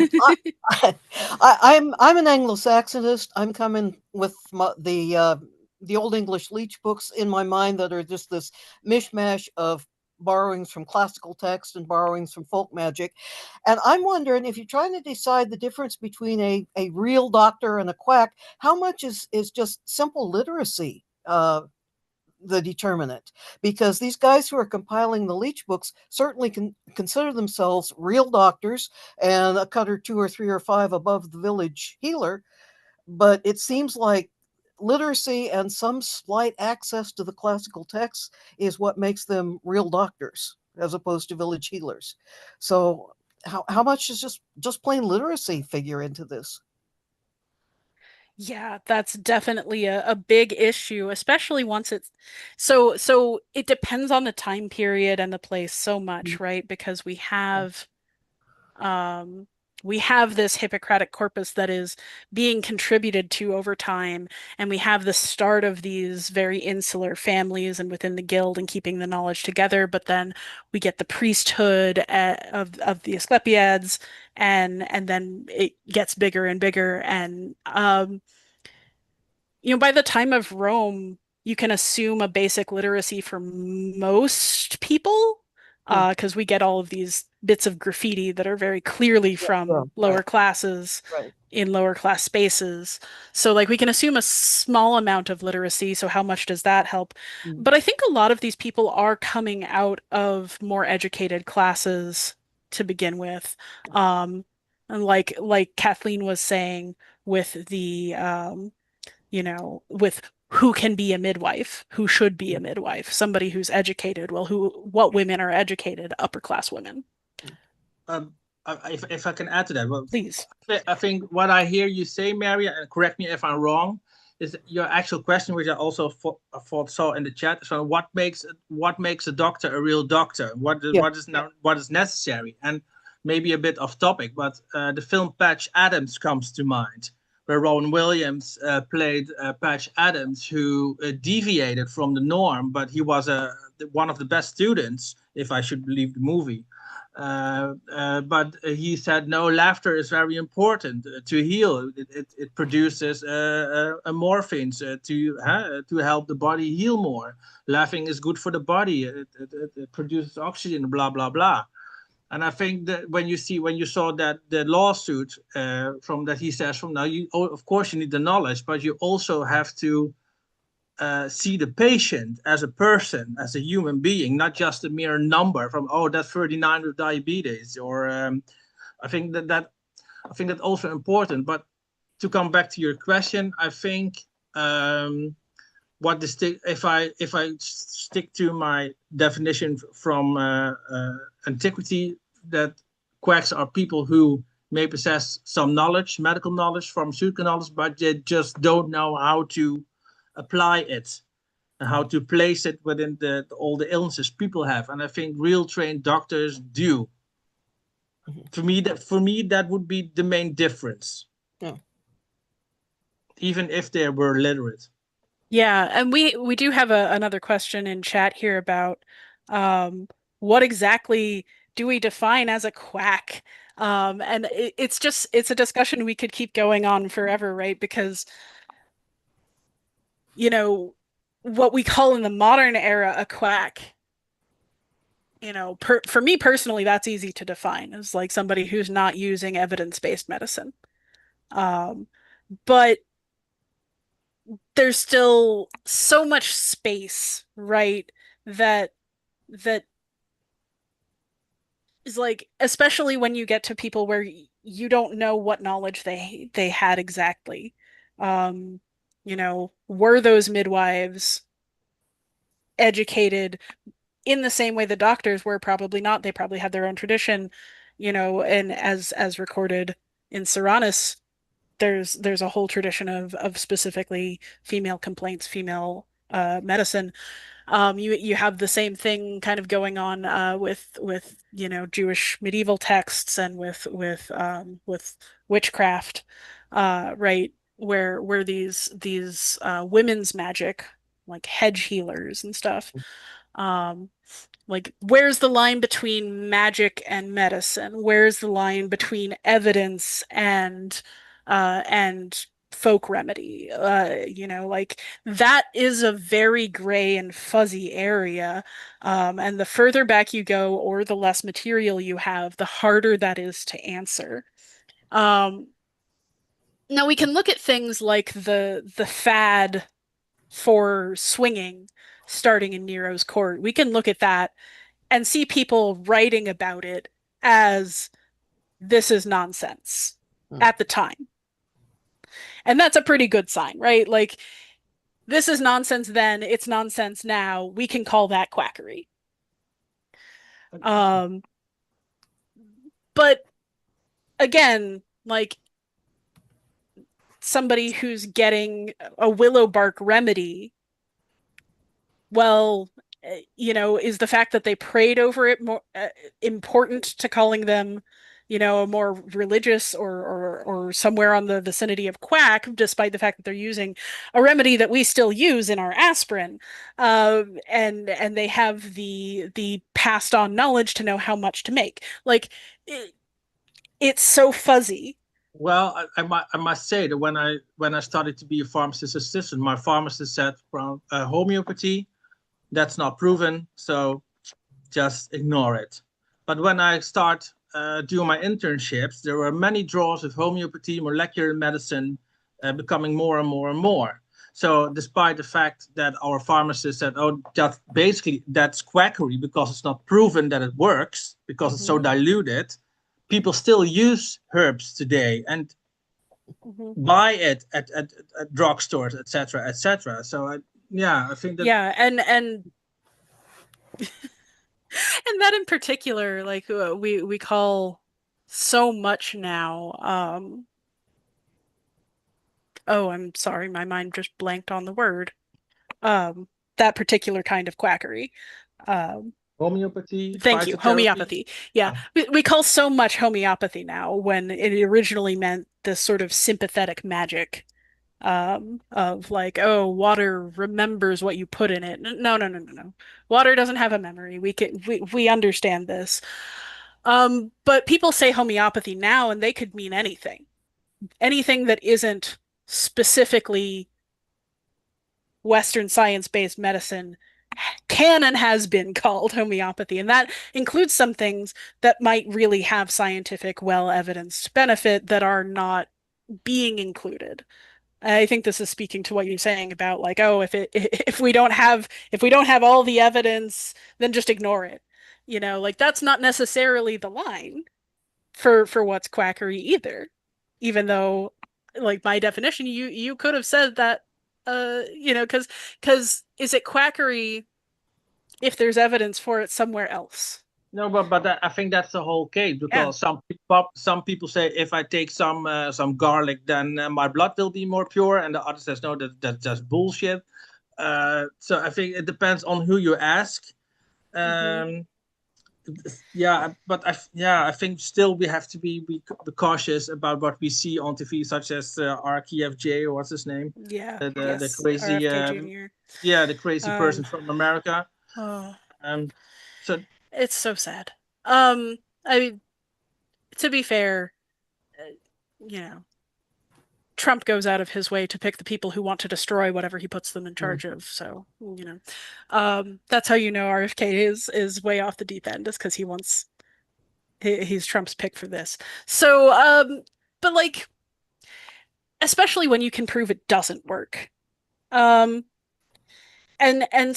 Charlotte in chat is talking about, some of the things that people continue to use after they're proven not to work in antiquity, like, peeing on grain, and if it sprouts, they're pregnant, right? Like, yeah. Oh, and Neha says that homeopathy is quite prevalent in India and there are degree courses on it. Whereas in America, homeopathy is considered completely unscientific. And I think that's, again, going to be a lot about definitions and about how terms are used.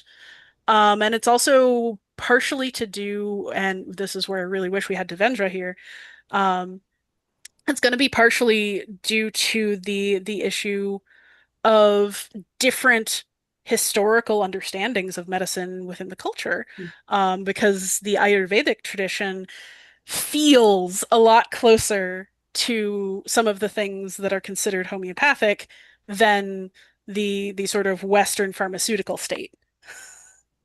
I agree, but I think, as we have seen in antiquity, that we had there a dynamic medical market. We still have it today, where lots of options are available for us, and one sees it as would label it as homeopathy, and the other as phytotherapy, and the other would say I have some new medicine I can use for my affliction.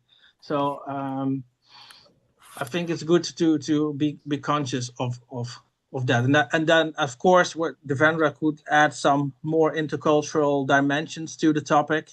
I wish my professor of Asian religions, Paul van der Velde, was here, but maybe for another time. Yeah, this is something that I like. There's so much written about Indian medicine, traditional medicine, and Chinese traditional medicine in particular. There's so many American indigenous remedies that have been dismissed and then rediscovered. There's so much out there in terms of ancient medicine and ancient wisdom that is not being used well. At the same time, we have what I would definitely call quackery. People saying, "Oh, peach pits will cure your cancer." It's like, no, that you're much better off with the poison the doctors have than the poison that the tree has. Yeah. It's much more targeted. Yeah, especially cancer becoming in the Netherlands now illness number one, which people die next to artery afflictions.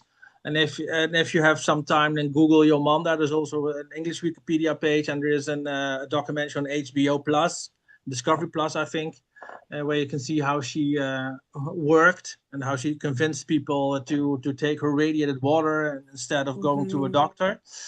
So I think I can only try from my little perspective to prohibit people to think they could be cured by eating pits or something like that, or swim in a blue sea or something, and just go to their doctors. But yeah, with these days and all the fights we've seen against so-called woke and all the other things, we have a lot ahead of us. So I'm going to give us a few extra minutes since this discussion is going so well. Do we have more questions? More people who wanted to chime in? Not a question per se, but just a comment, because I think this is really, really interesting, and just connecting perhaps past practices with the idea of ritual healing, etc.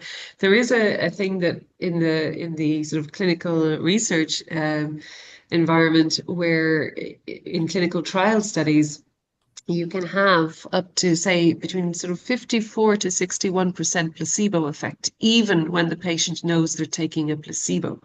And there is, yes, even if you know it's a sugar pill, there seems to be something about what they call the ritual of treatment, the physical intaking of something that looks like a medication, and also being seen by a practitioner, i.e. a doctor or a surgeon, and this includes surgery as well as pharmacologic treatments and psychological treatments, that you can have a huge placebo response, and it is the sort of the ritual, inverted commas, of taking something into your body or receiving treatment from a physician that can kick off some sort of non-pharmacological cascade in your body.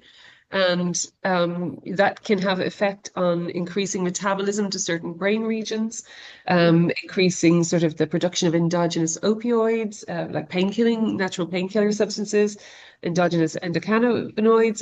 It's quite fascinating, and that's a confounding factor in clinical studies, because in some cases, like depression treatments, you can have up to sort of about an equal treatment response to the medication and to the placebo, even when the patient knows they're taking placebo. So it's quite interesting, because then when you look to if you sort of go back into the past and you look at this idea of the ritual of the treatment, there perhaps is a healing response in that case, because we see it in clinical studies all the time. So it's quite fascinating, when you look into that and you think, wow, okay, a lot of the stuff that people nowadays would define as quote unquote quackery, perhaps you could say there's a placebo effect from it in terms of past practices, and perhaps people did get well in certain things, as well as at the time empirical medicine.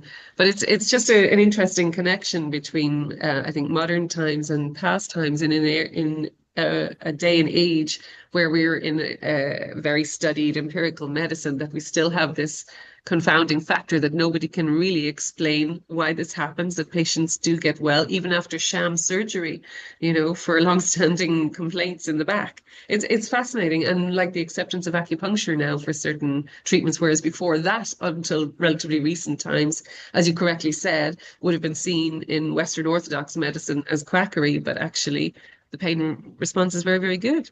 So anyway, thank you. Just wanted to add that in as a sort of a ritual of treatment in modern times. No, but that's very important, because Olympia Panagiotou has recently published a book about the placebo effect of incubation rituals within the Asclepius cult, and also taking in poppy to hypnotize people, use as narcosis, but also implementing neurocognitive sciences to these rituals.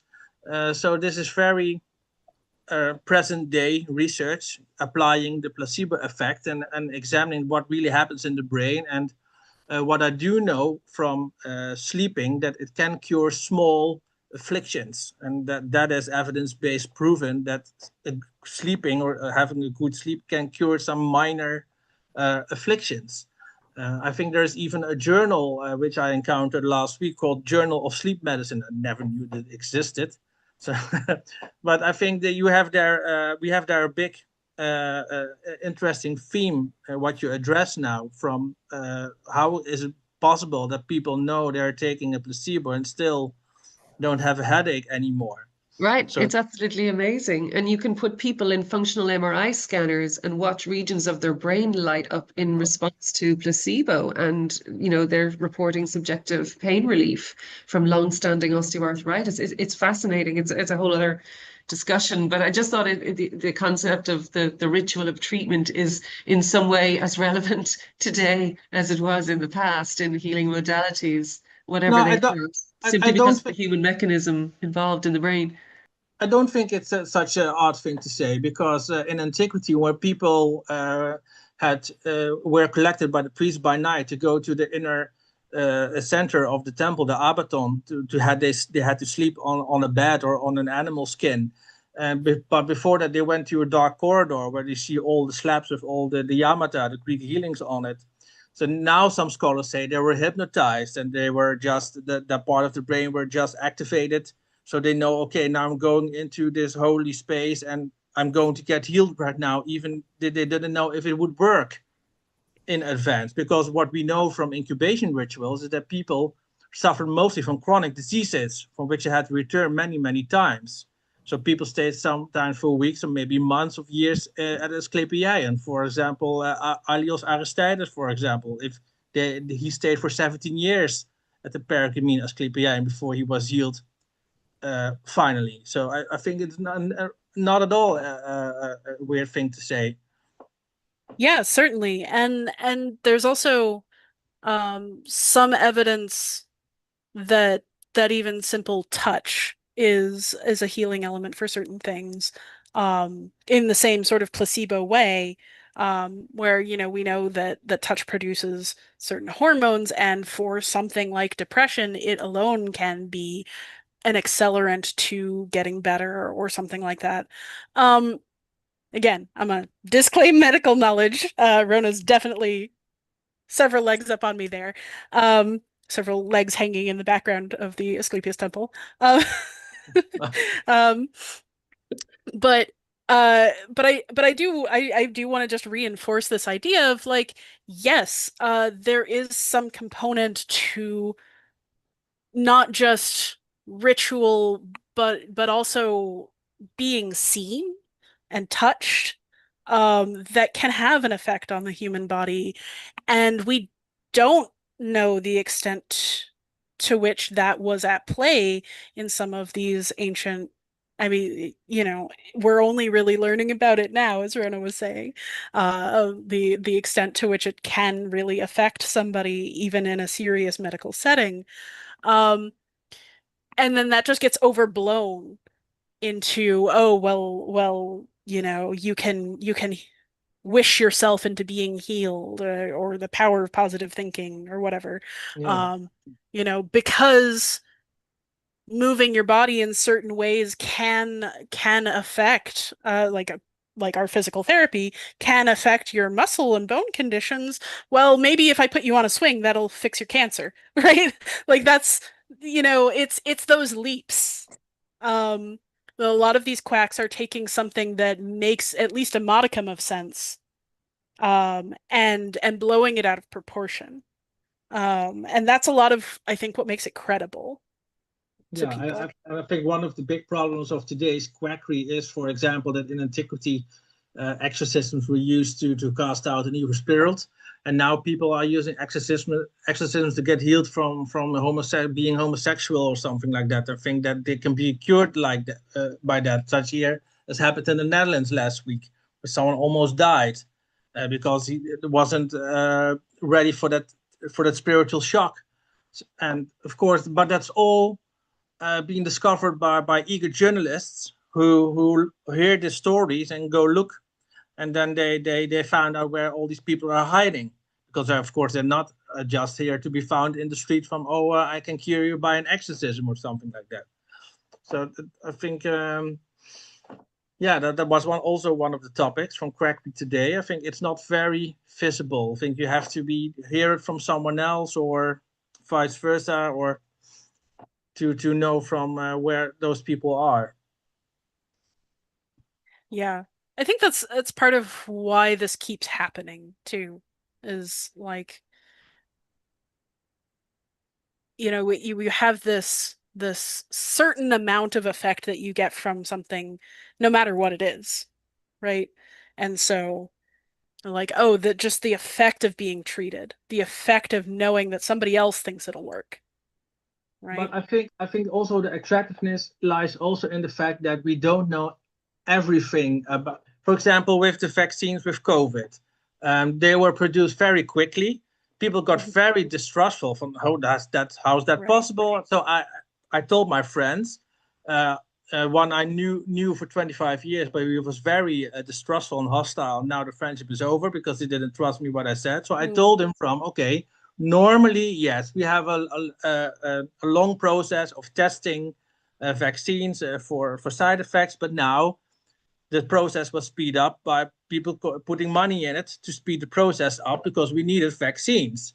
But because there was some kind of mist, not everything was clear, and people are going to look for on Facebook, all these little clips appeared from, you get autism, or the vaccines change your mRNA. And so that's. But I try to explain it to people, but they just wouldn't listen. because when no, you see the clip, but you see the clip, see, yeah, but you don't trust anything you see or read at once. But that, yeah, I think that is also why all those alternative theories or practices are still being so attractive, because they are quick and they can help you in an instant. From oh no, they're okay, quick and they're easy to wrap your mind around. right.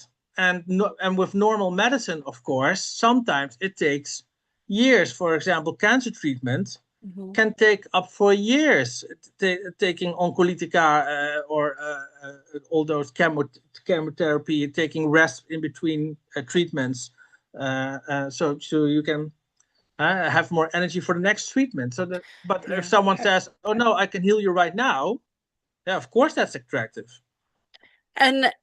And it's the same in antiquity, right? Like we have these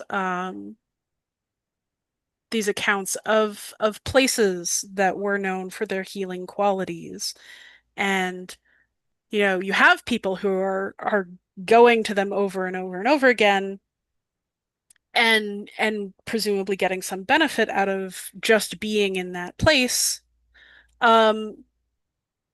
And then you have the people who are looking for, right now, give me an option. Like give me something I can just do this and get back to work. And I think that attitude is sort of persistent. And also the fact that people don't understand what they're being told about how much we know about their own bodies. The communication to the general public about what medicine is continues, and very much was the case in ancient Greece, for sure. Certainly ancient Rome. Like just think about, Cato again, and the like it's this vagueness of what does medicine look like. I don't understand why this is faster than that, why this is curable and this isn't. And this such a complex topic of the body and health, and people want simple answers. Yeah, but also the broader medical historical context, such as being born in a time where there are epidemics, the plague of Cyprian, the plague of Justinian, but also the problem with water quality, which was addressed in one of the presentations at the start of the conference. From okay, how can we prevent taking in polluted water, but still water is very important in rituals to get purified. So you can wash in that, but you can drink it. So how do we know when water is polluted or not? And of course, in the Roman Empire, all the aqueducts and there was better water management, but still it took a long time to get a good grasp on how do you have to respond on our environment, not just focus on the body and what a doctor or someone else can do, but also what happens when I got affected by a pathogen or by the Yersinia pestis bacteria in the 14th century, or for example, what happens then? What happens when I get a cold? Why does it happen? I think that was, of course, a big problem in antiquity because they didn't have the knowledge. Right. It's making me think in particular of one very persistent piece of anti-Semitism that comes about now. Many Jewish rituals, we were talking earlier about healing water and holy water. Many Jewish rituals involve washing of the hands and being very particular about how meat is prepared, for instance. And so there were a lot of diseases that didn't hit the Jewish population in places where it hit everybody else. And so instead of asking what are they doing differently that they're not getting sick, they're like, oh, well, it must be their fault. Right? So like the difference between, oh, they're like summoning demons into our water or whatever, and they're washing their hands every day is such a short step, right? It's such a short step of understanding and knowledge and how you think about things. There is a question in the YouTube chat that I wanted to bring up, which is concerning, how the ancients sort of understood healing that happened, for instance, in those incubation rituals. Like, do they attribute it to the god? Do they attribute it to the healers? Do they attribute it to the place? Some combination of them. And like, how do we really parse how they talk about it?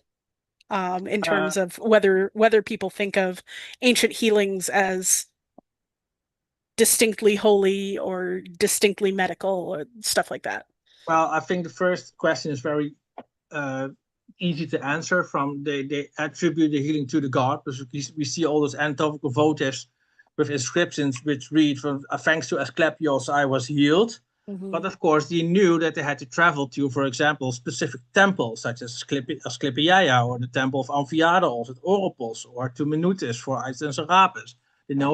So they knew they had to travel to certain temples. But according to Walter Addison Jane, who published a book in 1925 about healing deities, he said all gods can heal. Still, they needed specific gods to help them, because, for example, with the plagues and the traditional Olympian gods couldn't help them. So I would say that they attributed to the god, which we can see on all these inscriptions we have found. But also, when saints and martyrs took over, you see also the same acknowledgements that it was the saint that healed him, but it was also the saint that punished someone. There is a famous story where a Greek had a kidney disease and went to a sanctuary of the female Saint Thecla. And he went in, and she told her, use the wax of candles, and then you will be healed. So he came out, and he got healed. And then when someone asked him, who healed you? And then he said, Apollo Sarpedonios. So that, I think you see all those miracle collections I have studied, you see that gods, heroes, saints, martyrs, angels, apostles, those are the ones who are being thanked. I never saw an inscription from, okay, I went to Epidaurus, and there I was healed. It's always the divine figure who heals the patient. Those are the ones who appear in dreams, using their hands, operate, or give a prescription. Yeah. And there's like a part 2 of this question of like who's interpreting these dreams for people, and that we have a lot of priests mostly, and prophets. The priests. Like there's a very famous story in the Bible, actually, of Joseph interpreting dreams as half prophet, half healer, right, to the Pharaoh. And that dream interpretation is seen as sort of a healing practice, even as it is a prophecy. Sorry, go ahead, please.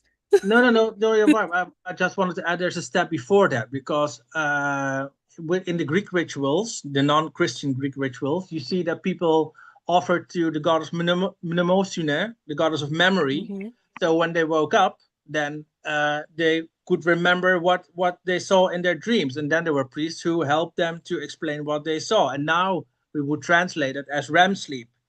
From you had a dream during REM sleep, and that's why you can remember the dream. And everyone knows how longer you go away from waking up, you cannot remember the dream anymore. So and I think what you're describing is the same.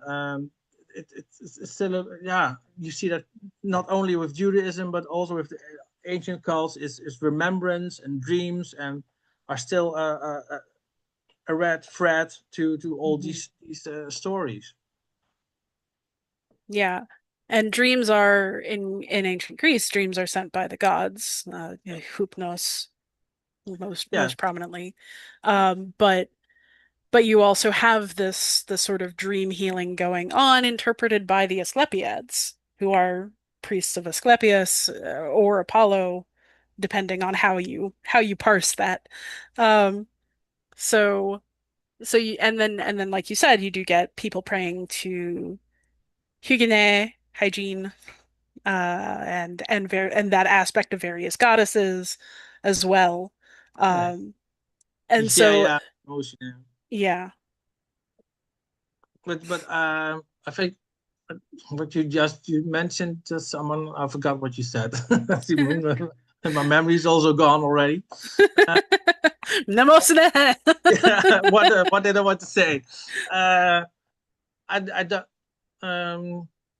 I think, yeah, about interpretation of dreams from, okay, normally it was the patient, him or herself, who woke up and told the priest what happened. But it also, we also have some examples where people dreamt for someone else. There's an example for a mother who dreamt for her daughter because she was too ill to come to the temple. So yeah, that you see also that. And there's of course a big discussion: are priests just priests, or are they priest doctors, or were there even priests there, or did the god really did everything himself? And you see the same thing with the saints, and that's where also modern critics are coming to accuse those miracles of being quackery. A famous example is modern day scholar Ildiko Sopregi from Hungary, concerning the cult of Isis and Serapis, which was replaced by a cult of Kyros and Ioannes, Cyrus and John.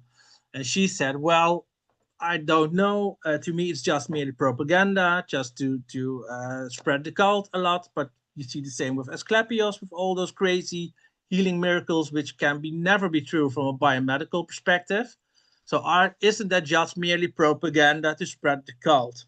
And maybe that's a bit of a synonym for quackery in antiquity. But still, it was a very popular way to get healed. Rona's asking about anybody have reading resources on the swinging treatment. I'd have to dig them up. Swinging? Yeah, the thing that Nero was took as a popular remedy into court, where they constructed these medical swinging couches, more or less. I have a few resources on it, but I'd have to look up what they are. So I only know swinging from when I was a Latin dancer, but it was a long time ago. Swing a lot. Yeah. So I'll try to look that up at some point when I'm not on camera. I would advise the book of Vivian Nutten, Ancient Medicine. He has written a great handbook about ancient medicine. In 2013, the second print came out, and he also wrote a very nice book on Galen, which I also reviewed. I think Vivian Nutten is a very important ancient medicine scholar, just as Helen King, for example. Yes, Helen King, I would recommend for sure. Yeah. Nutten. Thank you very much, both of you. If you're trying to search for it, what I would probably go for is Roman medicine, or from Kruse. She wrote a book on ancient Roman medicine. Yeah. Ancient Roman medicine, if you're looking for this in particular. It's of course difficult. Well, it's extra difficult to Google now that they've installed Gemini everywhere.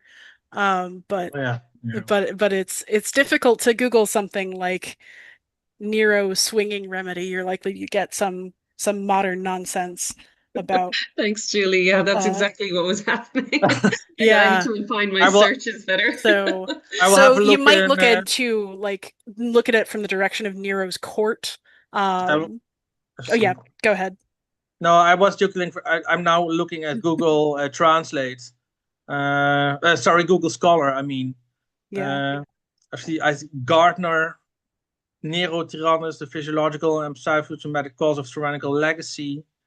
But yeah, I don't see a lot of hits, to be honest. I only see a book from Sigerist, History of Medicine, but it's from 1987. So that So this is one of those weird practices that got picked up. I remember it so vividly from discussions of Nero, but it kind of goes away and then comes back again in medieval times. So there are definitely scholarly things written about like medical swings, but finding them might be a little bit difficult right now coming up from this angle. I only know about this golden house, August Domea, and from my former supervisor Eric Moorman, but swinging Nero I've never encountered. Yeah, no. So there was a very. It's one of those things that stuck in my mind when I studied it, but it was like a little blip. So I do have some references, but I'll have to look them up for you, and I'll see if I can get them back to you later today. That's okay, Julie. Thank you very much. Don't go to any trouble. I'll just refine my search history a little bit better and go on. Okay, well, good luck. Thank you. I think it's a very interesting misdirection. Yeah, I've never heard of it. It's fascinating. And thank you, Mark, for the book references. Very good. Yeah, yes. Sorry, I cannot be of more help to you. No problem. So, if nobody has further questions right now, then I think we are going to wrap up. Thank you so much, everybody, for joining us, and especially thank you, Mark, for being such a good sport and No taking problem. on this really wonderful discussion that we've had. Thank you particularly to those of you who have spoken up, Rona and Charlotte and Mary and Jennifer. It's just a real pleasure to have a good conversation about this, and I'm really glad that we were able to do it. So now going to ask those of you who were just here for the special session to go ahead and sign out of Zoom. I hope you will continue watching from wherever you're watching on streaming. And oops. And we are now going to move on. We're going to have a hopefully fairly short Q&A session with the directors of SASA, which is me, the managing director, and David Danzig, our founder and executive director. Okay, thank you. Thank you so much for joining us, especially you, Mark. You're welcome. You're very welcome. Oops.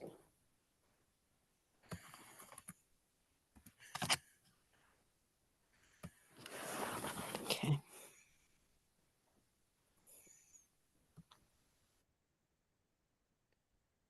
I'll just take a moment here to remind everybody to please take a moment to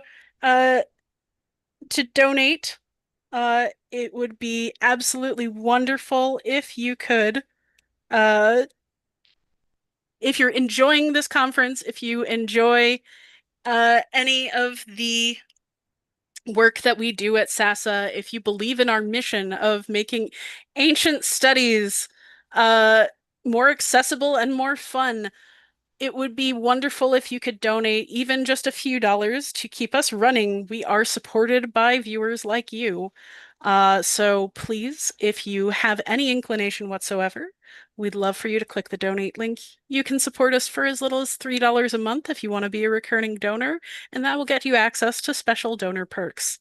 So thank you so much. We are now going to move on to our Q&A.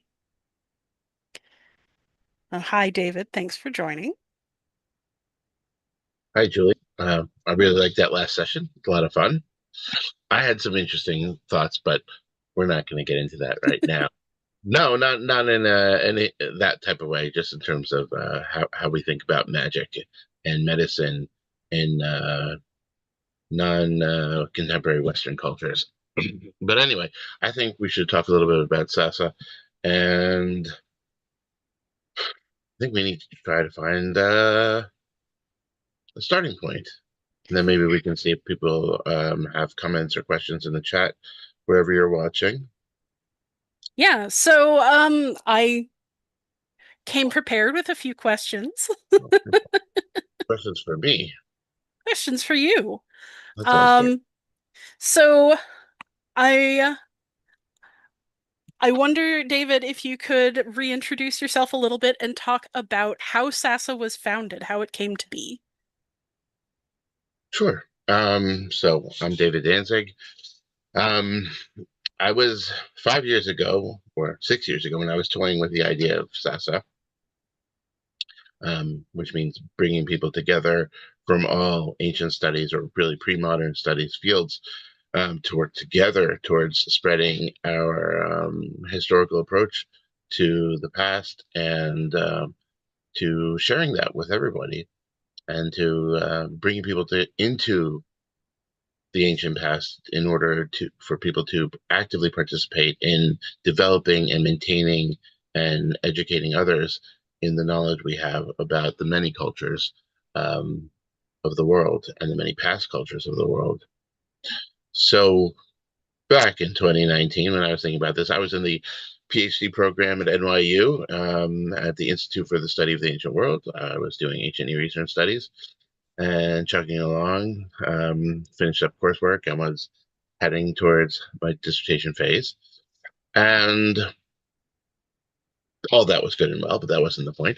I was realizing at the same time that it felt to me like that there was a lot of missing pieces, I think, in how I saw other people viewing the ancient world and talking about it, and how much people seem to like things that relate to the ancient world in popular culture, in books, in movies, in video games, today.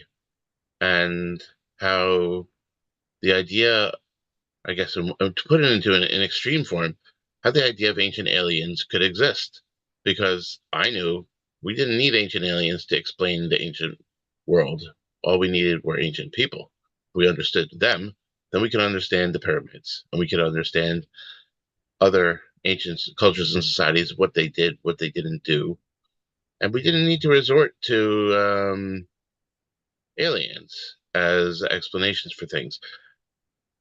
So I guess that then led to the thought that really people didn't really have a good understanding of what we being scholars and students who study different cultures of the past, understand and know about the past.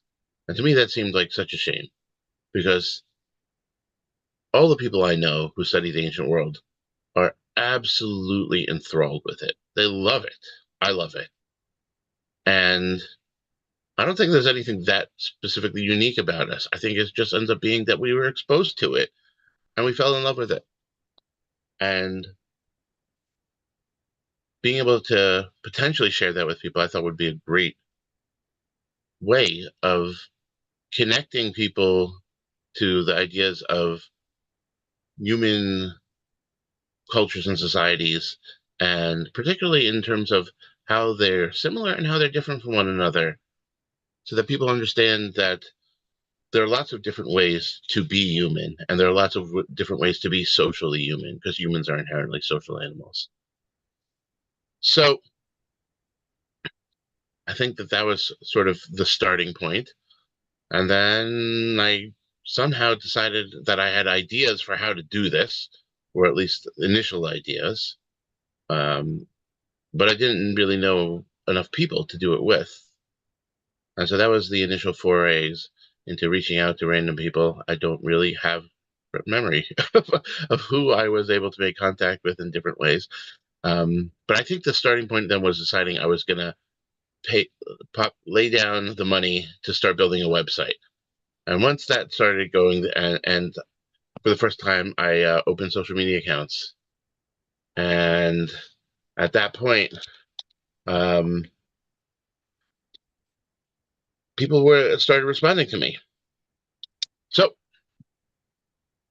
and then things started moving, and I was actually moving forward, and then the pandemic hit, which was very odd, because the pandemic hit, and then it seemed like all of a sudden everybody had a lot of free time and was happy to be available online and looking for things to do. And I had always thought of SASA as something that would be more connected through the internet, because you don't have to put a lot of money into that. You can get enough money, we would love your donation, to run things and to organize things. But when you use the connectivity of the internet, you're able to reach a much wider audience. So that's how things got started.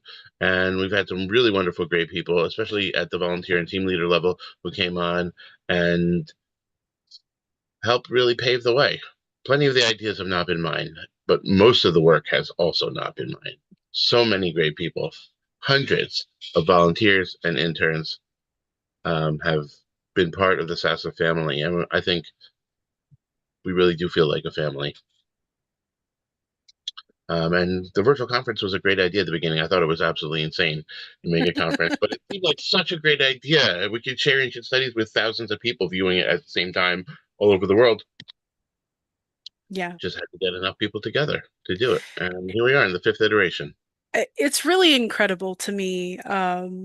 Like it has been ever since I started hearing about SASA, just how many people are willing to put their time into this project, and mostly they do volunteer their time for free. And and it's really been fun to see as managing director. Hundreds, David's not exaggerating, the hundreds of people who are willing to put their time into this, who love the ancient world that much, or who care about our mission of education that much.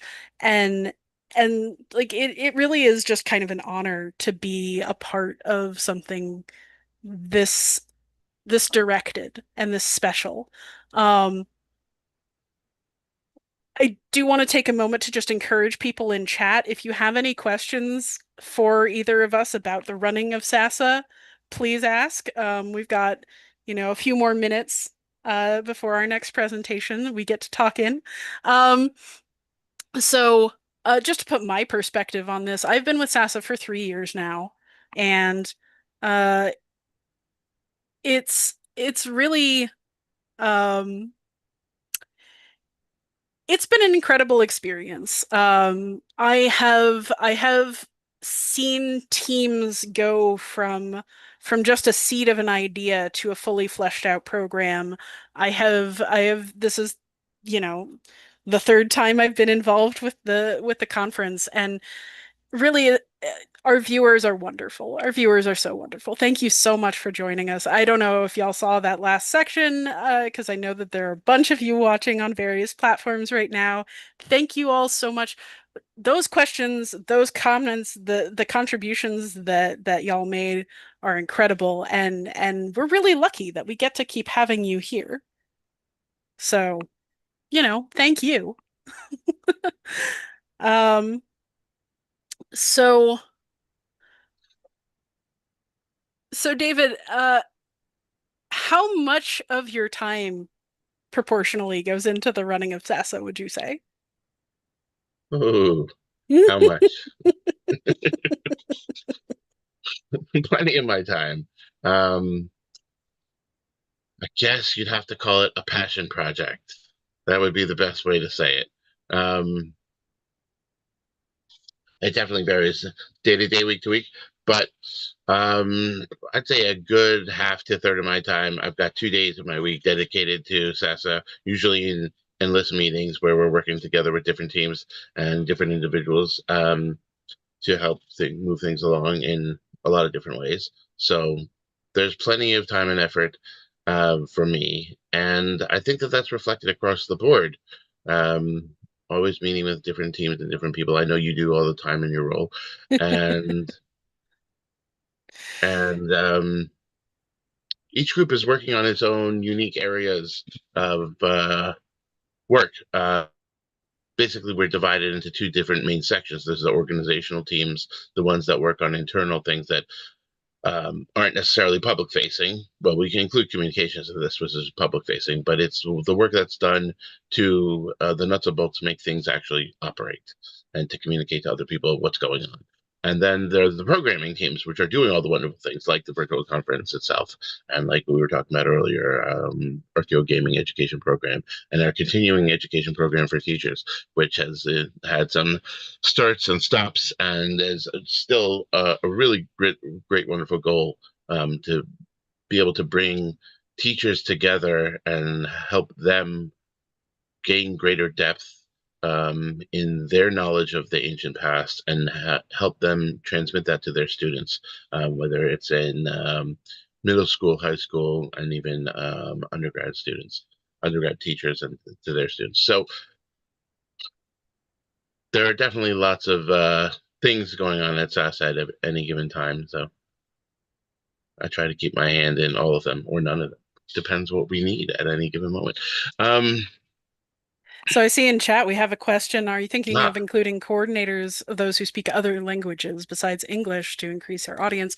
Yes, actually, we do have quite a bit of content now in both Spanish and Arabic. Our conference is always open to submissions in Spanish and Arabic. We were hoping to have some panels in those languages, but we didn't get any submissions in them. But additionally, we are working on getting our website fully translated, and if we can get volunteers to long-term coordinate in those languages, we can start putting out content on social media in those languages as well. If you were here last year, you will have seen that we had the conference live translated into Spanish and Arabic, which is why we stuck with those languages for now. In the future, it would be lovely, oh, pardon me, if we could get a few more of the major world languages. We really would love to have some of the other major languages represented. We'd love to have more participation from East Asian countries, and from from African countries in particular, as we are having more and more volunteers that come from these areas, particularly Africa. We've got several volunteers, including Esther, who was our host earlier, who are based in Nigeria. We have some folks in South Africa. We have some folks who are looking to come in from Morocco. We also have folks in India. We have lots of Indian volunteers from various different states across the subcontinent. And we do have some volunteers from China, and yet the only people who are really focused on translation at the moment, because it's such a weighty task. We really need full teams to work in those languages before we can really make content in them beyond just translating what we have.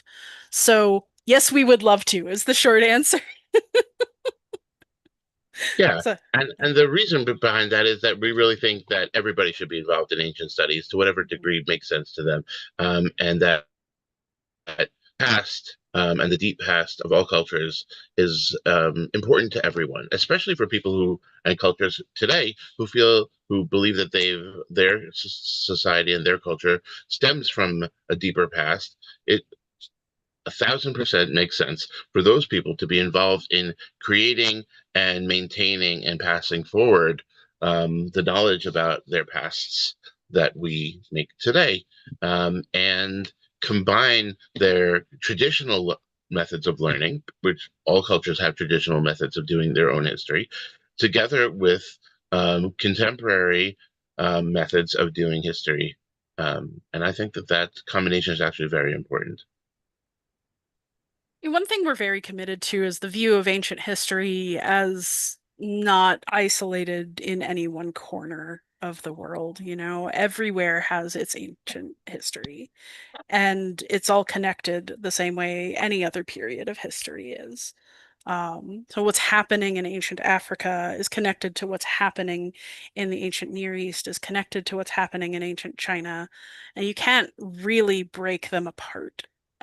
Even though that's usually how an individual wind up studying. And I think people understand that on an intuitive level. Like when we make content that involves people from a wide array of ancient, like when you see something, even something silly like, I don't know, Robin Hood Men in Tights is for some reason the thing that's coming to mind, and they have like a character from the Arabic Golden Ages is there because why not? Because it's the same time. But it's to take a better example, more modern example, the recent Assassin's Creed, where you have an African man who historically was a samurai show up as his character in historical Japan. Like the world is not disconnected into these little isolated groups. And I think that's part of my goal with SASA has always been that to reconnect these disconnected bubbles. I used to call myself a you know, an ancient international relations enthusiast. Yeah, I definitely hear that. That has a lot of appeal. When I was getting into my studies about a decade ago, I thought I was definitely going to be doing third and second millennium international relations across the ancient Near East. Things didn't end up going that way, but I still end up focusing on intercultural contact a lot. I think you learn about how cultures and societies are change on their own internally, but also with a lot of contact between them and others. And of course, there's no line between that. It's all one blur. But that's what's so fascinating about people and cultures, that there's so much complexity.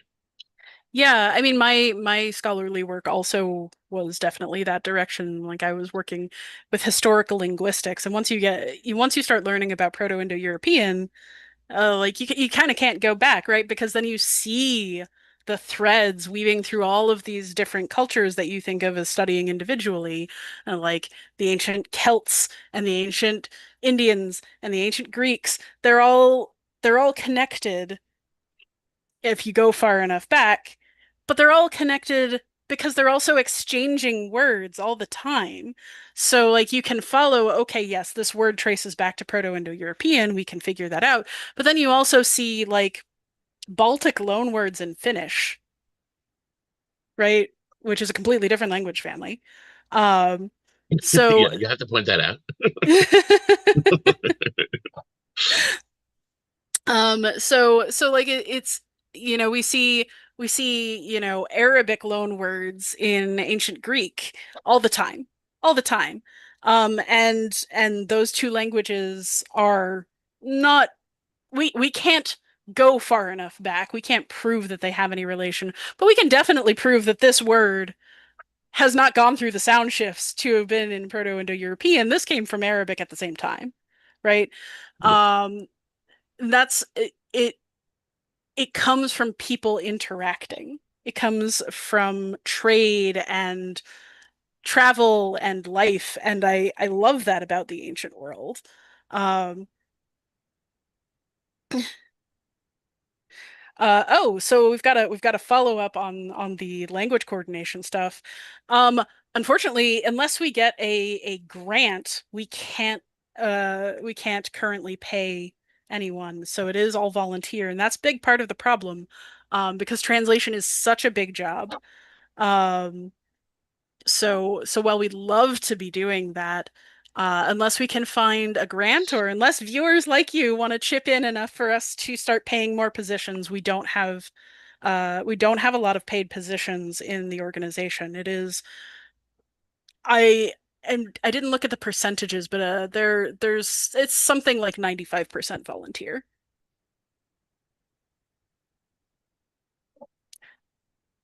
Are there any other And not to leave that questions for hanging, us? but we're working on changing that percentage all the time. So, Yes. and to be a telemarketer, your $5 can help us save ancient studies. It's true, though. Especially in this time where they are very directly endangered in a lot of places in the world, but including the US and where a lot of universities are, where a lot of the study happens. Um, so, you know, it really does help when we have independent funding. But we are trying to change that all the time. And David is really the person who is seeking out these grants and making attempts to get them. So last year we had a grant for those live translators, and that was wonderful. We'd love to be able to do that again.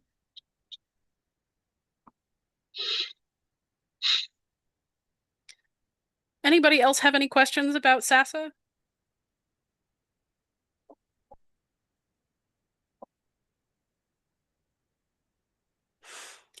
Okay. Well, think this is probably a good time for us to wrap up then and move on to our next session.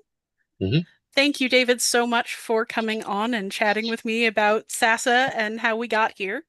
Of course, anytime.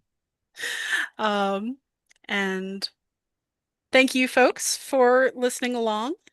We are now moving on to our next session.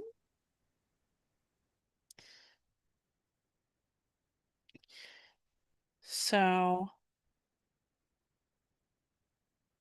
I just wanted to make sure that, oh, that is not looking correct at all. My apologies. I don't know why that happened.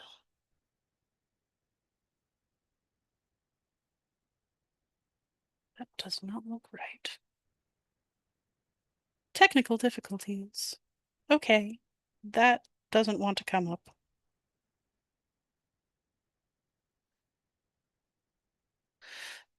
So, I guess without the slides, then we will proceed. Oh, there it goes. Okay.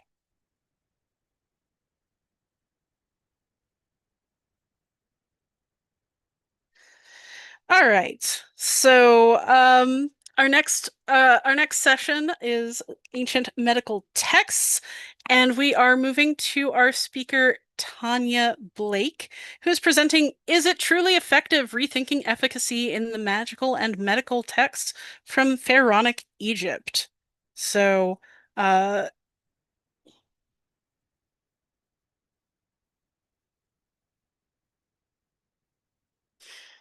Tanya is, if you would go ahead and turn on your camera.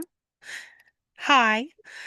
With a fascination for ancient Egyptian culture and languages, Tanya Blake completed her Master of Research in 2022 at Quackery University. As an independent researcher, she continues to explore her academic interests, building on her thesis work. Tanya is committed to deepening her understanding of ancient texts and the ways in which language reflects broader cultural and cognitive frameworks.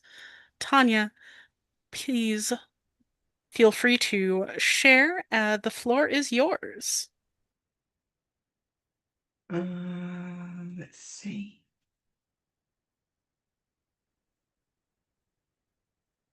Can you see that? Yes, that looks good. Thank you. Awesome. Okay, so good morning or good afternoon, depending on where you're zooming in from. I'm zooming in from Sydney, and it's currently turning on 5 o'clock in the morning, and it's a brisk 6 degrees Celsius here. We've got quite a bit to cover today, and I hope that you find the topic as interesting as I do. So let's dive straight in. Let's see if I can get this to work. Okay, so what is efficacy? Efficacy refers to the capacity of a specific intervention, treatment, or action to achieve the desired or intended result under ideal or controlled conditions. It's a term frequently employed in fields such as medicine, psychology, and other scientific disciplines to assess the effectiveness of a method when applied directly. In other words, the efficacy of a drug is determined through controlled clinical trials where researchers observe whether it successfully treats the condition for which it was developed. As a patient seeking medication for an illness, you can be confident in its effectiveness because its efficacy has been rigorously evaluated in these trials. So how does this concept apply to an ancient setting? In ancient Egypt, the perceived efficacy of remedies was supported by the documentation of healing recipes on papyrus scrolls. Given the labor-intensive and costly production of papyrus, it would be unlikely that ineffective prescriptions would be recorded on such valuable material. But how can we identify which remedies were considered the most efficacious in ancient times? Among the surviving medical papyri, only a select number contain explicit statements or extra textual markers known as paratexts that attest to the efficacy of a remedy or spell. These paratexts often include phrases such as seshma'a, which can be translated as true means or truly effective. While it is possible to assess the pharmaceutical efficacy of ancient Egyptian remedies by analysing their ingredients, preparation methods, and modes of administration, a challenge arises when dealing with remedies that consist solely of magical and religious components. These remedies often lack the physical or chemical elements that can be tested through modern pharmacological methods. In such cases, we must consider the cultural and symbolic frameworks that shaped the ancient Egyptian beliefs about healing. Magical and religious remedies were deeply intertwined with the Egyptians' worldview, where health and disease were not just physical phenomena, but were also seen as spiritual or metaphysical concerns. Illness could be perceived as an imbalance caused by supernatural forces, malevolent entities, or divine will. Therefore, the efficacy of these remedies was not purely dependent on physical ingredients, but also on the practitioner's ability to harness sacred powers, recite the appropriate incantations, or perform the necessary rituals. The endorsements of these magical remedies, such as efficacy statements, can be understood as markers of cultural validation. The repetition of specific phrases, names of deities, or use of sacred symbols within these spells was believed to imbue them with real power. The recording of such spells on valuable materials like the papyrus suggests a deep conviction in their effectiveness, reinforcing the idea that these remedies were thought to work within their own cultural and religious context. Thus, when examining the magical and religious elements in healing practices, we must shift our focus from modern scientific frameworks to understanding efficacy through the lens of ancient Egyptian cosmology and belief systems.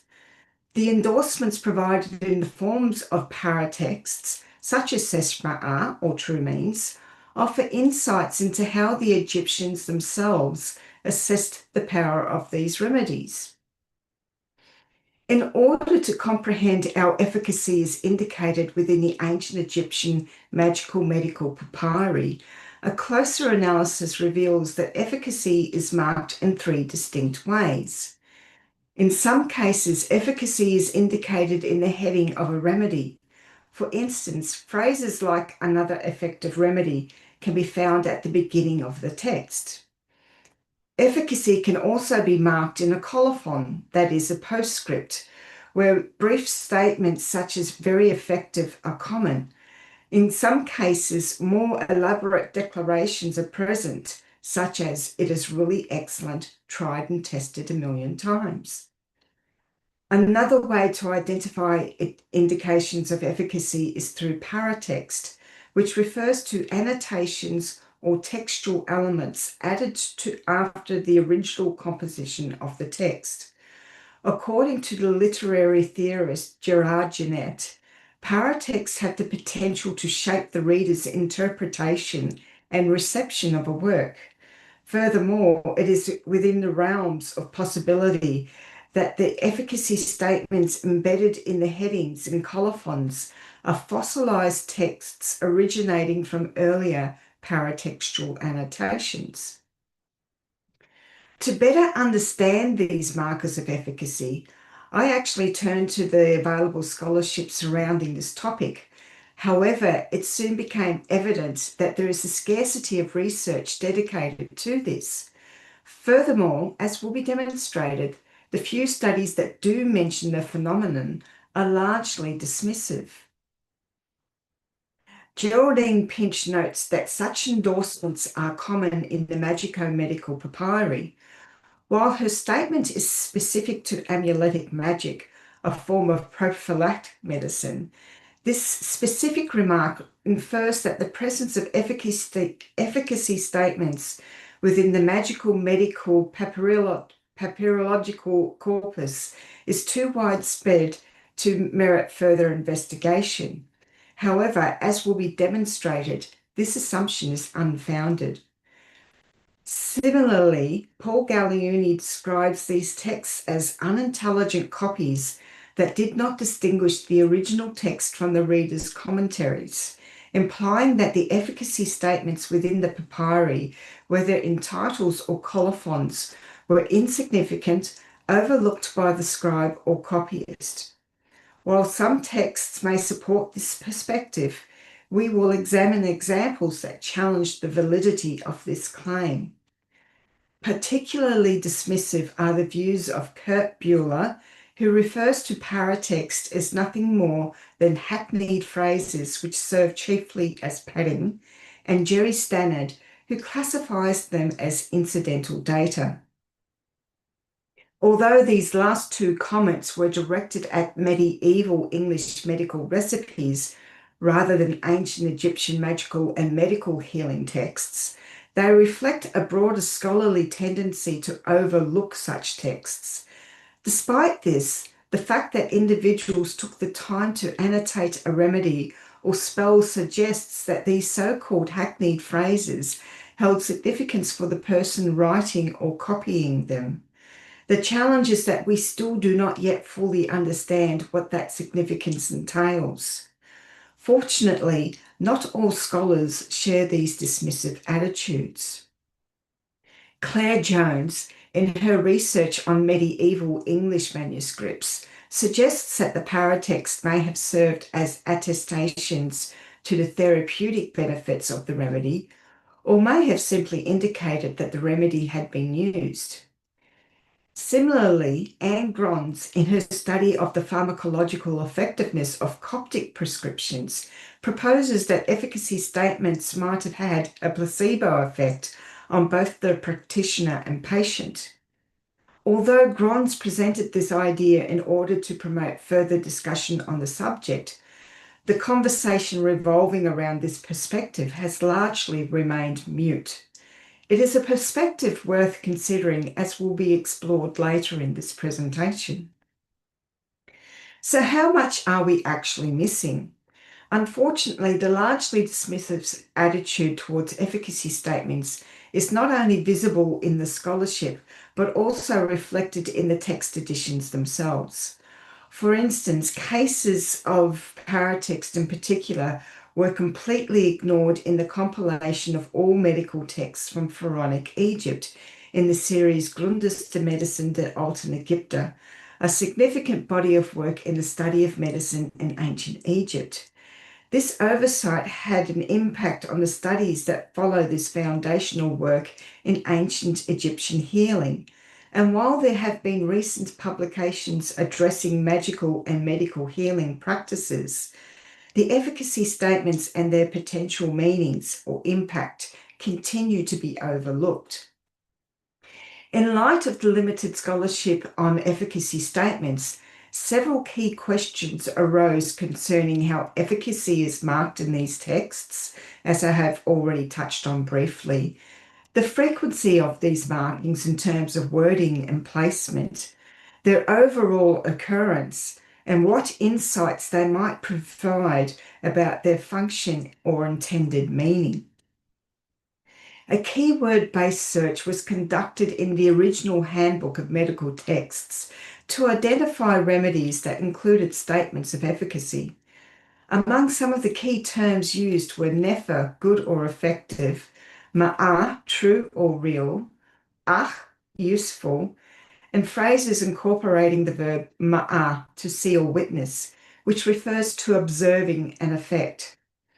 Each instance was cross-referenced with the modern digital corpus of medical and magical texts on the Science in Ancient Egypt website to verify that the expression identified was indeed a statement of efficacy. The verified data was then compiled into a concordance, facilitating a systematic analysis. As with any research, certain limitations must be acknowledged. The primary challenge was the preservation state of the papyri. The more fragmentary the texts, the less reliable the data. In such cases, other scholars' text editions were consulted to help analyze the material. The incomplete nature of the surviving corpus inevitably affects any statistical assessment. But even with a complete data set, it would remain impossible to determine what proportion of the original healing papyri had been lost over time. So after all the data had been collected, what did it actually tell us? Of the total corpus examined thus far, only 4% of remedies captured in the dataset have attestations of efficacy. That is, 82 remedies out of a total of 2,048. Although these statistics will invariably change as more papyri are discovered and published, you get the idea. The use of efficacy statements is not common. Looking at a snapshot of the data from the perspective of precision and frequency, we can see that paratext almost exclusively makes use of the word nefer, which has the advantage of being used as a quick comment to write in a single logogram. To give examples of these different placements, looking at Papyrus Ebers, the headings are marked in red ink to signal a new remedy.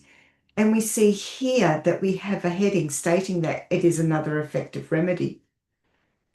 And here we see a postscript stating that the remedy is really excellent, tried and tested a million times, also written in red ink.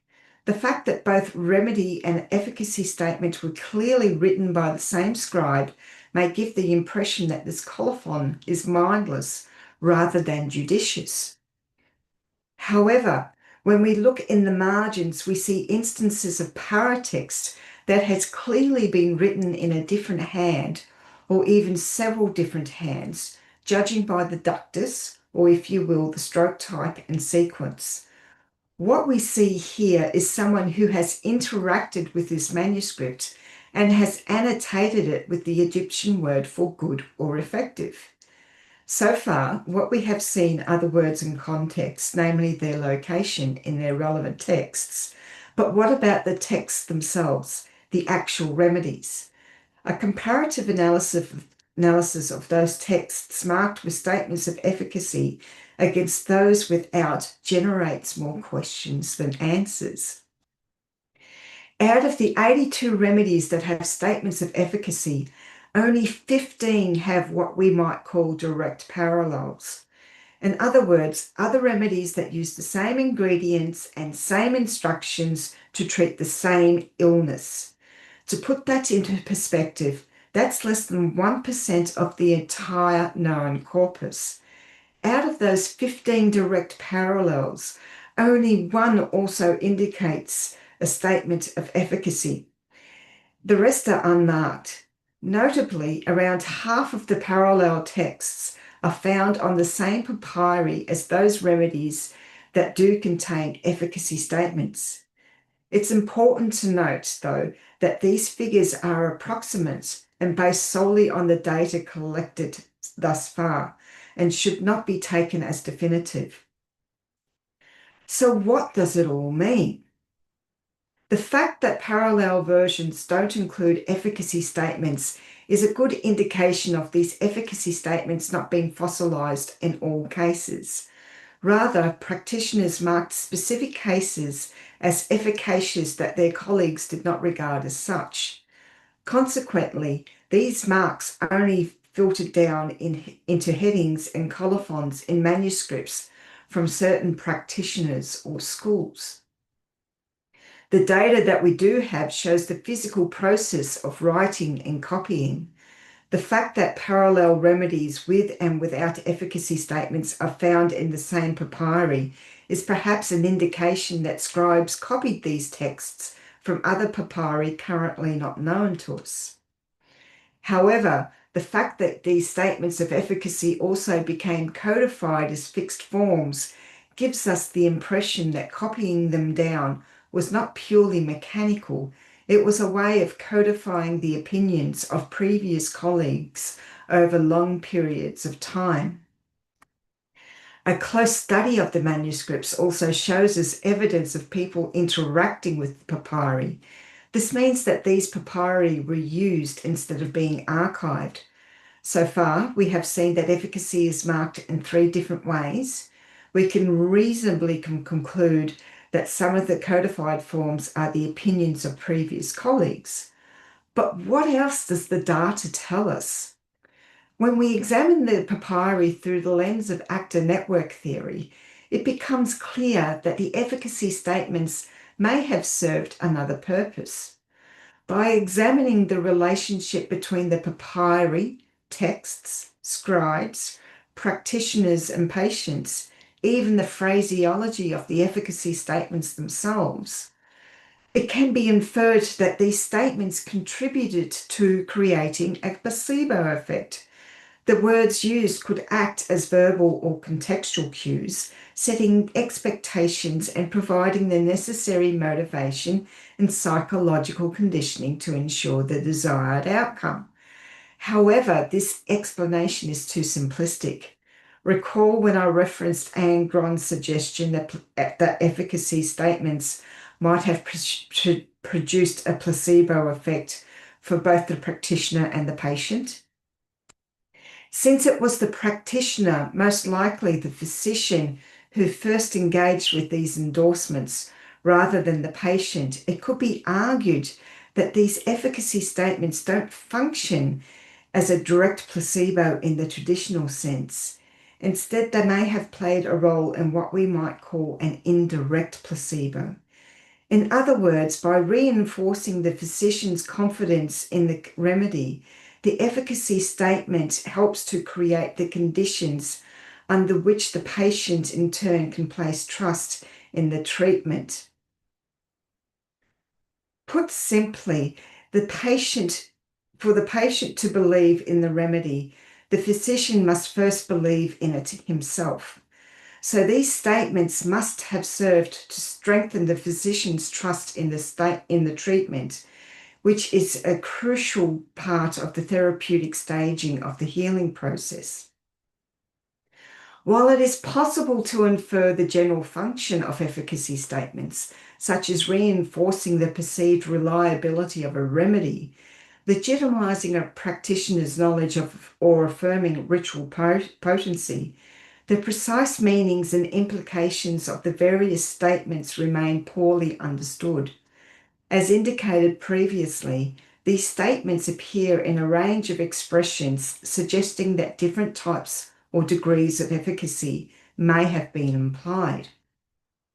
However, the lack of explicit commentary within the text themselves make it difficult to determine whether these linguistic variations were simply stylistic, regionally influenced, or indicative of deeper conceptual distinctions.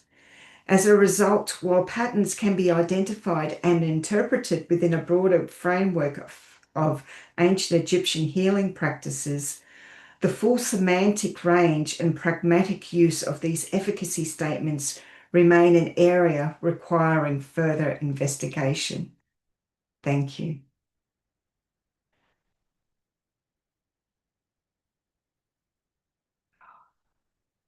Thank you so much, Tanya. What a wonderful talk. If anybody does have questions for Tanya, please feel free to put them in chat. Okay. We do have a few minutes for questions. Tanya, I'd love to start out with one of my own. You know, we're talking about these sort of paratextual commentaries. In the medical papyri, are there ever any other comments besides efficacy statements? Just, you know, we were talking about the medieval texts briefly, and I know that in a lot of medieval texts we have other commentary, grammar commentary, all sorts of things. And certainly in older Greek texts that get copied, we have that as well. So what other paratextual commentaries are there besides these? What are we looking at? Well, from when you're talking specifically about the magical and medical texts, when you've got these paratexts, they are basically a commentary about how effective these remedies are. So you have some texts that all have in their headings saying that this is the correct method of achieving X, Y, and Z. You also have, curiously, some texts that say that this was effective during the reign of a particular pharaoh. Yeah, so it's these different variations of expressing why this particular remedy is better suited over an equal one is the one that's got me, really curious, because it's a form of human judgment, so to speak. Why did they perceive it this way? And as I alluded to, when we're talking about healing texts that don't have any ingredients in them, so they're purely I don't want to say magical, but you get the idea that Purely ritual, at least. Purely ritual. Then how can we how can they say that that's the case? I mean, we're so used to being in a research environment where we've got to be able to replicate certain procedures, certain combinations of ingredients, and that to see whether we get the same outcome. And we don't have that in the ancient texts. So yeah, that's sort of the rabbit hole that I wound up going down. Yeah, so that sort of speaks to a question that we got in chat. What inspired you to work on this particular topic? How did you find yourself here? I guess is the question. How did I find myself here? Well, that's actually quite funny because when I embarked on my master's thesis, I'm a very esoteric person at heart. I like looking at the tarot, the astrology, that side of things, the mysticism and all that sort of stuff. And I wanted to go down that path. And my supervisor, my very, very brilliant supervisor at the time, gave me a handbook of magical texts by a gentleman with the surname of Bergutz. And she said, read through all these spells and tell me what grabs your attention. And it was these magical spells. There are probably 9 or 10 that had statements saying, this is really effective. And me going, well, how can you prove that these are effective? And that's where it went to. And I said, look, this is what I'm interested in. And she said, okay, so why don't we have a look at the medical side of things and see whether we see the same things? Which is, and I went off being a good little girl and went off and did that and found that, yes, there's a lot of these statements in the medical texts as well. So we decided to go down the medical side of things because there is a lot of study, of course, on the pharmacological side of it and the archaeobotany side of it. So it was just a matter of trying to work out or, see how these different remedies compared against the ones that can be tested scientifically. And again, I'm sort of going down a rabbit hole. But that's how it started.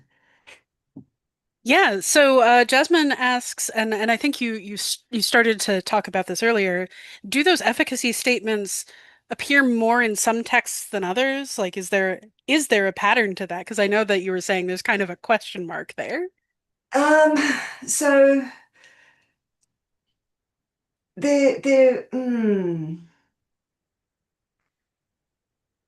it's difficult to find patterns. What I can say for certain that there doesn't seem to be a certain phrase used for a certain type of disease. So like in the Papyrus Ebers, you've got all these remedies in there, and they're actually classified. So you've got one section that deals with issues with eyes. You've got one segment that issues with digestion and all that sort of stuff. And what I found is that there was no discrimination of where these efficacy statements were applied. What I do know is that they were largely used in Papyrus Evers and largely used in Papyrus Berlin and largely used in the Snake Papyrus. But there's a lot of papyri in between that are incomplete, very fragmentary, and it's there's a pattern, but there's no pattern, if that makes sense.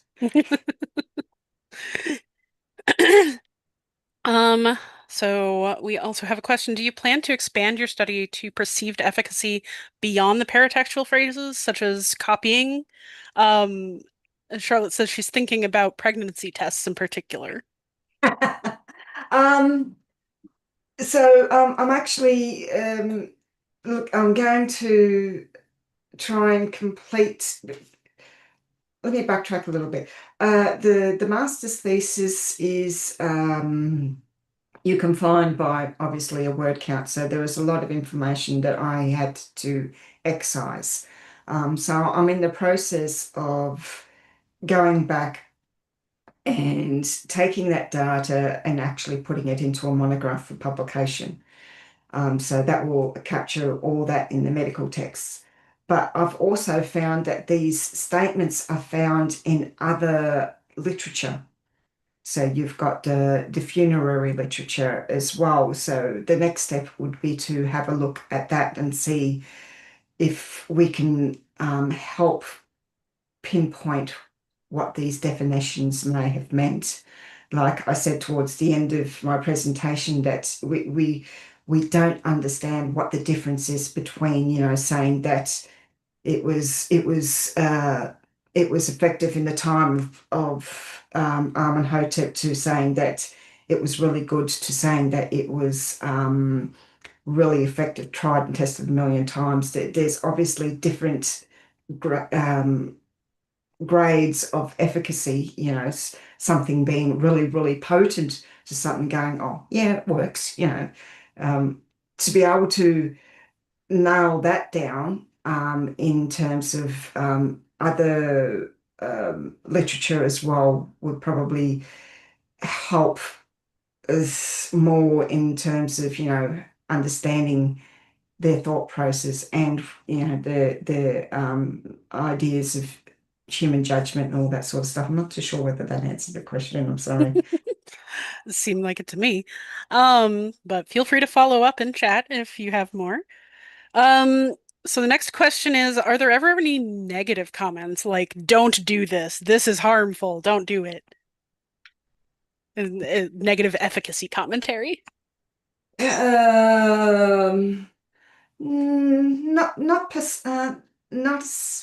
Not exactly. You do have what we call contingent clauses. If this happens, then do this. If this happens, don't do this. So it's giving you clear instructions on what to do and what not to do. But they're not efficacy statements per se. They're more like, a little manual telling you, if somebody has broken their hand, then you wrap it up with a bandage sort of thing and support it, that sort of stuff. You don't let it flop around. Okay, and one last thing before we need to move on to our next speaker. There's a comment here from chat about you referred briefly to the paleobotany. The comment is, it sounds like we need a modern analysis of ingredients to see what we think now of their medication. Do you want to speak a little bit about where that's gone in your experience? So I'm not an expert in this. I mean, the expert in this side of things would probably be Tanya Pomerening. She recreates a lot of these recipes to try. What I do know is that with the manufacturing process is that some of the manufacturing processes actually destroy any pharmaceutical benefits that the ingredients may have had, yet because they've been documented, then they're being perceived as efficacious. There's a lot of documentation in regards to in regards to paleobotany, identifying what these ingredients are from a linguistic perspective, as well as looking at the tomb art to try and marry up the words and that sort of stuff. I think the current trend at the moment is to, if we can't identify a plant 100 with 100% accuracy, then we'll keep the original term, like sheni sheni tar is a term for the grass of the earth. But what does that mean? What does that mean? I mean, it Could be anything. It could be dill, like dill, it looks like grass sort of thing. But we don't know for certain, so we keep it like that sort of thing. And that's where the experts like Tanya Pomeranian, she'll try these different ingredients to see whether they'll come up with the same sort of effect that the remedy is stating will do. Well, thank you so much, Tanya. That was really wonderful. And thanks all of you in chat for a lively participation. We are now going to move on to our first keynote speaker. Thank you, Tanya. So, welcome, Casey Kirkpatrick. Thank you. Casey is going today to be speaking on... Did the slides work this time? No. Why does it do this? I'm sorry. I'm going to just go ahead and skip the slides. So, Casey Kirkpatrick is here today speaking on a multidisciplinary approach to health, disease, and medicine in ancient Egypt.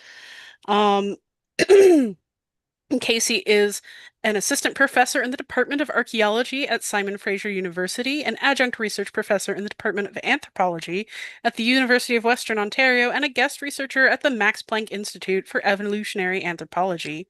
She's also head of osteology on the BYU Egypt Excavation Project and director of the Preserving Theban Archaeological Heritage (PTA) project, through which she excavates an ancient Egyptian tomb in the Theban necropolis.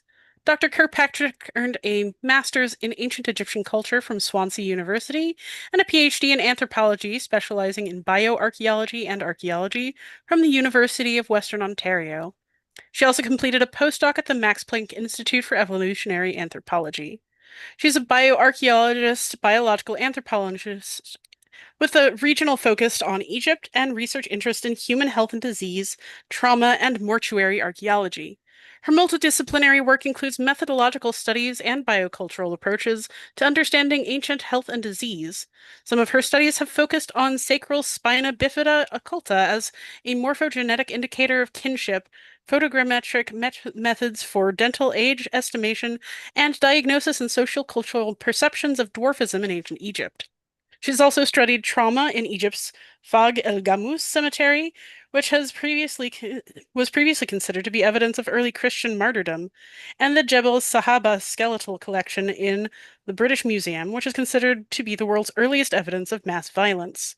Dr. Kirkpatrick has also contributed to the study of cancers in ancient remains and is a co-founder and former executive director of the Paleo-Oncology Research Organization and the Ancient Cancer Foundation.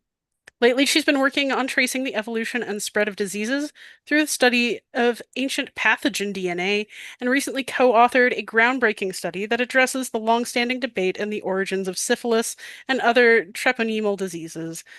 Casey, thank you so much. Welcome. My pleasure. Thank you so much for having me here.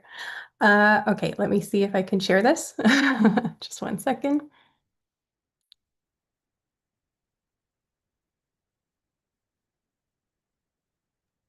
Looks good. All right. Okay, so yeah, I'm going to be talking today about, well, the title is a multidisciplinary approach to health, disease, and medicine in ancient Egypt. I wanted to give a quick trigger warning because I will be showing human remains during this lecture, and I'll be discussing aspects of diseases, trauma, death, and caregiving. So as many of you may know, the Save Ancient Studies Alliance offers reading groups in an effort to increase interest in ancient studies and in turn demonstrate the need for ancient studies and better funding of ancient studies to educational and funding institutions. As funding for the humanities and social sciences continues to dwindle and departments are being dismantled, this is indeed a very important endeavor. And I think it's fitting that we're gathering to discuss health and medicine in this conference as SASA was born during the COVID lockdowns. And it was during this time that I actually found a form of escape from the lockdowns in the SASA reading groups. And I was eventually asked to serve as an educational ambassador and lead my own reading group. So given my academic background and interest in ancient Egypt and ancient health, I, at the time, developed the Secret Knowledge of the Doctor, Health and Medicine in the Ancient World group. And throughout this reading group, we read translations of Egyptian medical papyri, as well as articles that integrated non-textual information on health and medicine in ancient Egypt. As I firmly believe that this is the best way to understand health, disease, and medicine in ancient Egypt, I'll take up this multidisciplinary approach again here. As many audience members are likely new to ancient studies or perhaps focus on areas outside of Egypt, this lecture will kind of serve to provide some basic knowledge about ancient Egyptian health and medicine, its social significance, and how we can integrate different lines of evidence to piece together the past.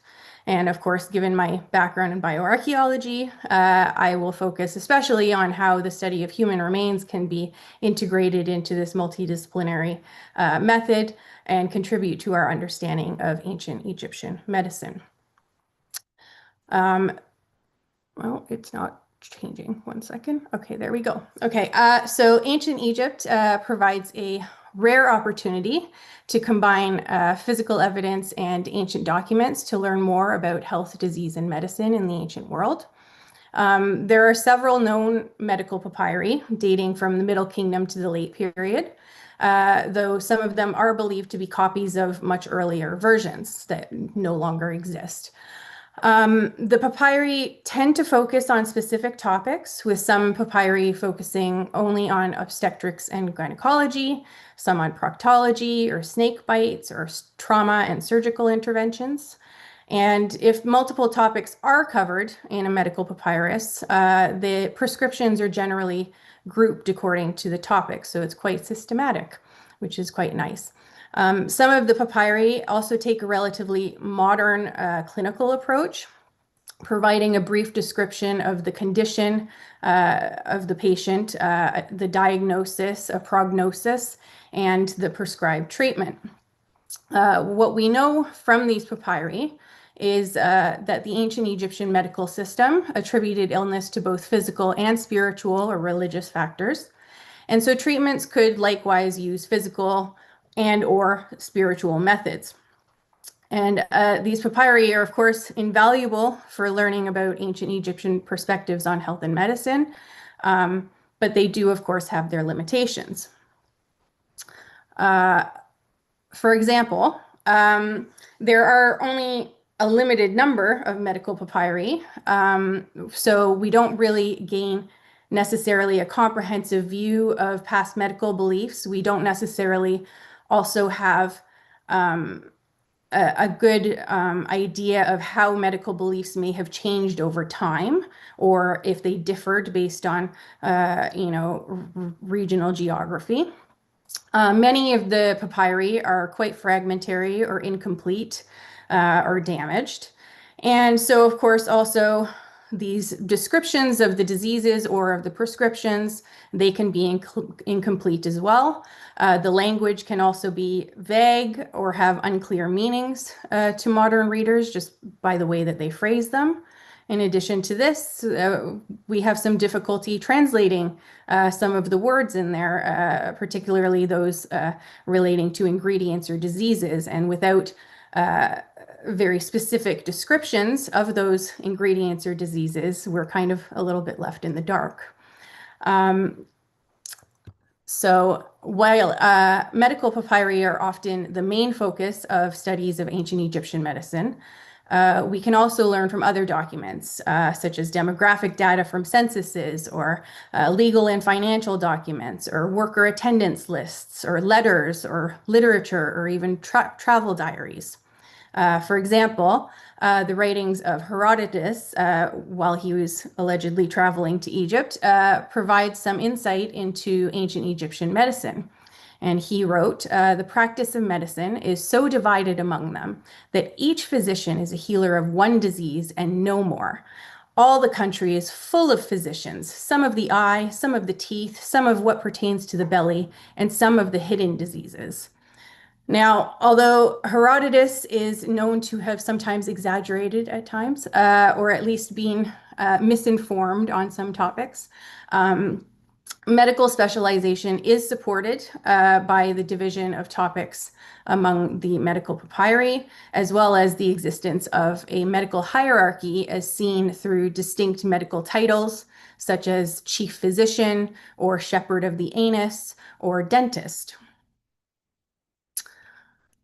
We see these titles not only on papyri, but also on articles and inscribed architecture. For example, we have wooden panels that were found in niches in the 3rd dynasty mastaba tomb of Hesi-Ra, and these identify him as the chief dentist, which this makes him the earliest known dentist, as well as the earliest known medical practitioner in general. The earliest known female physician comes along not too much later. She lived around 100 or 200 years after Hesi-Ra, and we know her from inscriptions on a false door in the mastaba tomb of her son. And these inscriptions identify her as the lady overseer of the female physicians. Females are also well represented among the deities related to health, healing, and medicine.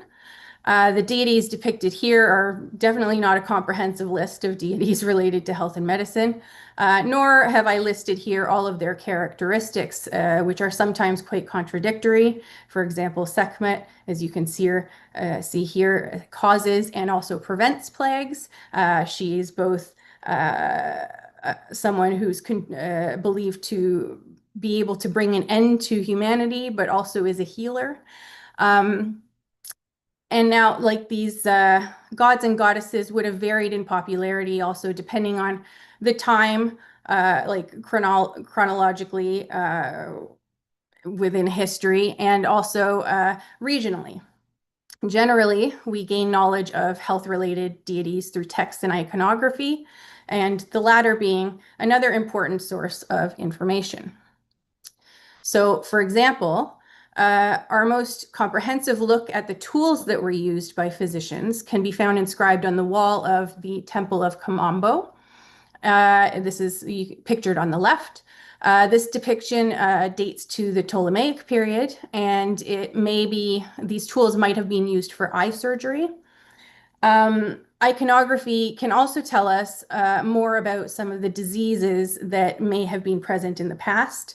Like, for example, in this funerary stela for the doorkeeper Ruma, it depicts him with a withered and shortened leg, accompanied by an equinus deformity, like a clubfoot, which is interpreted to be suggestive of poliomyelitis or polio. We can also, of course, look to material culture, such as the healing statues of the late to early Ptolemaic period for information on healing and medicine. These statues were powerful ritualistic tools used for healing and protection. They were inscribed with protective spells and depictions of deities like Sekhmet.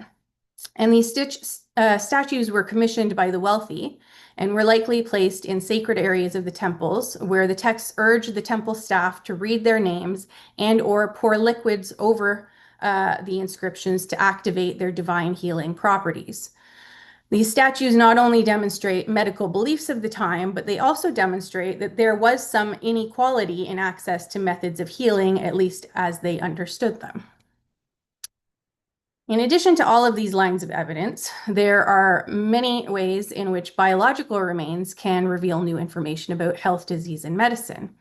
Although there have already been some great multidisciplinary studies, given the wealth of textual evidence and the very different methods used by Egyptologists and bioarchaeologists, these lines of evidence are still not always integrated.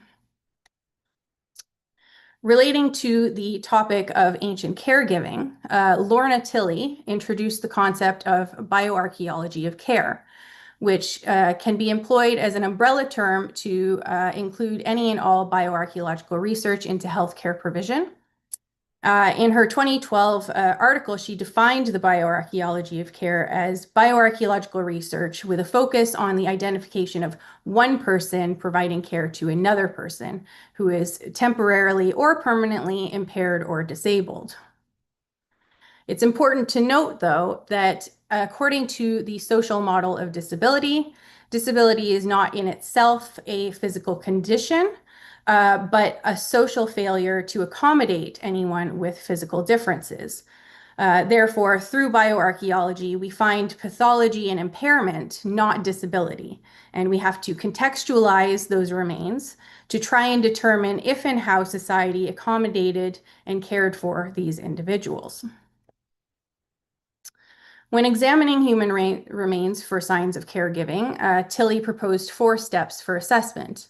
And these are to describe, diagnose, and document the individual and their lifeways, identify clinical and functional impacts of pathology and determine if care was required, produce a model of the care provided, and interpret the implications of this care for understanding both the caregiving community and the individual.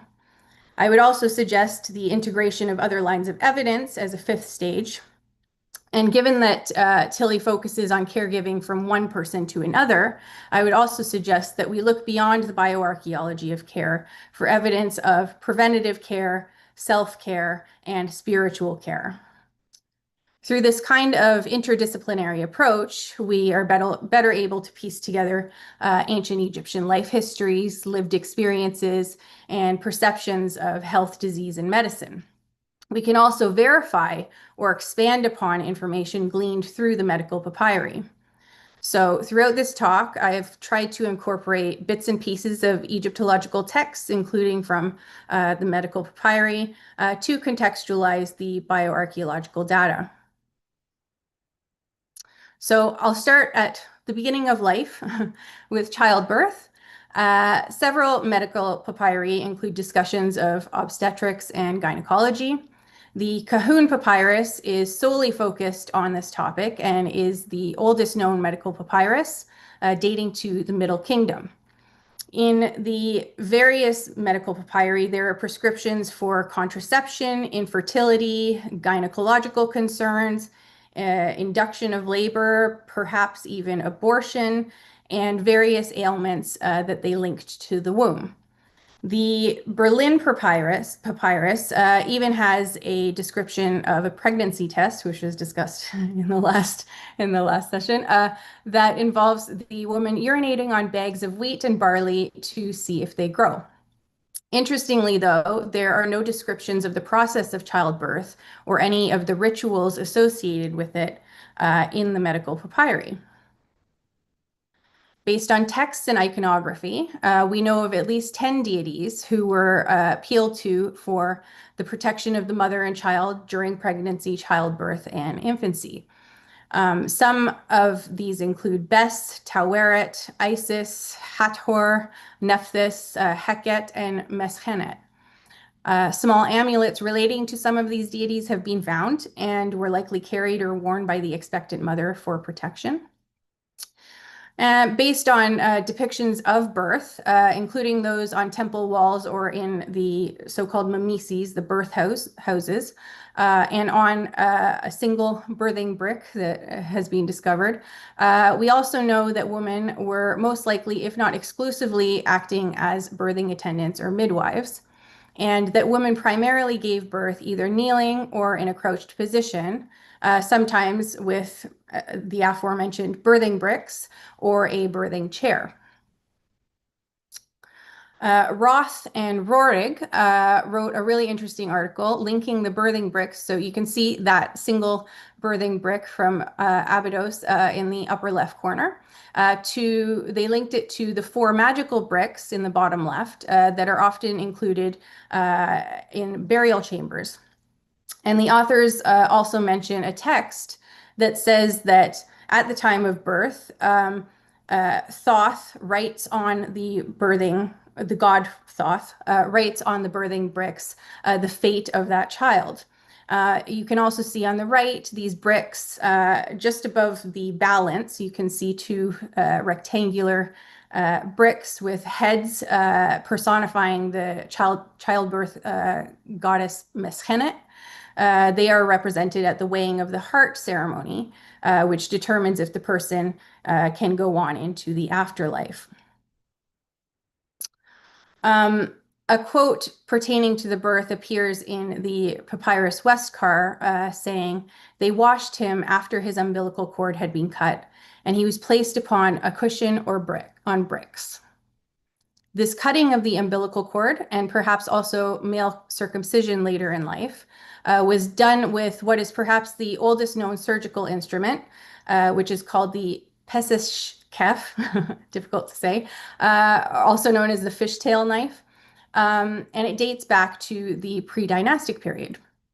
And this object is particularly interesting because dull versions of it, as you can see on the right, were used in the post-mortem opening of the mouth ceremony that is meant to revive and restore the senses and the bodily functions of the deceased person, allowing them to eat, drink, breathe, and speak in the afterlife. So this object therefore links birth and perhaps circumcision to the ritual revival of the person after death. Of course, there were risks involved with childbirth. The oracular amuletic decree proclaimed, "We shall keep her," meaning the mother, "safe from a Horus birth, from an irregular birth, and from giving birth to twins." So the Horus birth, it has been interpreted by some as meaning a premature birth. The irregular birth, it's being interpreted as either a miscarriage or some kind of developmental abnormality or any other labor complications. But it's also interesting that giving birth to twins is mentioned in this negative light. And you can see a couple complications here that happen during birth. And on the right, you can see this is a pregnant woman who was mummified with the body of a fetus wrapped between her legs, but the cranium of that fetus was still stuck inside the pelvic cavity. And it turns out that this woman was actually pregnant with twins, and it was later found that that second fetus was still inside her abdomen. So twins, they do have a higher risk of breech birth, which seems to be the case here. The child was coming out feet first. And unfortunately, sometimes when this happens, instead of having the chin tucked down for the birth, the chin goes up. And this means that there's a wider area that needs to pass through that pelvic cavity. And sometimes this is what happens, and the head becomes entrapped within that pelvic cavity. So this might be one of the reasons why the mention of twins in a negative light happens in that quote. On the left side, you can see this is actually an adult individual, but you can see these are the upper arms, the humeri, okay? And you can see the humeral heads, they are deformed, And this deformity has also affected the growth of those bones. So those upper arm bones are shortened. And this is called humeral varus deformity. And this likely would have happened as a result of the midwife or birthing attendant pulling too hard on the arms during birth. And then it becomes a permanent issue. Of course, once a child is born, child care is necessary, and one of the major milestones to independence is weaning. The instructions of Annie said, when you were born after your months, she, your mother, was yet yoked to you, her breast in your mouth for 3 years. Pay attention to your offspring, bring him up as did your mother. This text mentions the weaning of age of 3 years for children in ancient Egypt. And this actually aligns with a large-scale stable isotopic study of human remains in the Decca Oasis by Tasha Duprat and colleagues. And they showed that goat or cow milk was actually introduced to infants at around 6 months of age, and that weaning was generally completed by the 3-year mark. Scott Fairgrave and El Malto, they also hypothesized that weaning onto goat milk may have caused folic acid deficiency-related megaloblastic anemia, which would explain the high rates of cribororbitalia, which is the porosity inside the eye orbit, which you can see on the left, the high rates of this condition in the remains of Roman period children in the Decca Oasis. In addition to these projects relating to weaning and childcare, paleodemographic studies in the Decca Oasis have demonstrated dismal juvenile survival rates and the high risks to women of childbearing age in the ancient past. Wheeler and colleagues also presented a rare archaeological case of prolonged and severe child abuse, which you can see on the right. This child had multiple bone fractures in various stages of healing, meaning that it wasn't a single incident. Of course, these are only some of the issues that relate to childcare practices and don't take into account complicating congenital or developmental conditions that last into adulthood. Oh, it doesn't want to move again. 1 second. So the instructions of Amenemope relates to some of these long-lasting complications, saying, do not laugh at a blind man, nor tease a dwarf, nor cause hardship of the lame. Do not tease a man who is in the hand of God, nor be angry with him for his failings. So it should be mentioned that Lichtheim notes that in the hand of the god may mean someone who is ill or insane. But if we look to the equivalent modern Arabic saying, we might assume that this meant that that person was developmentally delayed. Some people have argued that this statement indicates that people with disabilities were treated well in ancient Egypt. However, as Zakraszewski has pointed out, one might also argue that the fact that this statement needed to be made is an indication that kindness towards differently abled individuals was not a given. Some accounts from the Roman period, such as the late 2nd century letters written by Gemellus Horion of Coranus, show that people could be quite cruel towards differently abled individuals. And he claims that 2 individuals harassed, attacked, abused, and manipulated him. They vandalized his house, stole his property, and cast a spell on him due to the fact that he had a missing eye and blindness in his remaining eye. Although there is little bioarchaeological evidence of deafness or blindness, some congenital diseases, deformities, and developmental disorders are more visible in the archaeological record. And these include, but are not limited to, dwarfism, gigantism, osteogenesis imperfecta, scoliosis, spina bifida, and cerebral palsy. An example is this female pictured here, who was 50 years or older, and she was discovered next to and may have actually been buried in a very elaborate sarcophagus in an elite 13th dynasty tomb at Dra Abu Nega. The remains of this woman were found with uneven dental wear and significant osteoarthritic changes on the one temporomandibular joint, which was likely a result of weakness on one side of her body. And she also had a deformity in her left hand with indications that it was a long-term condition. Based on these characteristics, Lösch and colleagues have proposed cerebral palsy as the primary diagnosis. Unfortunately, most of this individual's lower limbs were missing, so we can't know if she may have had any trouble with mobility. But depending on the severity of the CP, it may have required little to full-time care. She would have certainly appeared differently from others, and given her apparently elite burial and the fact that 50% of people with CP have intellectual disabilities, she may have been considered to be one of those who were close to the gods, or at least it appears that she was not discriminated against in death and was afforded a normal or even privileged burial. But how were impairments without cognitive effects treated by ancient Egyptians? So in the case of dwarfism, the ancient Egyptians left innumerable artistic representations of achondroplastic dwarfism, mostly of the god Bes, who was a protector during childbirth, and Ptah, the patron god of craftsmen. Individuals with dwarfism may have been considered to have a special relationship to the dwarf gods. And at least in the Old Kingdom, this may account for the apparent prevalence of dwarfs, people with dwarfism employed as nurses, midwives, or craftsmen. People with dwarfism were also employed as personal attendants, overseers of linen, animal tenders, jewelers, dancers, and entertainers. Several individuals in the Old Kingdom have also been identified as elites who were not necessarily associated with these fields.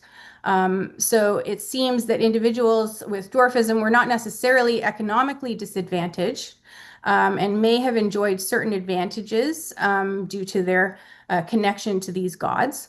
But they may have also been forced into specific roles in society that they might not have otherwise occupied. This is not to say that all individuals with dwarfism were treated well. Treatment may have differed greatly through time and space, and according to socioeconomic status. We have to remember Pharaoh Pepi II's letter to Harkuf, in which he expresses his excitement about the capture or acquisition of a person with dwarfism for his entertainment, who was originally listed along with material acquisitions from abroad. Given this uncertainty about the status of individuals with dwarfism throughout the history of ancient Egypt, bioarchaeological studies are an important way in which we can assess the social status of individuals with dwarfism in the past. And here you can see on the left an individual with hypopituitary dwarfism, which is a proportional type of dwarfism that I published with El Malto. And on the right is an individual with achondroplastic dwarfism, which is the type of dwarfism that is most commonly recognized in the bioarchaeological record.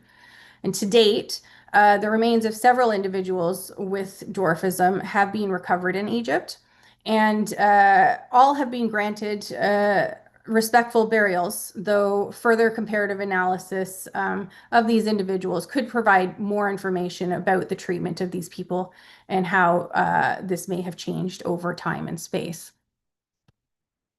Of course, regardless of whether one was born with a congenital disorder, everyone is vulnerable to disease during their lifetime. So this begs the question, how are people with acquired diseases treated? So leprosy, which is also known as Hansen's disease now, is perhaps the most stigmatized diseases in the world.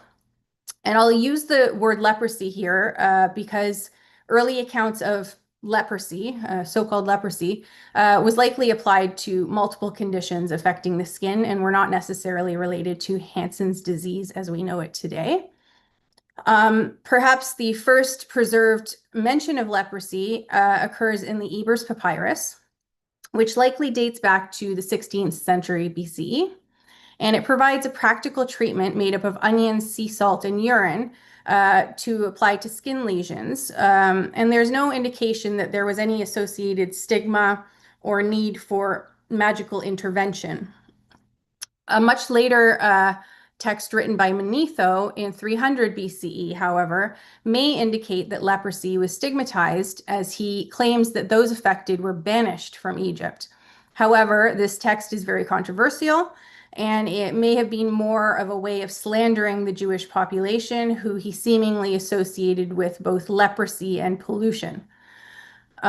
Despite Manetho's text and the long recent history of stigma associated with leprosy, the human remains in ancient Egypt may tell a slightly different story. So, for example, several individuals with Hansen's disease have been recovered from sites in the Dekla Oasis from around the same time period as Manetho's writings.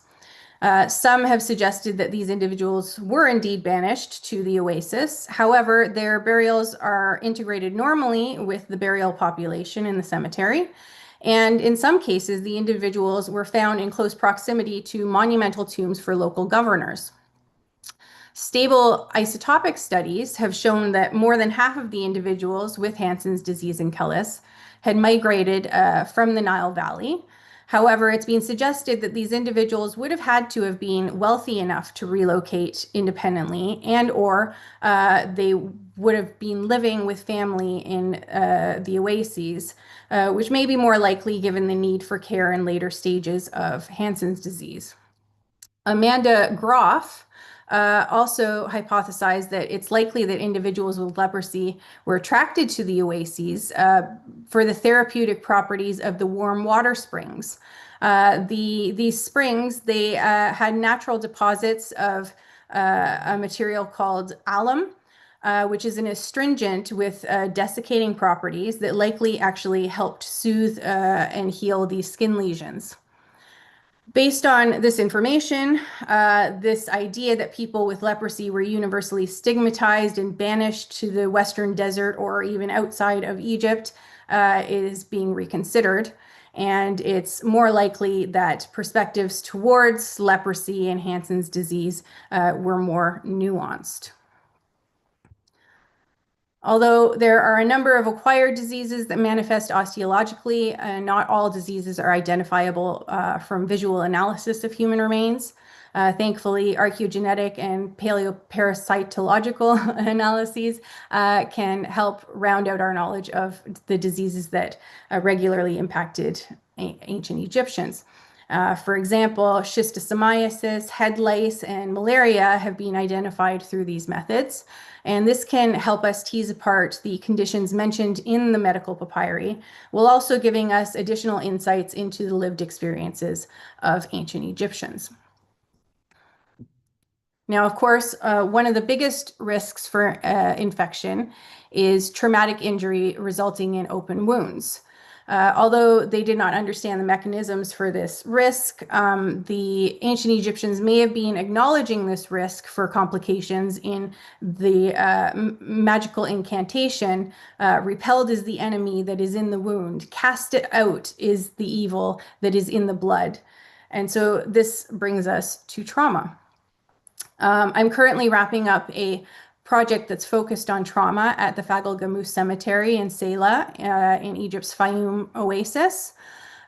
This is a Roman to Byzantine period cemetery that's associated with nearby Middle Kingdom rock-cut tombs and the remains of a 4th dynasty pyramid built by Senefru. This site is also where some of the famed Fayum mummy portraits were found. Prior to my arrival, it was written that 24% of the adults examined died violently from sharp force trauma, and most were from the 3rd to 4th centuries. And so they hypothesized that these individuals had been victims of Christian persecution, perhaps during the Coptic Christian Age of Martyrs.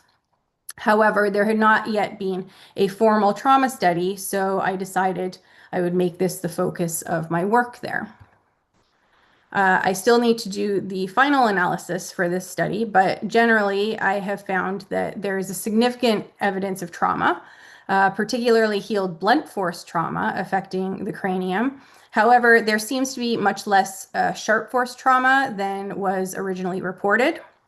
Unfortunately, since the skeletal collection is incomplete and it's certainly affected by selection bias during the collection of elements. We cannot be certain of the true prevalence of the traumatic injury or the sharp force trauma. Some individuals had multiple perimortem sharp force trauma injuries, though, which definitely suggests intentional violence rather than accidental injury. The examined trauma doesn't show the consistency that might be expected in state-sponsored execution or ritual killing, though. And the individuals with traumatic injuries were buried respectfully and were not separated from the rest of the cemetery, nor were their burials deviant in any manner. Also, although this site does contain some burials with Christian artifacts or symbolism on textiles, so far I have found none of the individuals with traumatic injury were associated with indicators of Christianity. And perhaps most significantly, the majority of the individuals with evidence of trauma fall into young and middle adult male demographic groups. And historical documents show that the Fayum was populated by soldiers and Greek mercenaries who were granted land for their services. So although it's certainly possible that some of the individuals interred at Fagel Gamoos were victims of Christian persecution, it is unlikely that all of the trauma seen at this site is related to Christian martyrdom and more likely associated with mercenary work. Here I have on the left 2 examples of trauma from the Fagel Gamoos Cemetery. These individuals remarkably survived severe sharp force cranial trauma and almost certainly required care to do so. Unfortunately, we can't ascertain the level or the length of time this care took, though, since we can't really know if the individual suffered prolonged neurological symptoms. Given the severity of the wounds, it's probable that a medical professional was consulted who may have used the Edwin Smith papyrus prescriptions for open wounds on the head, in which a physician would say, "One who has an oozing wound from a gash in his head that has penetrated the bone. His cranium is split.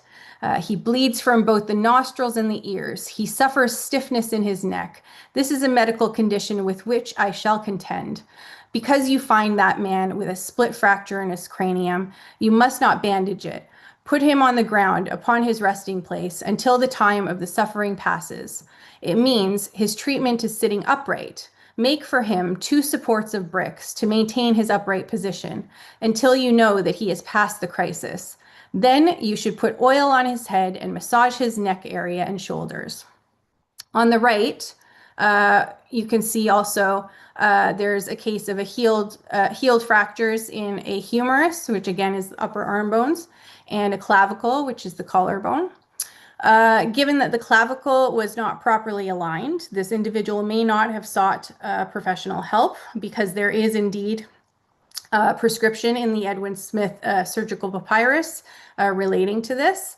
It says, "Thou shouldst place him prostrate on his back with something folded between his 2 shoulder blades. Thou shouldst spread out with his 2 shoulders in order to stretch apart his collarbone until that break falls into its place." And interestingly, this method for realigning clavicular fractures is still used today.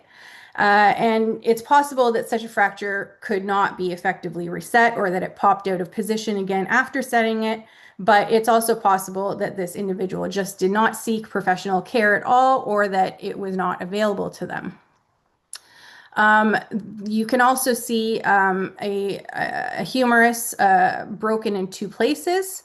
The prescription for this would not have involved resetting the bone. It just involved using a splint to allow it to heal. So we can't know for sure if they had consulted a medical practitioner or not. Of course, trauma goes hand in hand with surgery. As we can see from this quote in the Edwin Smith papyrus, "Thou shouldst palpate his wound and draw together for him his gash with stitching." So we next consider surgery and prosthesis.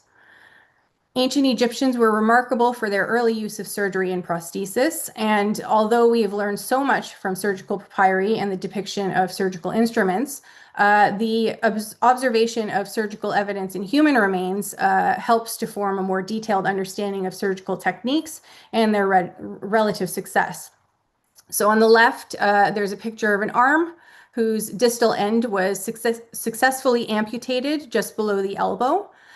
In the center, we have a photo of a healed cranial trephination, which is essentially boring a hole into the skull, often used to relieve pressure.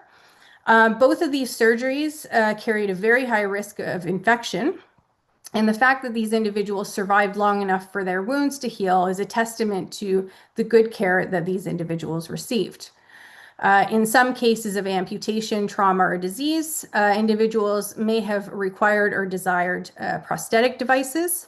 Prosthetics are usually crafted by someone other than the affected individual and can, of course, constitute as a form of healthcare.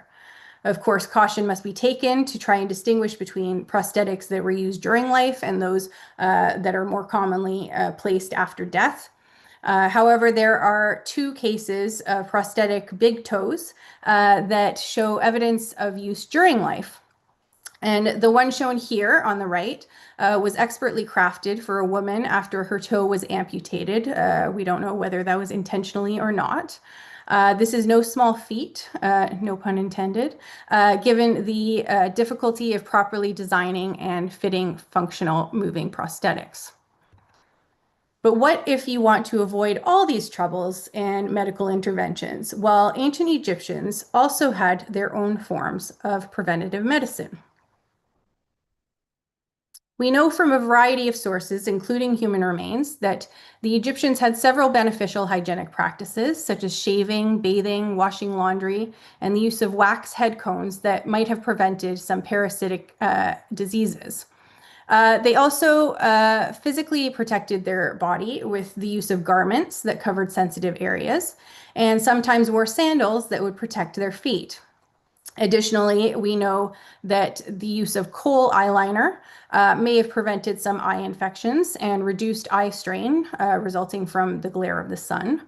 In many, if not all of these cases, the Egyptians would have recognized the health benefits of these practices.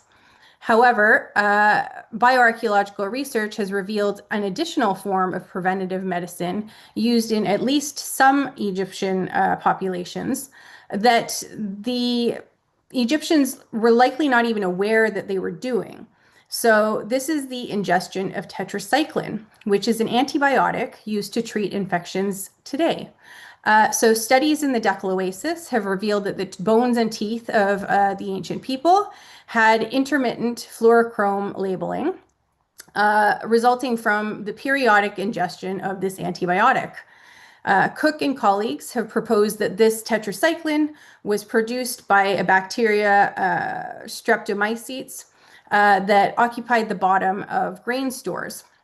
Consequently, the ingestion of this antibiotic would only happen periodically when the grains at the bottom of the stores were being consumed. And it's difficult to know for sure, but the amounts of tetracycline ingested may have had a therapeutic effect on the population. And so some of the staple foods, such as beer and bread, may have actually been medicinal, at least periodically. In addition to these more practical methods of preventing disease, ancient Egyptians also turned to apotropaic magic and symbols, including the use of amulets that promoted fertility or protected the individual from a variety of things, including malevolent forces, snake bites, illness, or death during childbirth. Tattoos have been predominantly observed in females and often include apotropaic symbols and or are linked to Bes, Taweret, and Hathor. Because of these trends, Jeffrey Tassi suggested that tattoos may have been used like amulets to aid fertility and to protect against death during childbirth. Anne Austin adds that tattoos may have also been linked to a profession relating to magic and healthcare. With the help of this preventative self-care, many Egyptians made it to old age, which of course presented its own perils and requirements for care.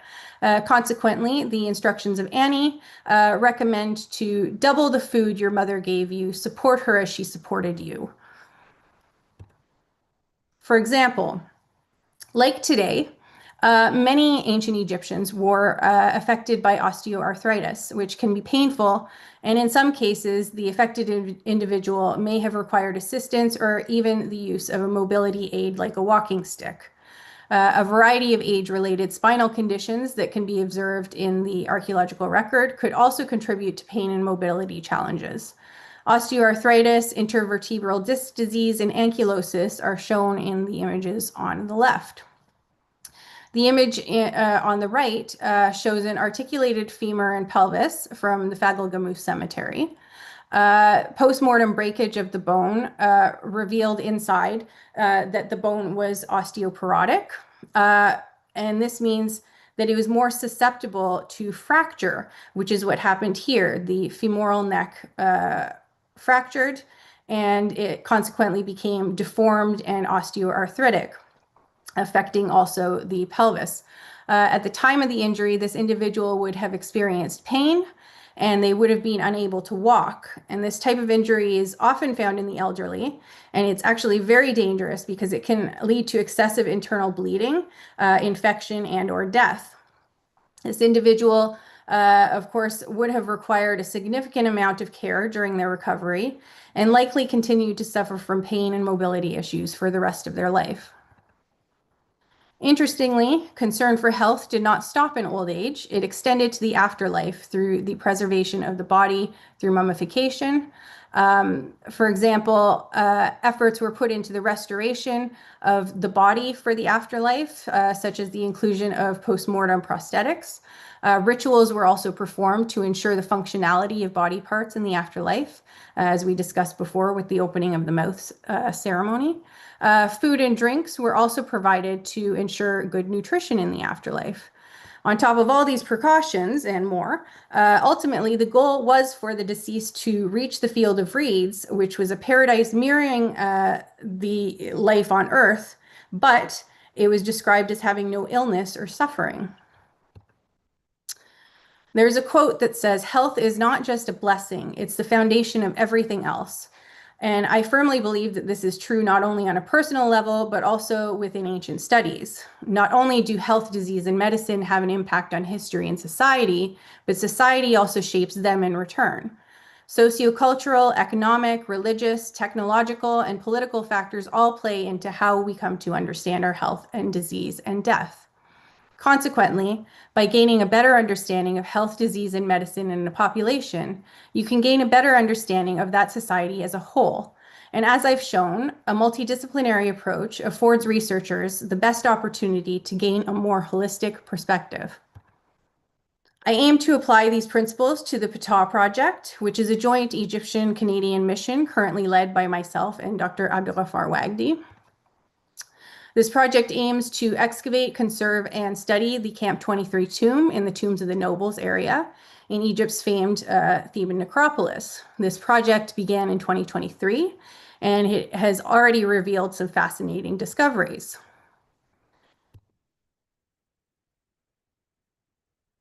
There we go.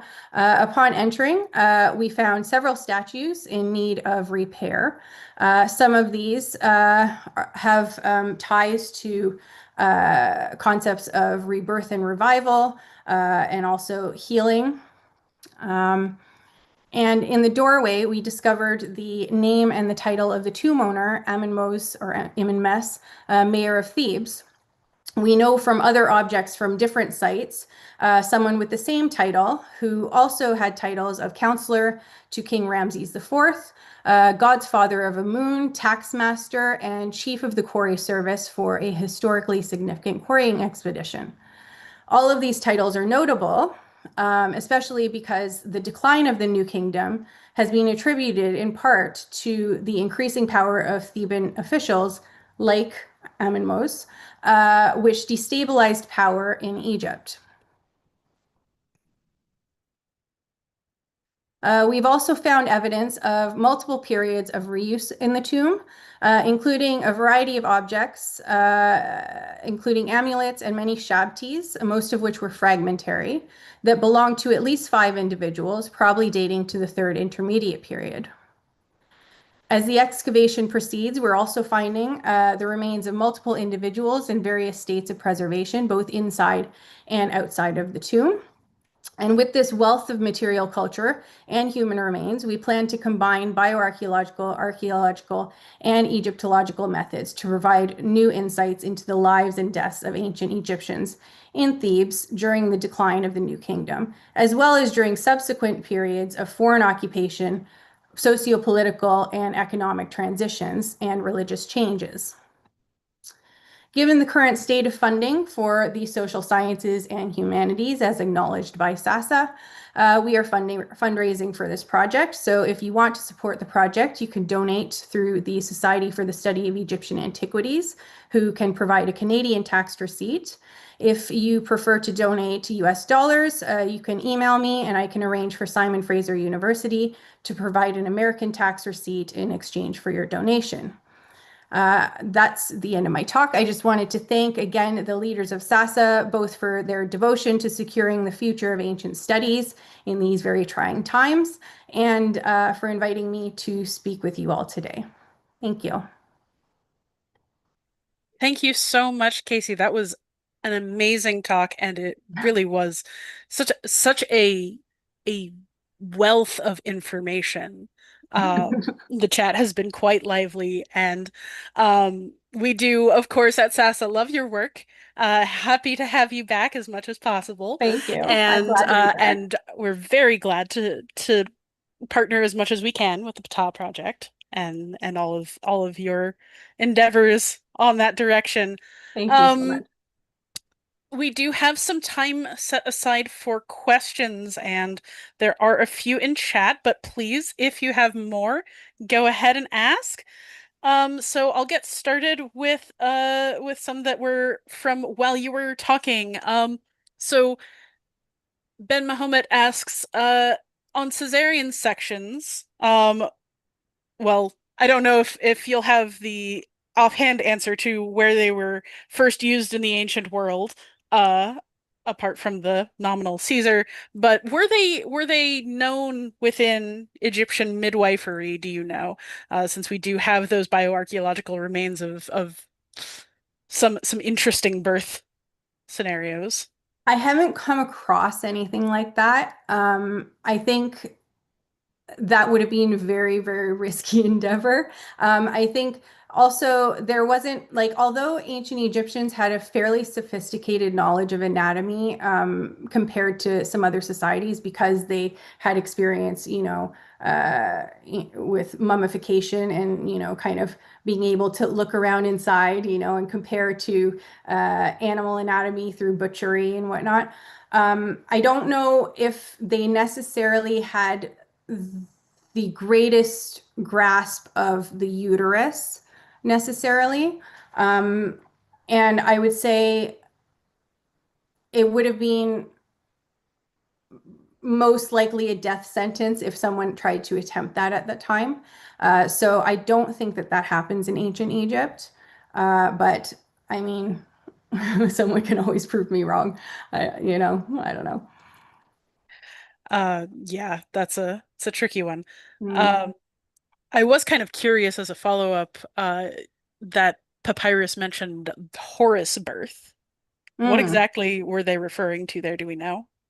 Yeah, so, well, it's uncertain, but some have hypothesized that it was a premature birth, and they came up with this hypothesis because they compared it to one of the myths in which Horus was prematurely born. So that's basically all we really know about that. That's our best guess at that. So Charlotte Rose asks, could Manetho's discussion of leprosy indicate later Hellenic views on leprosy, in contrast to earlier Egyptian perspectives? Sorry, can you repeat that again? Could Manetho's discussion of leprosy indicate later Hellenistic views of leprosy rather than earlier Egyptian perspectives? It could. I'm not really familiar with the Hellenic perceptions. Certainly that's possible. I mean, we all have our biases, right? So, yeah. Tony Usabelli asks if you can, like you were starting to with the Herodotus quotation there, can you speak to ancient Greek views on Egyptian medicine much? Not really. Yeah. No. Sorry. So I will say that from my experience, just to put this in there, Greek doctors do tend to, like, we have a lot of referent back to Egyptian methods, and traveling to Egypt for studying, for a lot of not just Greek doctors, but Greek knowledge in general is a very sort of a common idea that Egypt was sort of a predecessor in terms of science and craft in a lot of ways. It doesn't always come to the fore because the Greeks do like to think of themselves as the center of the world. But I would guess that a lot of Greek medicine did originate with the knowledge of Egyptian medicines. So scrolling down to some more questions.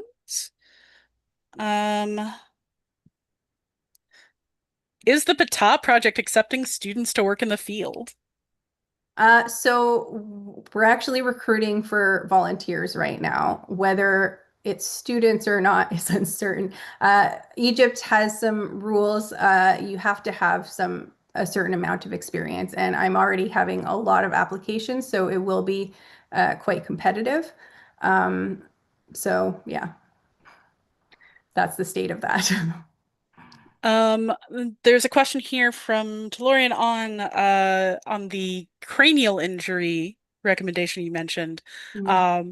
Do we know if this is sort of similar to modern recommendations of how to deal with a traumatic head injury?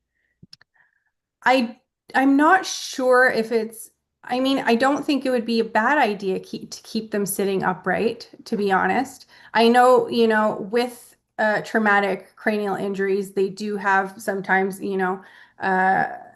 it is known sometimes there will be cerebrospinal fluid coming out of the nose.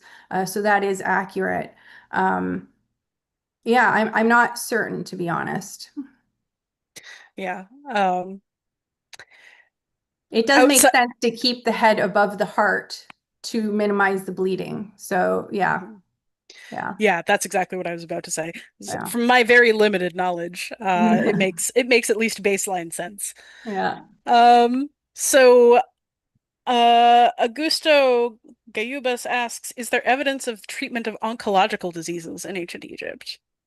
Yeah, so okay, in the medical papyri, there is a disease called the disease. And essentially there's a few different conditions that people have said, oh, maybe this is a tumor, maybe this is cancer, but it's very difficult to say for sure because they're generally described as either like an eating away or as a swelling, and these can be a lot of different things. I think the in particular, though, the prognosis is very grim, and it's essentially just say your prayers. Recently, a team, I think it was Cambridge University, they came across a skull in the Duckworth collection, and this individual had metastatic carcinoma, and so like destructive lesions were found like all over the skull. And near these lesions, there were, it looks like perimortem scratches. And so perimortem, of course, it's around the time of death. So we don't know necessarily if this was done in an attempt to treat it or if it was done to try and investigate shortly after the death while the bone was still kind of, not desiccated yet. But there is that potential that they were trying to conduct some kind of surgery in that case. But as far as I know, that's the only case in which there is any possible evidence of surgical intervention. with cancer, at least in the physical of the human remains.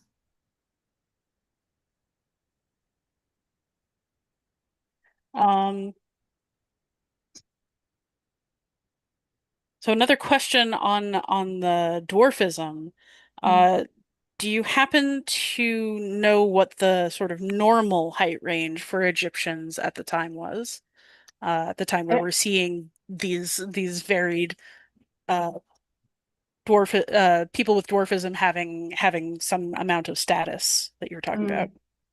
So I don't know off the top of my head. I think they were shorter than us in general. But what you do when you're trying to determine whether someone has pathologically short stature is basically you look at the stature of everyone in the population, and specifically like you divide them by sex and figure out the averages, right?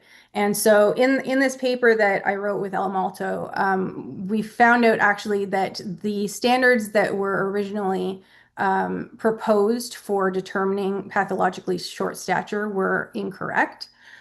So at the time, it was believed that the person had to have at least 3 standard deviations from the average to be determined as identified as someone with pathologically short stature. But this was actually based on clinical understandings and clinical diagnostics. And actually, it's meant to be 3 standard deviations in growth changes, which of course we can't see in the archaeological record, right? We're looking at just like a picture, like a moment in time. So we ended up having to say, okay, this is not correct. And actually it should be more like 2 standard deviations.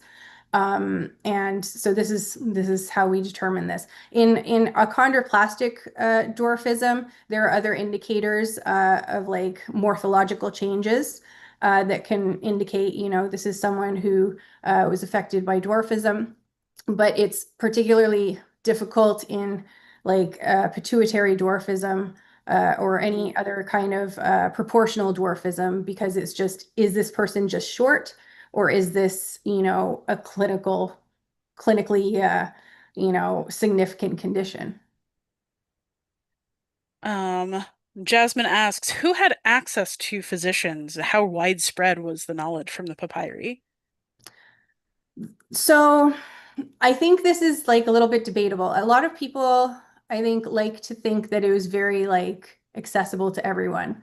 But like I said, with those healing statues, that's a form of medicine, and it just wasn't accessible to those who couldn't afford to do something like that, right?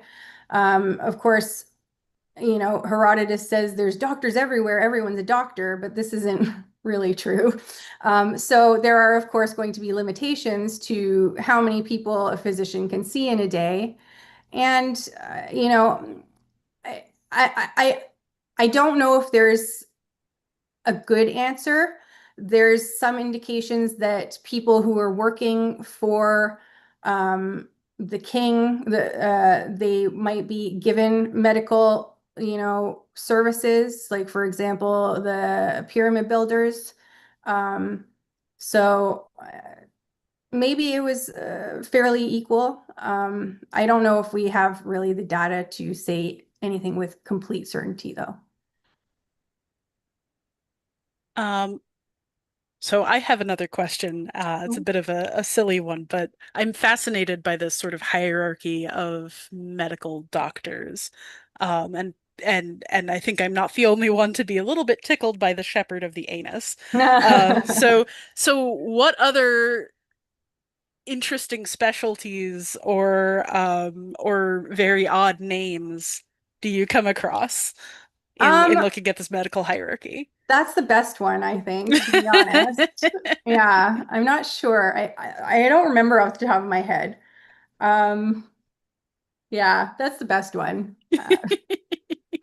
What can top that, really? Really, it is quite special. Yeah. Quite lovely.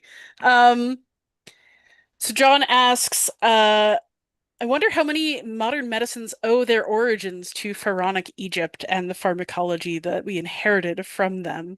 I know we talked a little bit earlier in Tanya's presentation about paleobotany and the recreation of Egyptian medicines. I wonder if you could speak a little bit more on that line. Well, I mean, I think like modern Western medicine in general, like it's often attributed to like ancient Greek medicine, but as you mentioned, ancient Greek medicine was highly influenced by Right. Egyptian medicine. So I think, you know, a lot of what we have today is kind of built upon ancient Egyptian medicine way, way back, right? I think maybe nowadays there are perhaps people who are interested in natural remedies, and sometimes they look to these papyri and, you know, give these things a try. Some of them I would not recommend. But there are certainly what was it, urine and onion juice? Yeah. Yeah. And, you know, using crocodile dung as a contraceptive. Yes. Yeah, we talked about that earlier too. Yeah, Oh like gosh. putting feces into open wounds, not a good idea. No. Some of the things that they did, like, were, you know, there was something to them. Like I mentioned with the replacement of the clavicle, also dislocated jaw. They use the same process as now to relocate the jaw. They were using honey, which has some antibiotic properties. Yeah, so there's bits and pieces there, but I wouldn't, you know, embrace it wholeheartedly. We have a question. Do we know what specialties women had access to as medical professionals? I'm not sure, to be honest. I haven't looked into that. And I'm not sure. Maybe there's a study out there that kind of looks into the different titles that women were afforded. I'm not sure. That's a good question. Because definitely, like if we look over to Greece, definitely women were for a long time and in a lot of places, although not always, fairly well restricted to treating other women, and particularly to midwifery, and other feminine concerns, as it were. Yeah. And that could be the case because there's the like ancient Egyptian version of the medical school was the House of Life, the Père Ankh. And it seems that it was divided into women and men. And so Pesachet, she was like the chief of the women physicians, right? So it seems like it was a separate medical, I don't know, system almost. Yeah. So yeah, it could have been very much like divided by gender and, you know, obstetrics and gynecology. I would be interested in looking into that. Yeah. Charlotte says there's some evidence for a midwife title that's not directly mentioned in the magical texts themselves. So it might even be like a subset within that system, especially given how hierarchical and specially titled things were. I wonder if there's more to that. Yeah. So you talked a little bit about parasite prevention. Is there any evidence they knew to like boil water to keep away worms or waterborne infection? I'm not sure about that, but I know that they probably, you know, drank beer more because it was safer, you know? Yeah. Yeah. Fermentation. Yeah, all beer, across wine, the ancient world is often to exactly. prevent waterborne diseases. Exactly. Yeah. Okay, well the chat is still going, but we are at 4:45 almost, so I do want to give you some time to rest. Thank you so much for your patience and for your wonderful contribution. Oh, thank you. This has been an absolutely fabulous talk. Everybody, please thank Casey for her time and her wonderful projects. I did put a link to the Ptah project in chat. I'll put it again, just in case. Thank you. And yeah, we love to see it. Thank you so much, Casey. Thank you. Bye.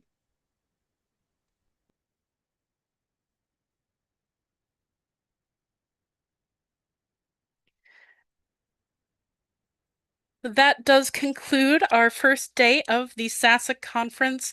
Thank you all so much for coming along. We also would like to give a great thanks to various organizations who've partnered us and sponsored us in the past, as well as those of you who are streaming our content on your platforms. Thank you so much. We could not be where we are without you. And again, I do just want to say to those of you who might have the opportunity, we are a volunteer-run organization. We have very little funding to go into these wonderful projects, and it would do a great deal of assistance if you would consider contributing to our SASA donation fund. Oops. Technical difficulties again. So you can make a donation at saveancientstudies.org/donate. You make all the difference in the world supporting our programming. Thank you again to our wonderful host from this morning, Esther Brown, and to our founding director, David Danzig. Thank you all so much for joining us, and we will see you again tomorrow. Same time, same channels. Thank you so much. Have a wonderful evening.